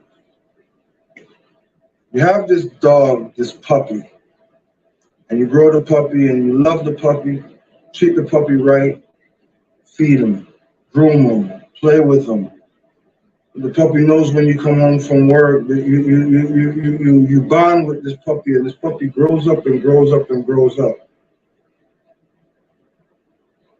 Do you think that puppy will run away later? Even if it left the yard, eventually it will come back. Unless it got hit, stolen, or captured, it will come back. Vice versa. You have a puppy and you mistreat the dog. Kick it, don't feed it as much as you should, etc., etc. Which one of those dogs you think is most likely to run away? It's like our kids. Some of the things that we do and say can force them to want to run away. Seems like the older you get, the stupider you get. You'll never amount to anything. You're just like your mom. You're just like your... Those little things, they hurt. Those little things are, what's the word? Traumatizing. May sound simple, but it's traumatizing to me. You may think that you're loving your child and you're keeping them safe by keeping them in the house and keeping them away from society. But when they get certain ages, they're able to say, go to the corner store by themselves. They don't just go to the corner store and come back. They venture off. And what can you expect? They've been cooped up all this time. You coop them up, they can't go nowhere. So when they finally do get to go, they go. And some of them don't care if they get in trouble. And that's how they get in trouble, because they don't care what they do. So be careful on the things you say, the things you do with your child. I'm not telling anyone how to raise their child, because there are more than one way. They would say there are more than one way to skin a cat, but there's more than one way to whoop a child's ass or raise a child. And they used to also say it takes a village to raise a child. I believe that's true. But I also believe that what's true is that that saying doesn't exist anymore, because people have taken certain rights away. You have a kid, I can't yell at the kid and say, get your butt home. I can't really say nothing. You yourself might come to me and ask me, who the hell do I think I am talking to your kid like that? You know, they can't beat the kids, spank the kids in school, and parents can't even spank their kids anymore. You know, the kid does something wrong, I get ready to beat the kid. I'm gonna call 911. But I have to tell them to hurry up.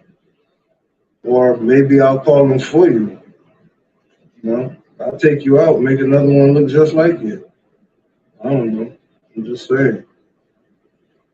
What do Black Lives Matter mean to you? What do Black Lives Matter mean to me?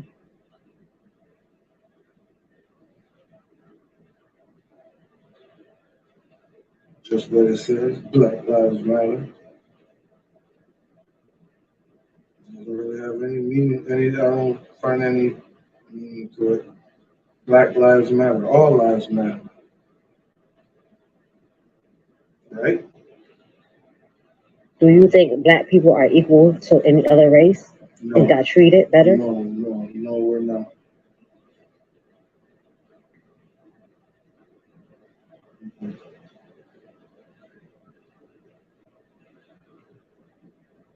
How do you feel about the jail system?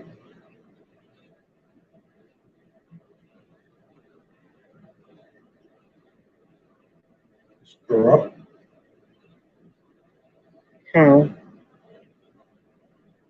Medical. They don't give the inmates the proper medical.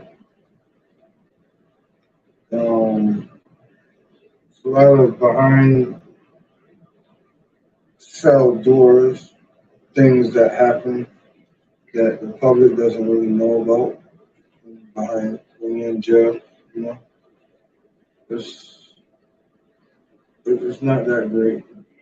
What advice would you give to your brothers and sisters about going to jail? Prison on a bed of rules. Believe me, it's not a nice place. So just don't go there. I would say prison is not nice, jail is not nice. It's not cool to be going to jail. So the best thing you could do is to avoid any and everything that you are doing that could lead you into going to jail.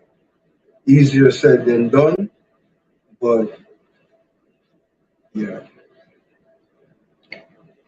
How often can we expect videos and live streams from you? Well, I have a schedule that I put together. So basically every day you can expect something. On Saturdays, it will be Sabbath Saturday. Sundays, story time Sunday. Music Monday. Games and More Tuesday. Health Awareness Wednesday. Comedy Thursdays, and Elevation Fridays. Each day will be, consist of the things that I said. Some of the days will be videos and some will be live streams. The games will be live streams. Health awareness, videos and live stream. Elevations, mostly videos, some live streams. And then I'll throw in a few live streams here and there. Do you believe in love? Do I believe in love? Yes. Of course. Who is your favorite 5 YouTube people? Who are my favorite YouTubers? Yes. My 5 favorite? 5. Oh my God, there's so many. I don't know. First and foremost, I would have to say the Brother Gary Radio Show. That's BROGARY Radio Show. Or Praise House Family TV. Both the same people, just different channels he has. I would say him, so please go follow him, comment, subscribe, but follow all these ones that I'm about to say. I would say Shannon Mark, Active Choopsy, PJ Banks, and I can't not mention this one. Rush Comedy, funny, hilarious, and InfoSpot 411. So those are 5 or 6. 5. Yeah. What's your favorite song? I don't know. Oh, wow.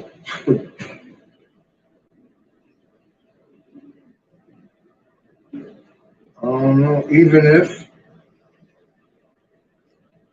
if by I forget his name. But even if.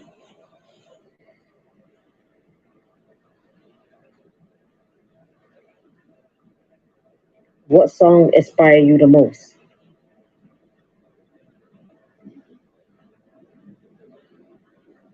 And why?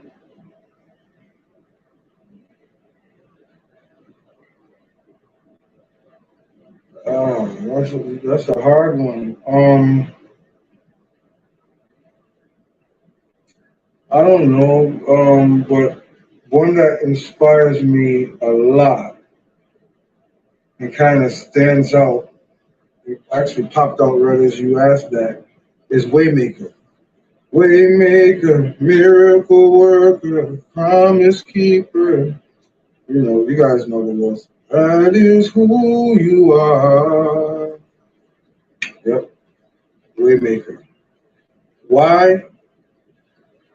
Because he is a way maker. He is a promise keeper.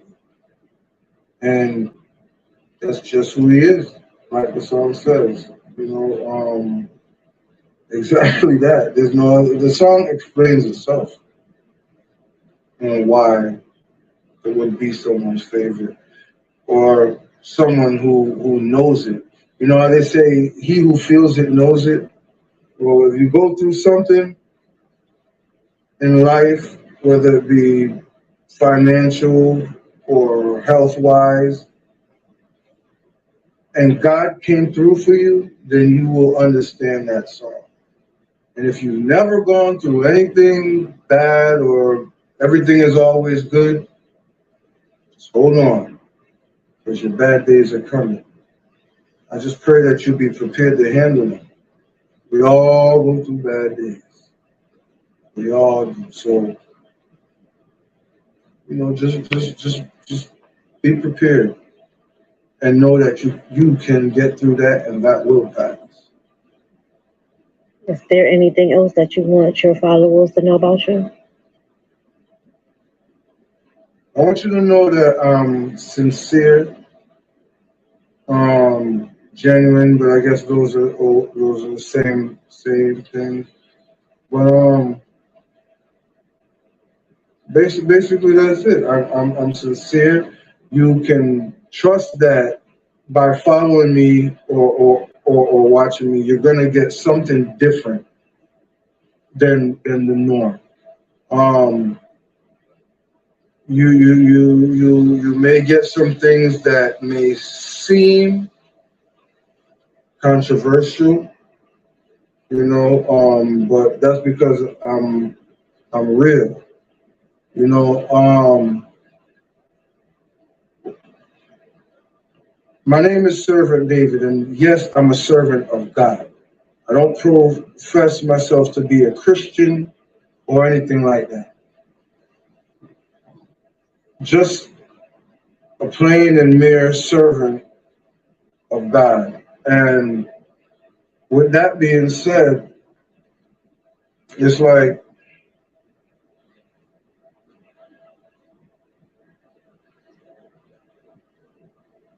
I know some of the things that I may say or do and the way I may dress, you may say, yes, he's a real Christian. I'm not a real Christian. I'm a Christian that's real. So there's a big difference between being a Christian and a Christian that's real. Anyways, as usual, Servant David said, love, manners, and elevation. On the walk good, yeah?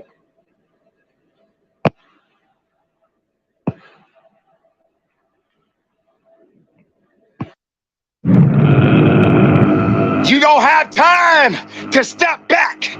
You got to go forward. You got to push harder. Excuses, get out of my way. That's what this is about. So you got to recognize when it gets tough, you better get tough. Easy does not count. Easy does not work. You can't cheat your way up. You got to push your way up. Not everyone is ready to be at the top. Not everyone is suitable to be at the top. If you're having a mental breakdown, then the body will believe everything that the mind is telling it to do. You got to understand, the mind is a terrible thing to waste. And if the mind ain't right, then the body won't be right. You have to understand that you have to have a connection.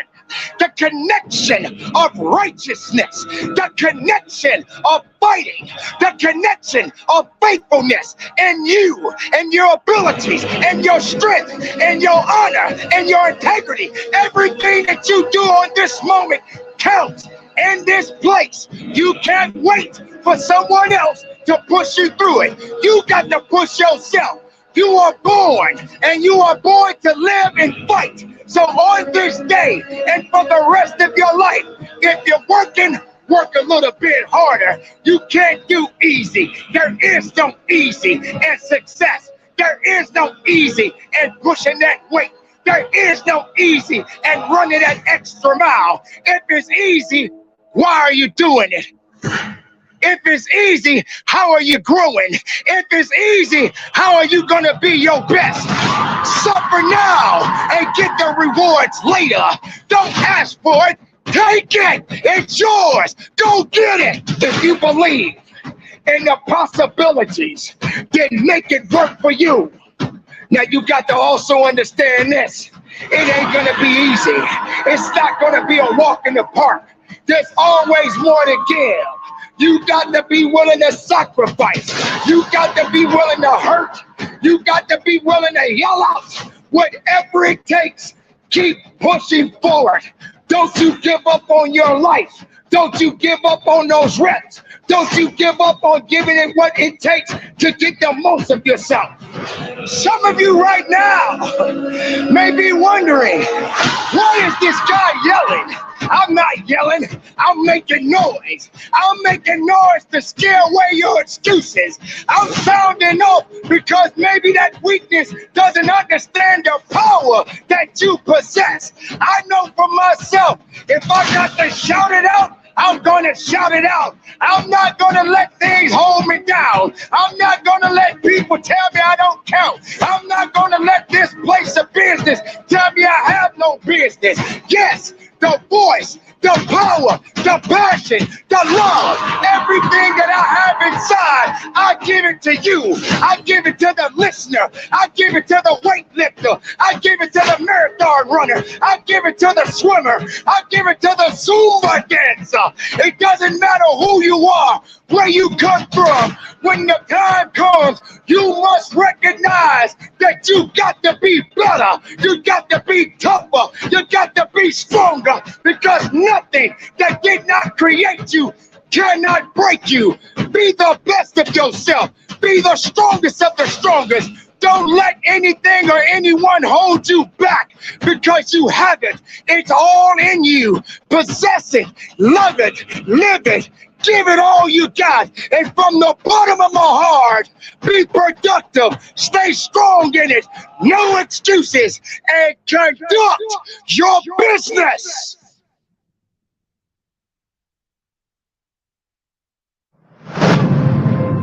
Listen up. Yes, I'm talking to you. If you can hear my voice, you've got work to do. This is something you all need to understand. If you want to be the best in whatever you do, you got to start acting different than everybody else. You don't have to compare yourself to anyone, because you have the ability to create the life you want. You've been put in a position where you ultimately doubted yourself.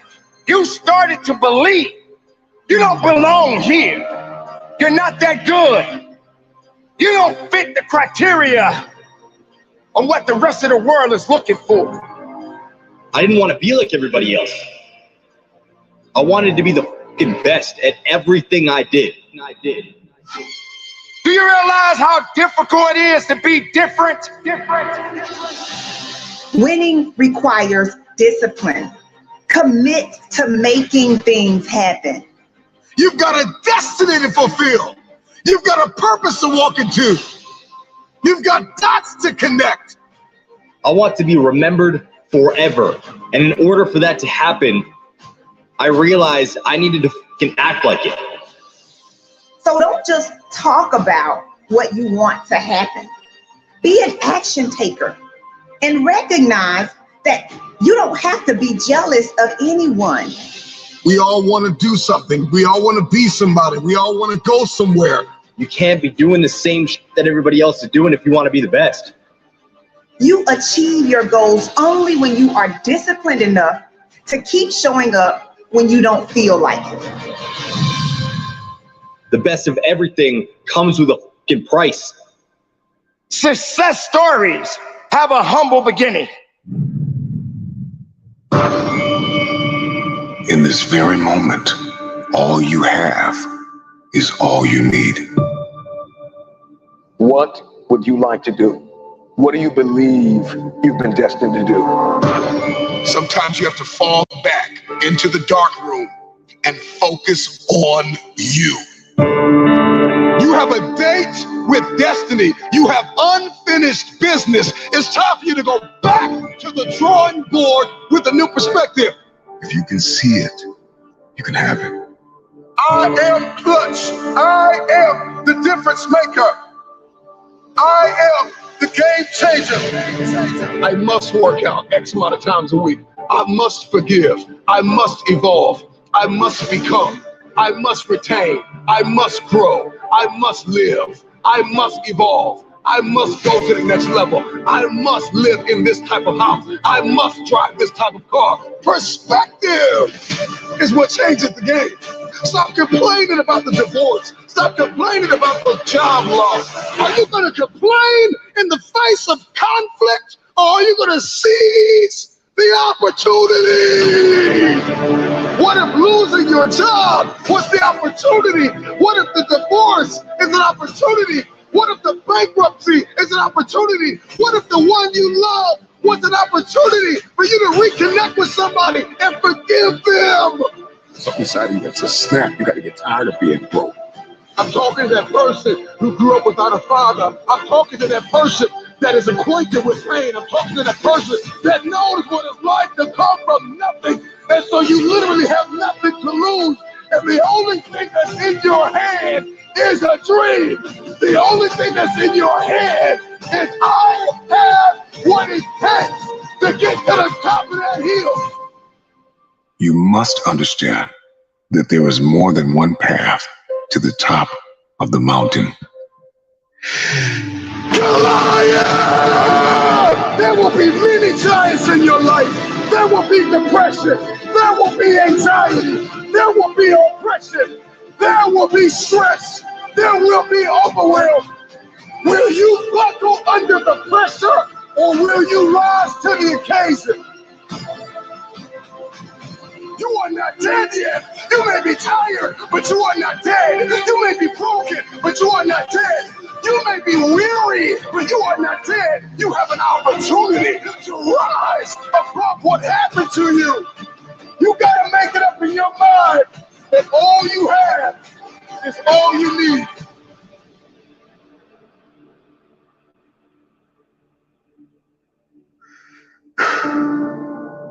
I know. It hasn't been easy. It's time to win.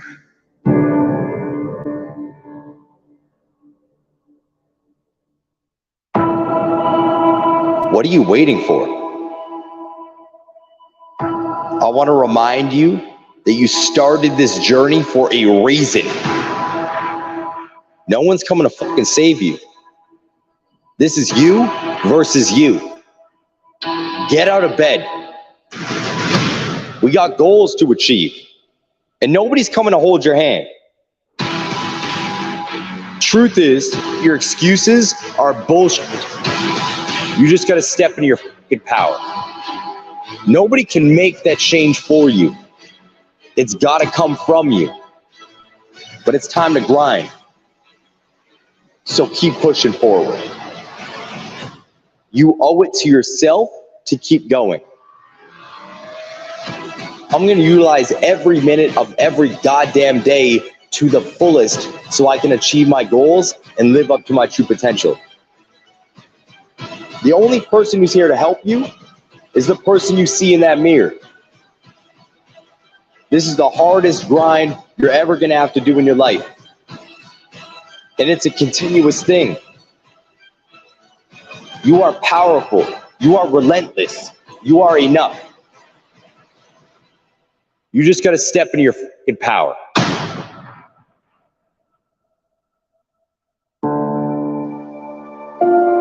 Time. That scares the fuck out of me. And it's because it's always fading. Do I have enough? Am I wasting it? Should I be working harder? Have I been utilizing it properly? All of these questions are running through my mind on a continual basis because I feel like I'm running out of time. It's the only thing I can't get back. You see, money will come and go. I can get money back. I'm not worried about that. When it comes down to emotions, I'm going to deal with pain. I'm going to deal with happiness. I'm going to deal with anger, being anxious, depression, and more. But I'm always worried about time. It's because I know it is ever fading. It's one of the reasons why I embraced my motto, live full, die empty. I made an active choice to start spending and living every single day to the fucking fullest. So when I die, I can die with no regrets. You see, I want to leave a legacy when I die. I want to be remembered forever.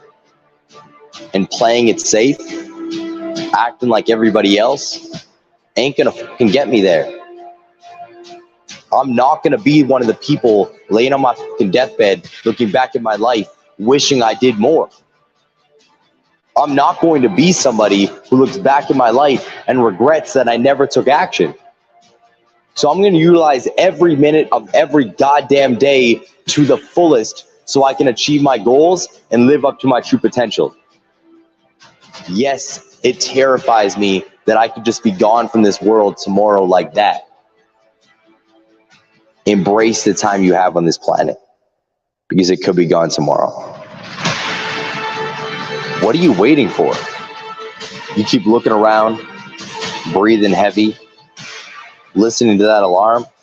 Beep, beep, beep. Newsflash, homie. No one's coming to fucking save you. This is you versus you. I know that voice in the back of your head is telling you that another 5 minutes of sleep is okay. What's resting another day gonna do? But it's time to grind. Get out of bed. We got goals to achieve. And nobody's coming to hold your hand. The only person who's here to help you is the person you see in that mirror. You gotta rely on them. You gotta block out that voice that tells you you can't do it. This is the hardest grind you're ever gonna have to do in your life. Step into your power and slay the day.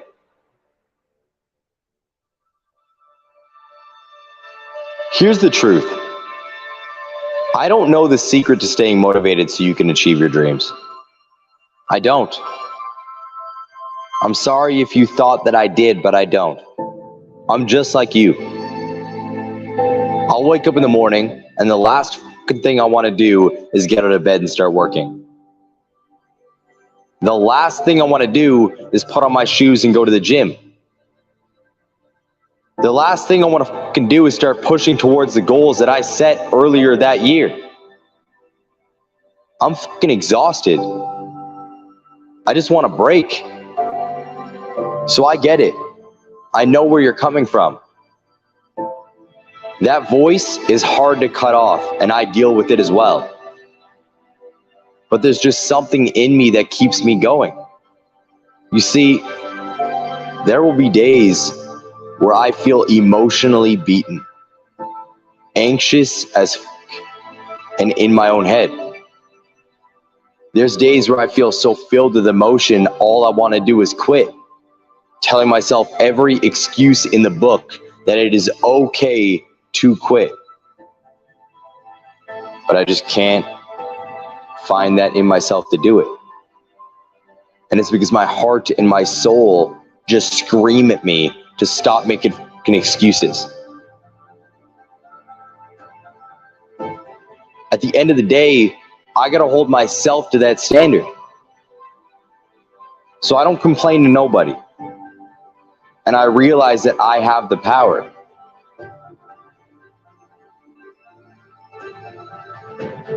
The gym isn't a fucking option. It's just part of my day. Getting up and getting work done, going to work, is not a fucking option. It's just ingrained in my life. But you're gonna have to flip that switch yourself. You gotta look internally. Nobody can make that change for you. It's gotta come from you. Giving up isn't going to do anything for you. You owe it to yourself to keep going. So keep pushing forward. Don't give up. There's a reason why you started this journey in the first place. I want you to think about that right now. Why did you begin? Why did you take that first step in the first place? You got that thought? Are you thinking about that goal? Now realize that if you give up, you are spitting on that goal. You are actively choosing to give up on the things that you would like to achieve.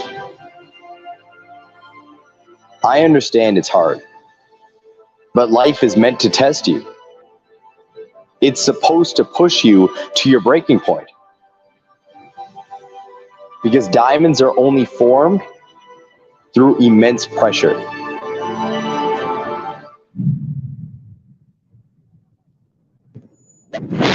You feel like your life is going to last a long time. And if I was to talk to my 26-year-old self, I would tell that kid that you don't have time. And you don't know when it's going to end. And so you get out there and do the things you want to do. Get out there and get after them now. Don't wait another second. Take advantage of it. Get out there and live and strive to be better. Because the life you've got, which I just said was a gift, it is a gift. So live it. Yeah, I always wanted to be a commando ever since I was a little kid. And I heard that the SEALs were really tough and that the training was really tough. And then, once you get in, everyone makes a big deal out of buds. But it's in the SEAL teams, it's no big deal.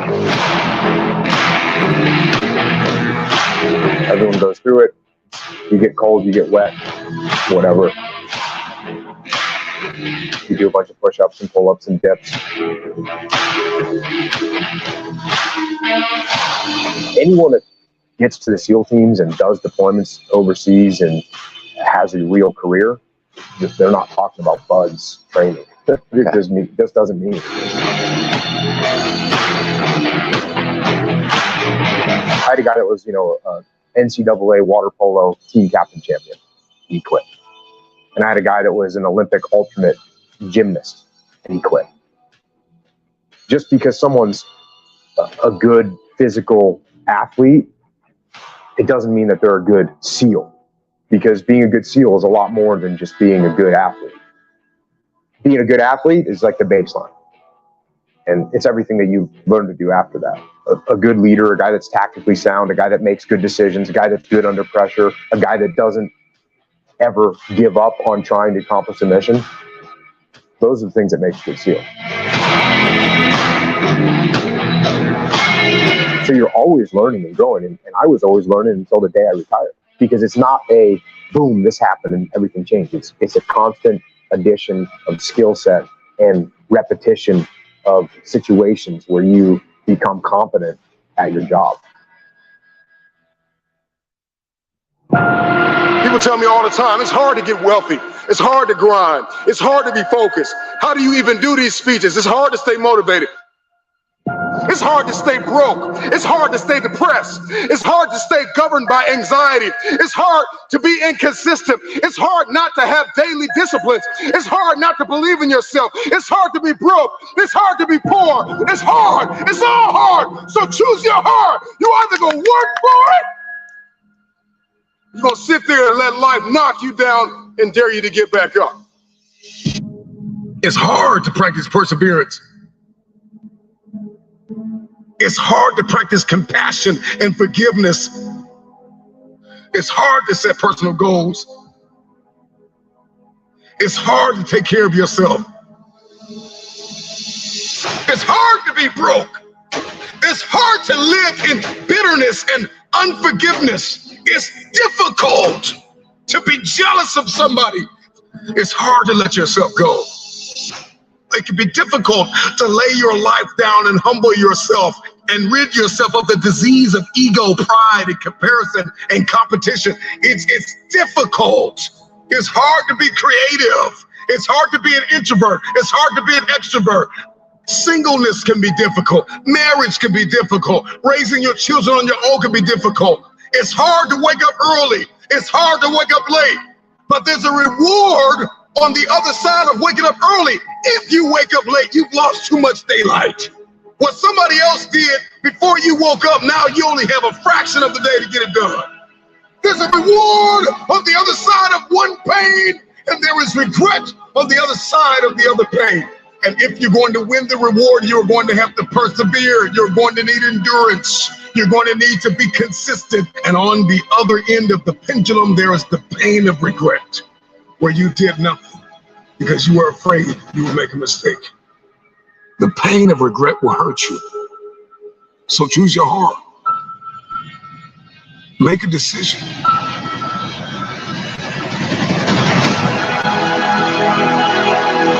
I want the pain of finishing something. I want the pain of persevering. Give me the pain of forgiving my haters. Give me the pain of forgiving people that tried to kill me. Give me the pain of letting it go. Give me the pain of growth. Give me the pain of acquiring new skill sets and talents. Give me the pain of managing my time well. Give me the pain of waking up early. Give me the pain of praying when I didn't feel like it. Forgiving when I didn't feel like it. Letting go. Give me the pain. I'll take that pain, because on the other side of that pain, there is a reward. Every single day of my life, I'll take reward over regrets. Will you keep sleeping on your potential, or will you wake up and make it happen? Choose your pain today. The anguish, the irritation, the frustration that you feel today will be your strength to leap walls tomorrow, to leap hurdles tomorrow, to champion the day tomorrow. So you got to turn your pain into progress. You got to learn how to turn your pain into power.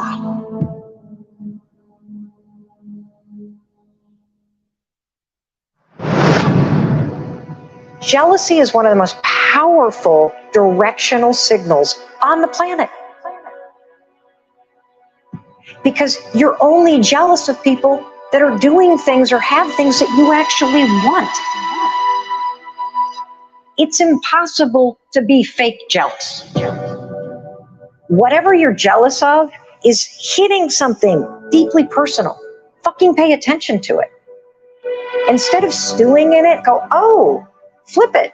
How could I take those things that I'm really now really inspired by and take action and go get them in my life? Because the thing about jealousy is it's just your inspiration that's blocked. Most folks know what they dream about and what they want. And yet they're spending all of their time and energy arguing against what they want. And so you can have all these epiphanies. I hope that when somebody listens to our conversation and watches this, that they have a massive aha moment. But it's not going to mean being if you don't take action and do something about it. The aha moment is the door that opens, but your new life does not begin unless you can step through the door. I keep going.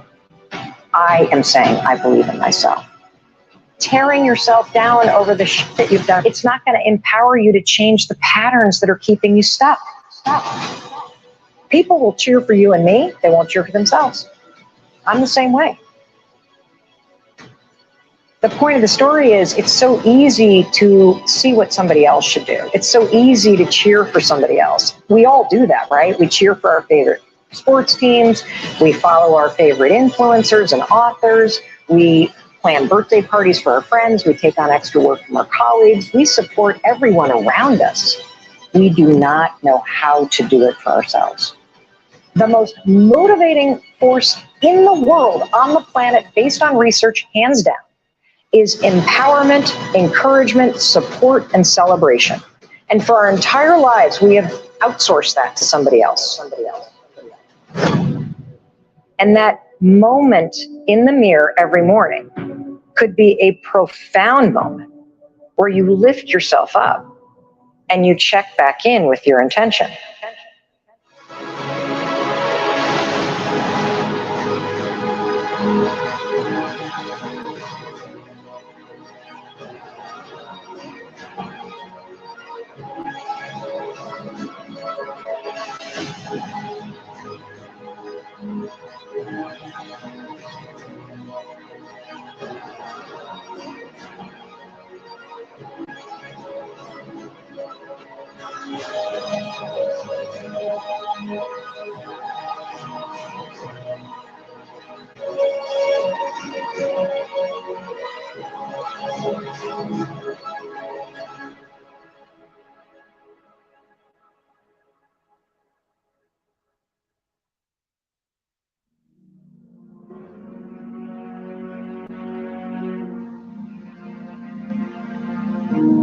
There are many ways to get the things that we want for ourselves in our lives. But basically, it all begins with how we choose to think.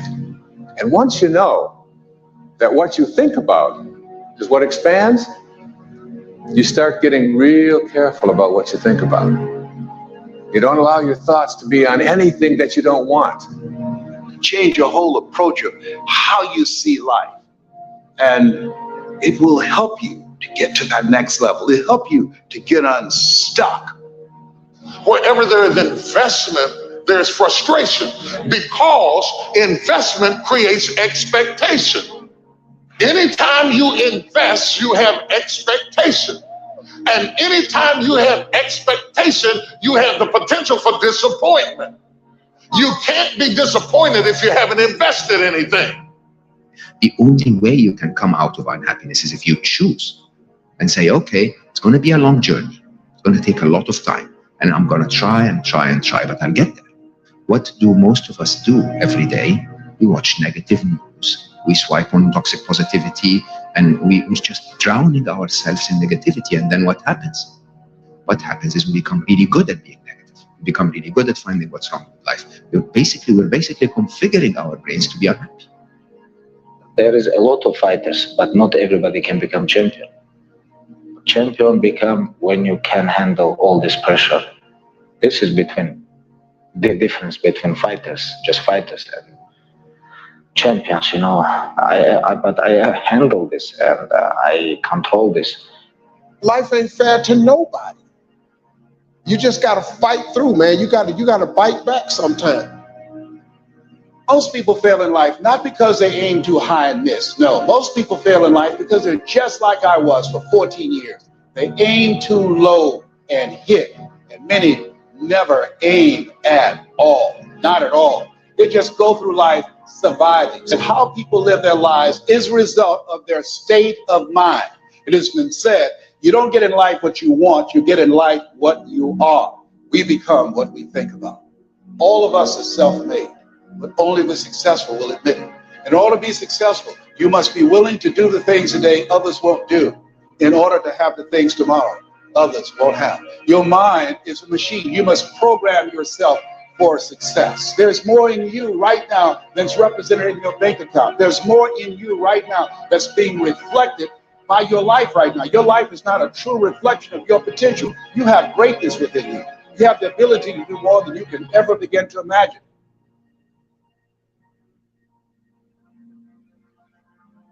The absence of purpose, we will start digging holes in our life. In the absence of doing something meaningful, we will start literally binge watching TV, binge eating, binge drinking. Any vice will lead to self-destruction, holes in your life. You don't have to be great to get started, but you have to get started to be great. There are things that you're going to be able to do that eye has not seen, ear has not heard. There are things that you have in you that you don't even know. But until you get outside of your comfort zone, you will never discover it. You have something special. You have greatness within you. But in order to manifest your greatness, you've got to put yourself in a perpetual state of discomfort. You've got to challenge yourself. You've got to raise the bar on yourself. You've got to get busy. You've got to work your plan. Even if you've got a job right now, you've got to work yourself out of it. You've got to have an exit date where you say, hey, I've had it. It's time for me to do me. Most of us were raised to become ordinary. Ordinary is you go through your life and you fill out the forms and you pay your taxes and you do what your parents tell you and you're honorable and you're honest and you're a good citizen and you die. Extraordinary is something very, very different. This is about recognizing within yourself that there's something very, very extraordinary that you haven't been trained to believe in, to come to a place where you can apply it and put it into your life. You can go way beyond ordinary. You can go way beyond just being average. All of us are extraordinary. We just have to come to believe it.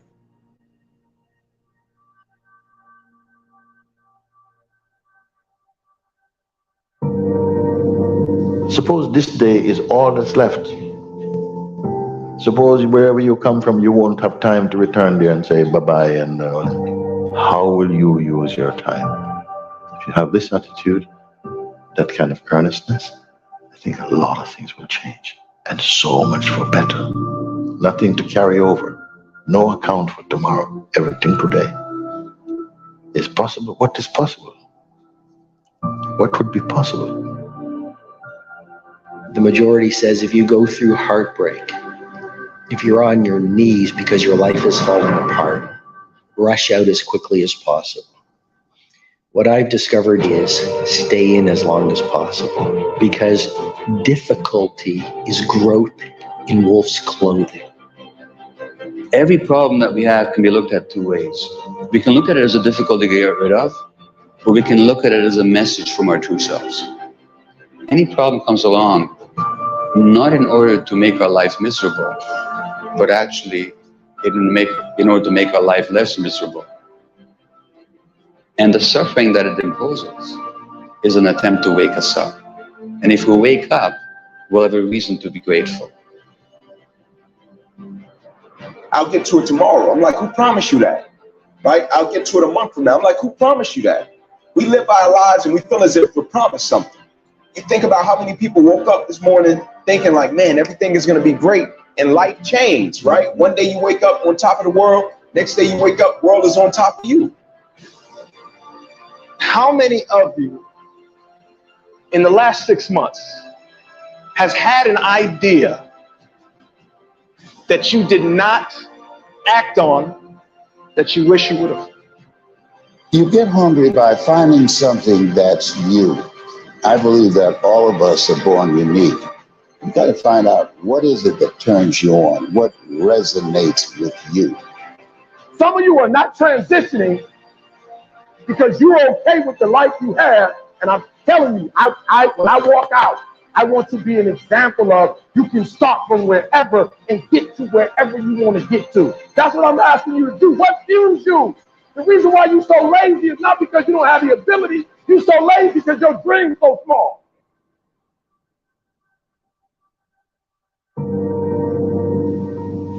When you break,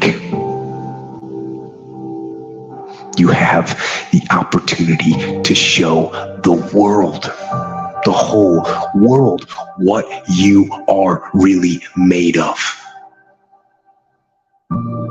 So if you break, the fight isn't over. In fact, if you break, the fight is just beginning. And as you crawl up and out of that dismal and wretched place, covered, and you're covered in blood and sweat and dirt and filth as you rise above what you were. And as you take the form of who you are supposed to be, you will see that in the very act of standing up, in the very act of fighting on, you will become and you will remain unbroken. When you go for a walk with someone, something happens. Either you adjust to their pace or they adjust to your pace. Whose pace have you adjusted to? There are people right now who are working who don't want to work. There are people who hate their jobs. They keep getting up to do it. Why? Because it's simple, it's easy, it's routine, it's guaranteed. A huge favor, guys. Take full advantage of this opportunity and make your dreams become a reality. Find your vision and follow it. If you don't have a goal, if you don't have a vision, you just drift around. You're not going to be happy. This is why it is so important to have that vision. When you want to succeed as bad as you want to breathe, then you'll be successful. And I'm here to tell you, number one, that most of you say you want to be successful, but you don't want it bad. You just kind of want it. Some of you love sleep more than you love success. And I'm here to tell you today, if you're going to be successful, you got to be willing to give up sleep. You have to eat the dream. You have to sleep the dream. You have to dream the dream. You have to see it when nobody else sees it. You have to believe it when you cannot see it. You got to be possessed with the dream.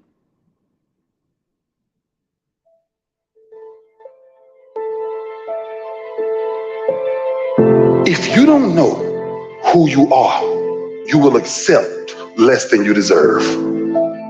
You got to come out your comfort zone, because your comfort zone is the deadliest place you will ever be. You should never be satisfied with what you got, because the attempt to get more makes you into something better. If you think the price of winning is too high, wait till you get the bill from regret. You've got to bet on you. You believe in everybody else, you clap for everybody else, you support everybody else, you're making cakes and making cookies for everybody else. But when are you going to look in the mirror and believe in the darn person you see? It's about time for you to believe in you, because you got it. There ain't nothing you can do about what's going to happen to you. You can't stop life from happening. Do things that you have to push mentally through. And if you do those things and you continue to do those things, you'll get mentally stronger. The scary thing is when you give up, when you don't push, when you stay in bed, you're getting mentally weaker. So develop the muscle, develop that brain power to push through when things kind of suck. Let them go. This is a time in your life that you can no longer continue to grieve about who walked away, who abandoned you, who forsook you, who left you, who walked away. You've got to stand up and recognize that God doesn't need anything that you lost to bless you. God will always use what you got left. Life is 10% what happened to you. It's 90% what you do about it. You got to stop tripping every time something happened to you like it's the end of the world. It ain't. You never want to wake up one day, 1 week, 1 month, 1 year down the road and go, man, I wish I would have listened to my gut. I wish I would have done this thing. You don't want to live in regret. If there's something you want to get done, do it. Not only do you want to stop being scared and do that thing that you don't know if you can do or not, but you know what you got to do is you got to start taking the steps. Because when you're 18 years old, your life seems like it's going to last forever. And I will tell you right now, it's not going to last forever. And those years go by like a summer's day. And that time's gone. You cannot get it back. You cannot get time back. So those dreams that you have, those goals that you have, don't put them off another second. Not 1 second. Get on them and go out and make them happen starting right now. Nobody who ever ran the Olympics and trained and worked out and finished and crossed the finish line effectively got there because they felt like working out. Your feelings will never cooperate with your dreams. Beat your feelings into captivity, because when you beat your feelings into captivity, that is what discipline is. Just change your mindset. You change your attitude, you change your altitude. You got to hear what I'm telling you. If y'all gonna be great on that field, you got to have a why. You got to have a reason for why you do what you do. I'm about to get everything I got, and I will know if I don't get another gig, it won't have anything to do with the fact that I done put everything on the field.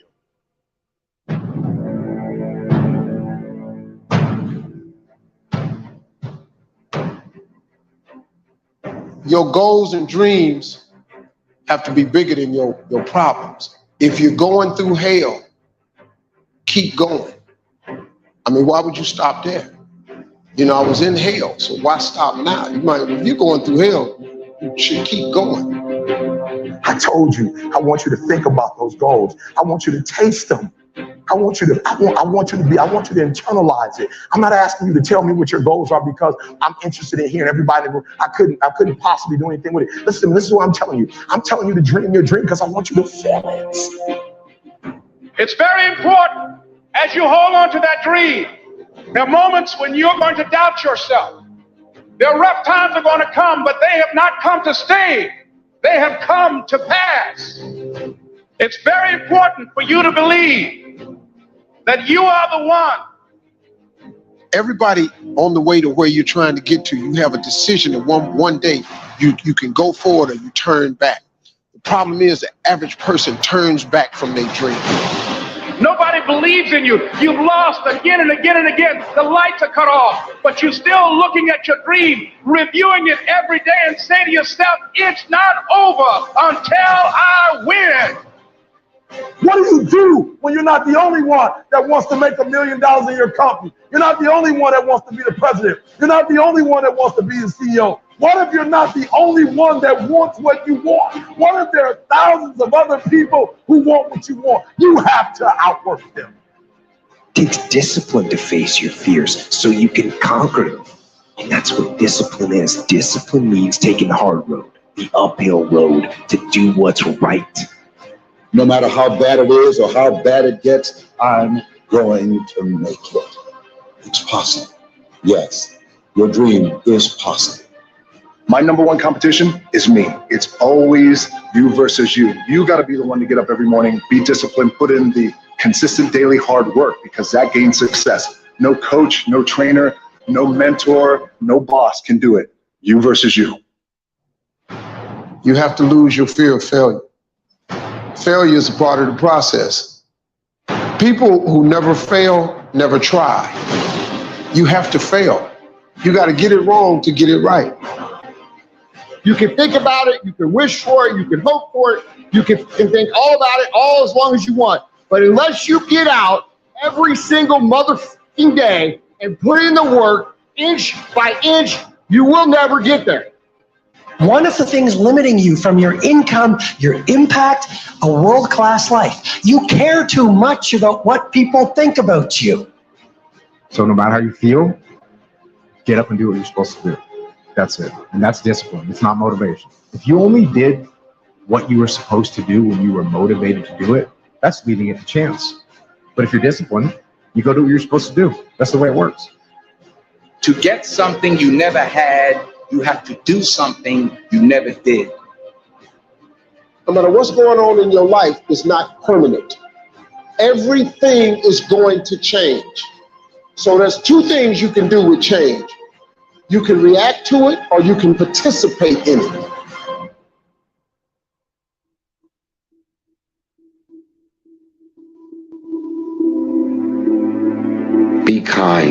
to yourself, you are actually doing the best you can. Don't beat yourself up. Don't drive yourself crazy. You are actually doing the best you can. Anything you focus your mind on, you can change. You don't like the way your life is going, you're the only one who can change it. You don't have to be an alcoholic. You don't have to be a failure. You don't have to be anything you don't want to be. If you ever decide to change your mind. If for 10 years, if you didn't avoid doing what you knew you needed to do, what would you be like? Because you're not everything you could be, and you know it. What would happen if you just stopped wasting the opportunities that are in front of you? Stay focused. Don't listen to nobody. What's on your mind, just do it. Because what's destined for you, you're going to get it. When something sucks, good. It's going to make me tougher, and it's going to make us stronger. So bring it. You don't know what you've got until all hell breaks loose. You don't know what you can take until the pressure is applied to your life. You don't know how much courage you have until you've been under fire and under struggle and under tribulation. You can't learn what's in you sitting back in a lazy boy chair hitting the remote control, watching HBO and Cinemax. But when all hell breaks loose, that's when you get to see what you got. Cannot get people to believe in your dream until you believe in it yourself. Nobody's going to put into your dream before you put in. You have to invest in what you dream for. You know what's so funny? We want people to make guarantees to us, but we're not willing to make guarantees to ourselves.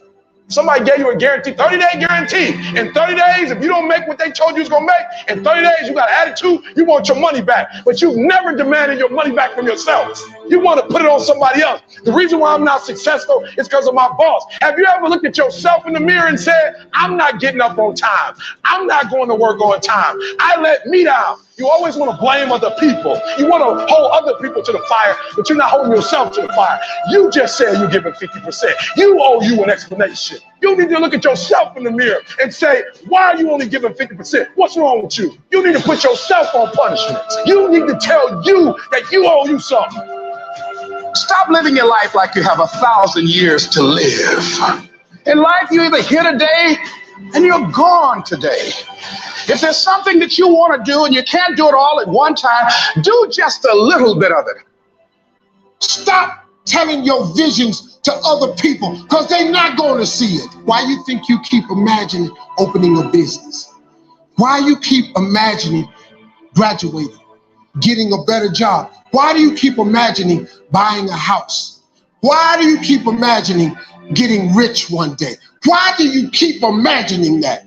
Because God is talking to you. He's showing you something that he has for you. Turn your wounds into wisdom. You will be wounded many times in your life. You'll make mistakes. Some people will call them failures. But I have learned that failure is really God's way of saying, excuse me, you're moving in the wrong direction. It's just an experience. When you start running from one thing, you're going to keep running from everything.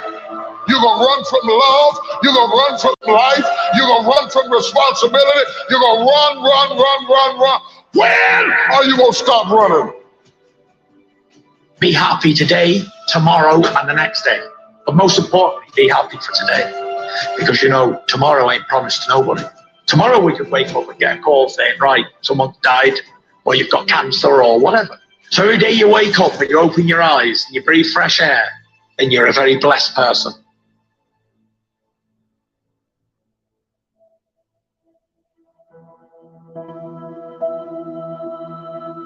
There is a difference between passion and obsession. When you're passionate, everybody cheers you on. Oh, you found your passion? Awesome. Follow your passion. Live with passion. When you're obsessed, they're like, why you gotta be so crazy? Why do you always gotta get things so perfect? Why do you spend so much time here? When you're obsessed, people think you're nuts. If no one thinks you're crazy, you're not yet operating to the outer limits of your potential. Go after your dreams, right? Go after it. I never compromised that. I never allowed anybody to tell me what I was capable of accomplishing. I never let anybody tell me that I can't do. I'm not afraid to fail. I'm not afraid to fall over, make a mistake. That oftentimes cripples people on the onset of getting into anything.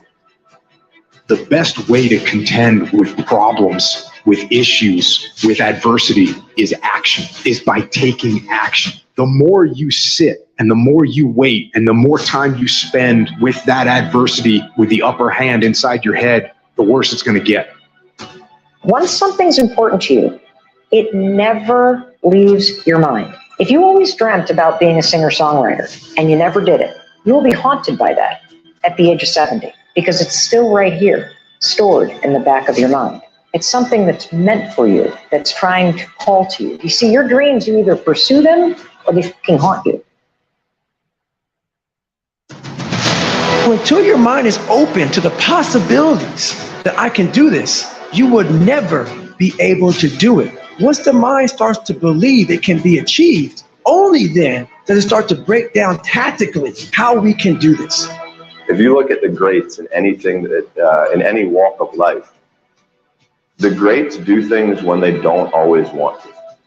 And that's the separation. We all think about quitting guitar. It's hard to process information during pain because that pain takes over and you can't think rationally. You're thinking about fight or flight, save yourself. That's not a rational thought. It's not a thought that's going to get you through hard times. It's all about your mind takes control of you. You have to say, I run this mother.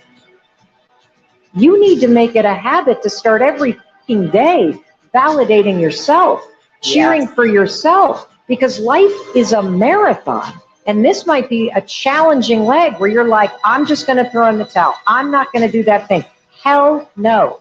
If you're standing in front of that mirror, you deserve to feel the support and empowerment and encouragement that you need. You are doing so much every single day that you don't give yourself credit for. When you invest in something and you hustle and you work for something, you got a different type of attachment to it.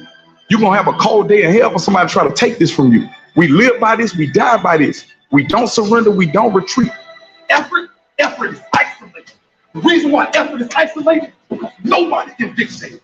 Effort is 100% in the mind. I live for today, and I don't care what happened yesterday. I live in the moment because that's the only thing we have in our lives are moments in time. And as soon as I've gone out that door, we can never reverse back and play it again because it's real life. It's not a dress rehearsal. So I don't really care what happens 5 minutes ago. I'm just going to keep going today and living today and enjoying myself because I know what God gives, God can take away in the flash of a second. It can all be turned upside down, and I've experienced it. Sometimes in life when everything's going great for you and you don't know good from bad, you need to experience a little rain sometimes so you can enjoy the sunshine again. And now I'm happy for the small things in life. Do you realize that every day you thought you wasn't gonna make it?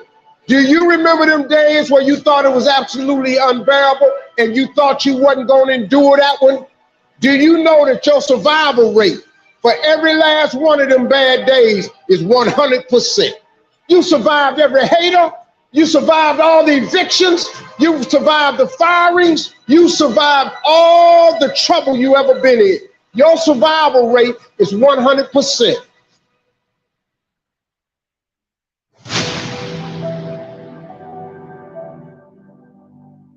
Failure is not an option. You've got to tell yourself, despite the circumstances, the situations, you have to tell yourself that, listen to me, I'm not going anywhere until I get to go. Like until I make my dreams become a reality, I'm not quitting. I don't care how much money I have to invest. I don't care how much time I have to invest. I'm going to continue to do this until I become successful. What I've realized over the 23 years of my life, it's not the physical body that holds us back. It's not the physical body that holds us back, but it's the mindset. The biggest disability you can have is a bad mindset.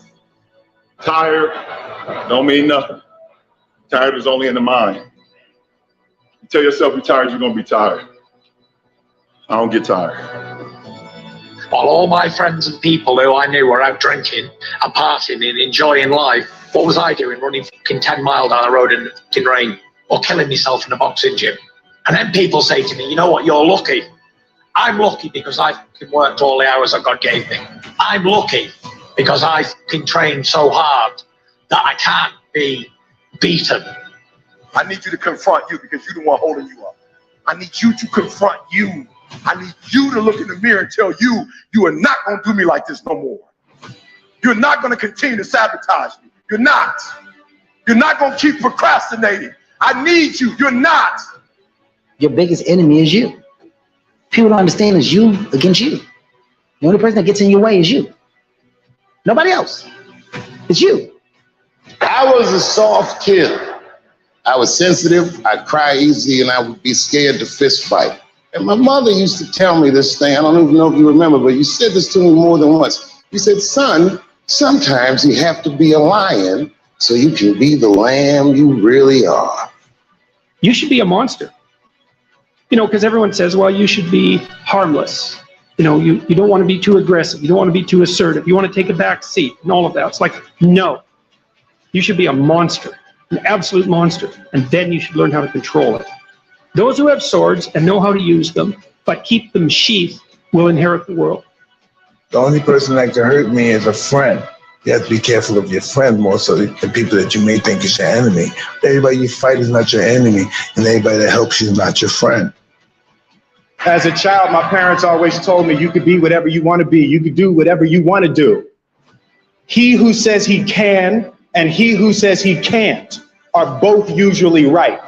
You will have good days and you'll have bad days, but you will always learn something more or something new on bad days than good days.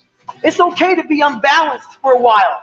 It's okay. Don't be all this. Some people say you got to be balanced. To be the best in the world at what you do, you have to be unbalanced to find every bit of energy and strength that you have to pull it off. Then you get balanced once you become great. And it takes being obsessed to where people think you're crazy. Small minds discuss other people, gossip. Good minds discuss events. Great minds discuss ideas. I stand before you without arms and legs, but a very strong man because of the bad days of my life. Unless you know three things. Number one, who are you and what your value is?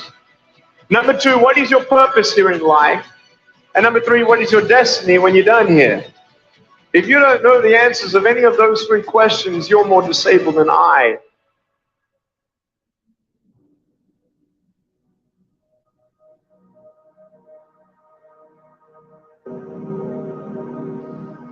So easy.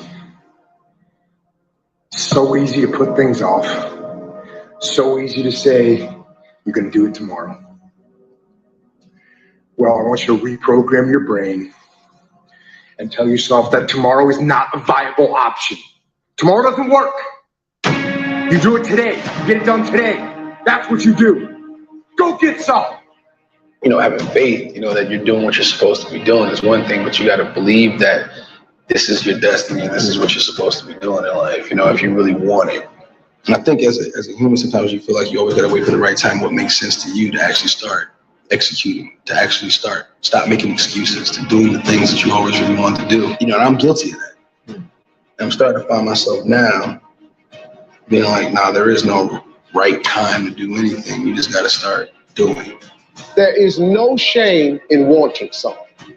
This whole world is based on wanting something. You've got to discover your gift, and when you discover it, you got to soak it. You got to wring it out, man. You got to diversify it. Most of us only have one talent.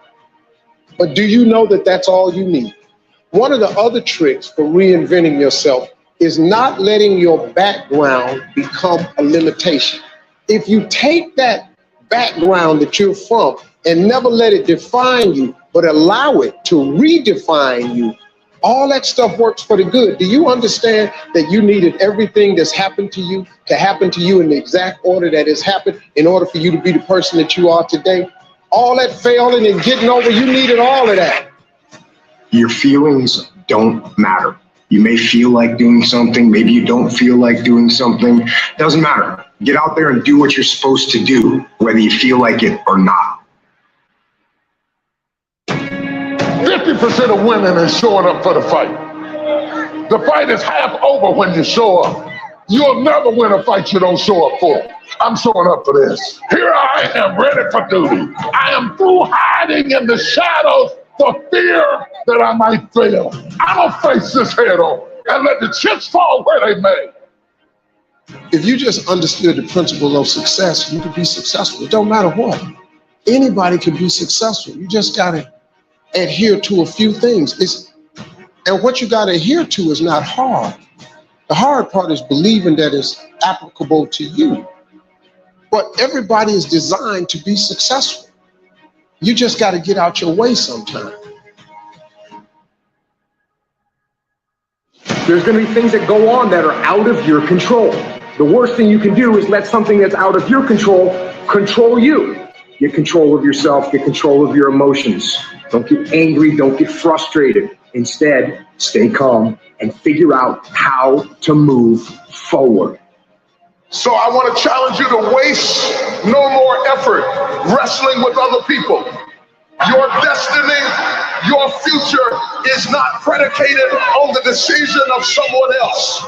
You wasted too much of your life trying to change other people's mind about you.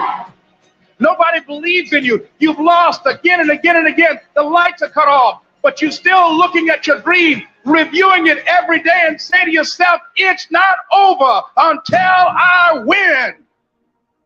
In order to be successful, you must be willing to do the things today others won't do in order to have the things tomorrow others won't have. Your mind is a machine. You must program yourself for success. In order to make it in life, you have to develop your mind. If you don't get in life what you want, you get in life what you are.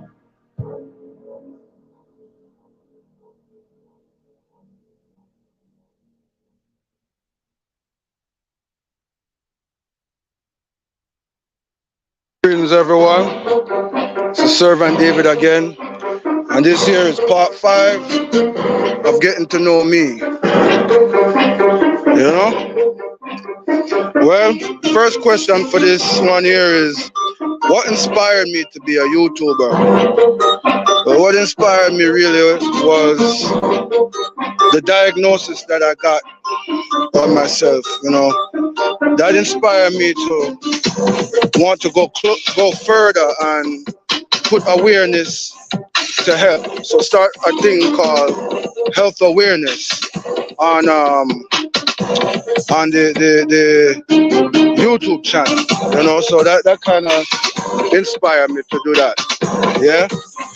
Do I only like dogs or all animals? Well, to tell you the truth, I like all animals. You know, all animals I like. But I really love dogs, you know. What are 3 reasons one should subscribe to me or follow me? One main reason is I'm genuine and I'm real. 2 is I'm not going to bash anyone or give you content that is intentionally offensive to others.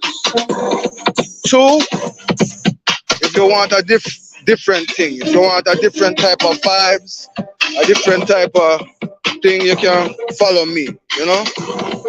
What's my favorite food? Ackee and saltfish, and then next would come seafood. It's over the past maybe 16 to 18 months that I've been cutting down or stopped eating certain like shell food, you know. What do I like most about YouTube? You can meet a lot of people. You can meet a lot of people there, and it can be used as something progressive and positive. You know, what do I like most about you? What do I hate most about YouTube? I hate the fact that it's always changing.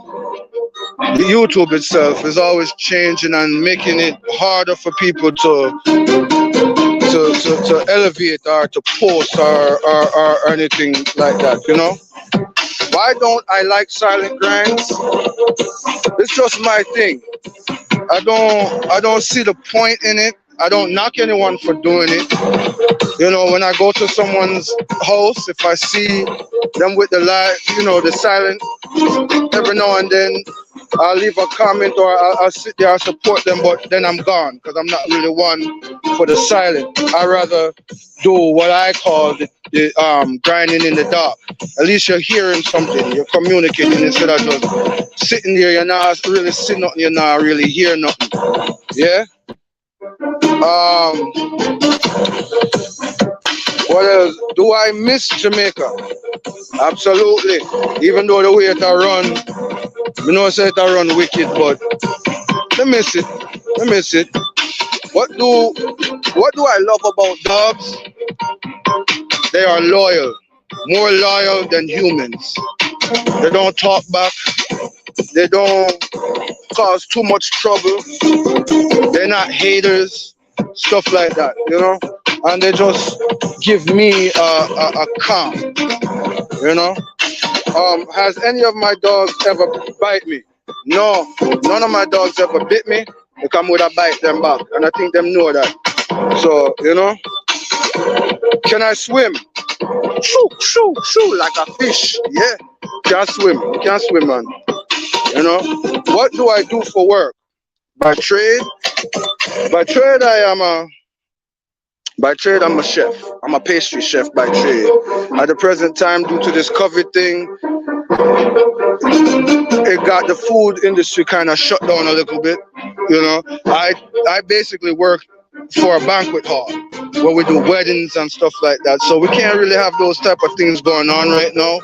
So at the present time, I'm working at Walmart. What do I do? Do I regret being diagnosed with AIDS? No, because this thing has made me stronger and more aware to health, more open-minded to things, and it has educated me even more, you know. Can I play any musical instruments? Yeah, I play the drums. I can play the piano a little something, but I play the drums, or know how to play the drums. You know, I've been following you. Someone says I've been following you on Facebook and YouTube, and I know you in real life. Why do you allow people to use you or take advantage of you? Very good question. I don't even think I really have an answer for that other than I'm just humble. I don't let certain things get to me too easy, you know. And maybe just because I'm just born too nice. Even though people take advantage of you, I'm just born nice. That's just me, you know. And even though a lot of people may do things, you know, like take your kindness for weakness, so at times they take your kindness for weakness, you know. But just because one person may do something like take advantage of me, use me, hurt me, you know, those things, I don't use what one person has done to me I don't use that against others. I give everybody the benefit of the doubt until they violate too much. You can't even violate enough, and I still embrace you. You know, it's like I don't know. I'm all about love. That means love, and love covers a multitude of sin. You know what I mean? And I also look at it, I'm a servant of God and I'm trying to follow God. How much time has I hurt God and upset him? But yet, him not turn from me. Him still embrace me and him take me in. He says we must have that type of love that he has. So that's what I try to do. I try to bring that type of love to people. Well, folks, that's it for part 5 of Getting